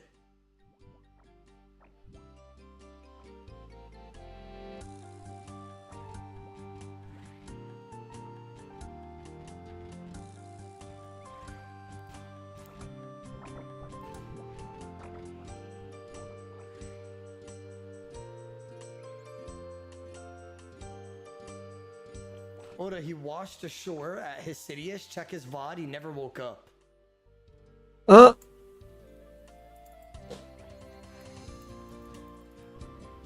Yeah, this is the guy that was Fast 07. You know what's crazy? That Fast 07 guy was ruling the high scores the whole time, and he was like a fucking machine. And I believe this guy, Asian Grinder, was the first one to get 99 sailing out of everybody else. So I don't know what this motherfucker did to catch up, but Asian Grinder was actually the first guy to get 99 sailing, if I'm not mistaken. Yeah. Even though he was kind of like running the race for the last... Didn't his account disappear? He got it sniped from him at the last second. Well, the thing is, Asian Grinder had people at his house taking turns. I mean, brother, I don't know what you're talking about. I'm not gonna say something that I don't know. I mean, you know, you gotta have evidence to prove that. Okay, you can't just say like he was account sharing. Or Alfie did it all on stream. That's the difference. People are downing the people who moped him. I mean, listen, I said this in the beginning. I said Alfie definitely has the potential to get rank 1, and he did get rank 1 sailing on an Ironman, right? Out of all the Ironman, he was first. Okay, I mean that's still really fucking impressive, right? Like that is S tier. I mean. Shit, I knew what he had it in him. As soon as Alfie told me he wears blue jeans to feel uncomfortable when he streams so he could stay awake, I knew that motherfucker was different. I've never heard about that in my life. That's tech. That's meta. Odo, why didn't you... I didn't want to type it in Alfie's chat because I wanted to, you know, let him have his moment. That's the only reason. You know what I mean? I don't want to, like, take attention for him or go, like, near his bow or anything like that. He had his moment, you know, got 99 sailing on his stream. I think he did it justice, bro. He's probably very happy about that. Asian Grinder's girlfriend delivering food.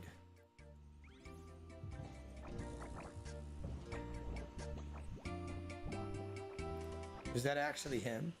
Damn, she stacked up the new Marlin food in the halibut cut. Like, what the fuck? Crackers, fruits, you know what I mean? Apples. 6 fucking Pop-Tarts with like salami on it. I don't even know what that is. That shit looks like it heals a decent amount though. Gosh. Yeah. Well, to look at Jet Rider's casual 6-hour PB. Snagged number 4 to 99 sailing, had a blast, especially when trying to figure out the new trials on the spot. Some highlights along the way. Supet at level 98. 6-hour PB is currently wreck. What did I miss? I got all the crates. So he got 1.3 million XP. He's just showing that off that he got that in 6 hours. Red and orange. Red's way back at the start though. Over here. And he was number 4. Orange is on the corner, I believe. I must have missed. He said he's the 4th person to get it. You know what's crazy? I thought you told me you're a casual gamer. Like, that's literally what he told me. I swear to God, that's literally what he told me. This motherfucker, on day 1, when I asked him what XP rates is he getting, he said, oh, I'm just casually playing the game and just taking it easy. That motherfucker ended up getting rank 4 99. Like, what? Like, that boy was hella capping. Casual gamer my ass. 10 RuneScape pros have been paired up with 10 new RuneScape players. That They'll be is competing blue. in 5 challenges around the game, and they'll gain points based on how well they perform. At the end of today, one team will be crowned champions. I know what Welcome blue to a is. special It's edition right in the of middle. Gillinor Games. I'm gonna 3-star. I just wanted to see if I could do it even. The best year we've ever had. My name is Soup, also known as OSRS, and I'll be hosting today's Gillinor Games Challenge. Yeah, to hype up Gillinor Games Season 5, which comes out in November, we've got this special, highly requested episode today. Thank you all so much for being here. We have quite the day ahead of us. First things first, let's get all of you into pairs. One RuneScape Pro will be paired with one new RuneScape player. Your team color will be the boots you need to wear throughout today's challenges. On the purple team, Bodhi and Vey. Pink team, Foe and Annie Fuchsia. Team Cyan, Megan and Shobek. Yellow team, Skill Specs and Sardako. Green team, Potato Heim and Stormfall. Tan team, we have Settled and Guzu. Red team, Torvesta and Jokered. Team Gray, Pure Spam and Mary Maybe. Teal team, Framed and Savix. And finally, team number 10, the blue team, Oda Block and Soda Poppin'. Worlds are truly colliding today. Titans and powerhouses of the streaming and YouTube world coming together to compete in today's challenges. And there's a big prize up for grabs. 100 bombs worth over 1.3. I need that, chat. As you guys know, I'm struggling in game a lot. I mean, you guys saw the market drop on T-Bow, Shadows, and Sights, right? I don't have to tell you guys how badly I need these bonds to win. I mean, you guys will see in the video of what I'm talking about. 3 billion GP. Whoa. Say less. Lots of membership and GP on the line. Each challenge has 56 points available that are split up based on what... Oda, before we continue this video, why are you considered a pro? I don't even know why I read it out loud. I swear to God, I don't know why I read it out loud. Where you place. First place gets a bonus point as well. The winners of today will be the team that gets the most overall points. Let's head right into the first challenge. An iconic part of everyone's RuneScape journey is making some good old GP, which is why your first challenge is called Money Hungry. You and your teammate have 15 minutes to make as much money as possible from scratch. Bro, Soda, I called it. All of you are playing on maxed out accounts, max combat, and max skills, so a ton of methods are available for you to do. However, the Grand Exchange does not work on this world, so you'll need to think outside the box, Iron Man style, on how to make some money. Your final combined cash stacks at the end of the 15 minutes will be your score. You're all starting with the same inventory of items, but none of them can be sold or alked throughout the challenge. We do have a special item for you to use today called the Banker's Briefcase, which can teleport you next to any bank in the entire game. You also have infinite run, and your prayer does not drain. Now, it would be pretty easy for your OSRS Pro partner to just tell you what to do, so we're not going to allow that. The twist for this challenge is that the new players have to tell their veteran players what to do to make some money. Whatever the noob says, goes. The pro partners have to agree and do everything that the new player says they should do. No tips, no suggestions. We're cooked. We are cooked. Soda, please act like you're smart right now, please. This should be good. 15 minutes of making money starts now. Let's go, let's go, let's go. Let's go, let's go. Go, go, go, go, go. Frick. Go. Here we go, let's go. Here we go. Go. Alright, I'm teleporting. Run, Settled! Or Frame, just I said your name wrong, bro. They're all teleporting. Where are they going, Soda? I don't know. I'm running. Can we even go out this way? Yo, run, bro. Stop walking. What is this? Oh, how long has my game been cooked for? Spam, this is perfect. Listen, I have been so poor in old school RuneScape, and the best way to make money that I know of my knowledge, is to rob the citizens of Valamore. These kids just distract these NPCs. Oda, so you're saying that you trusted some random noobs on a completely maxed account?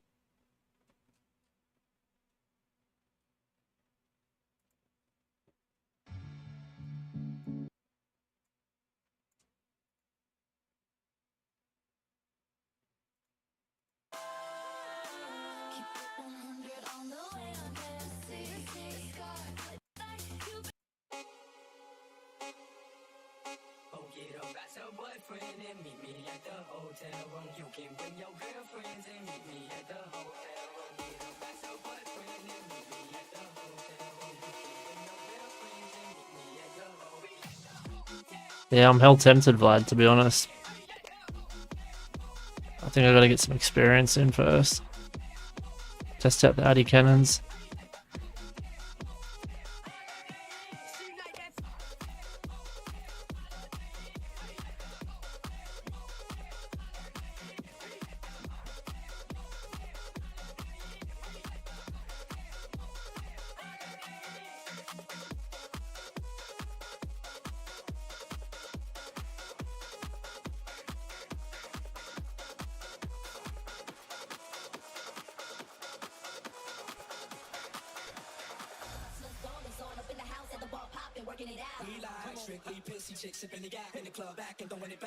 Oh shit, I've got to stop YouTube straight away.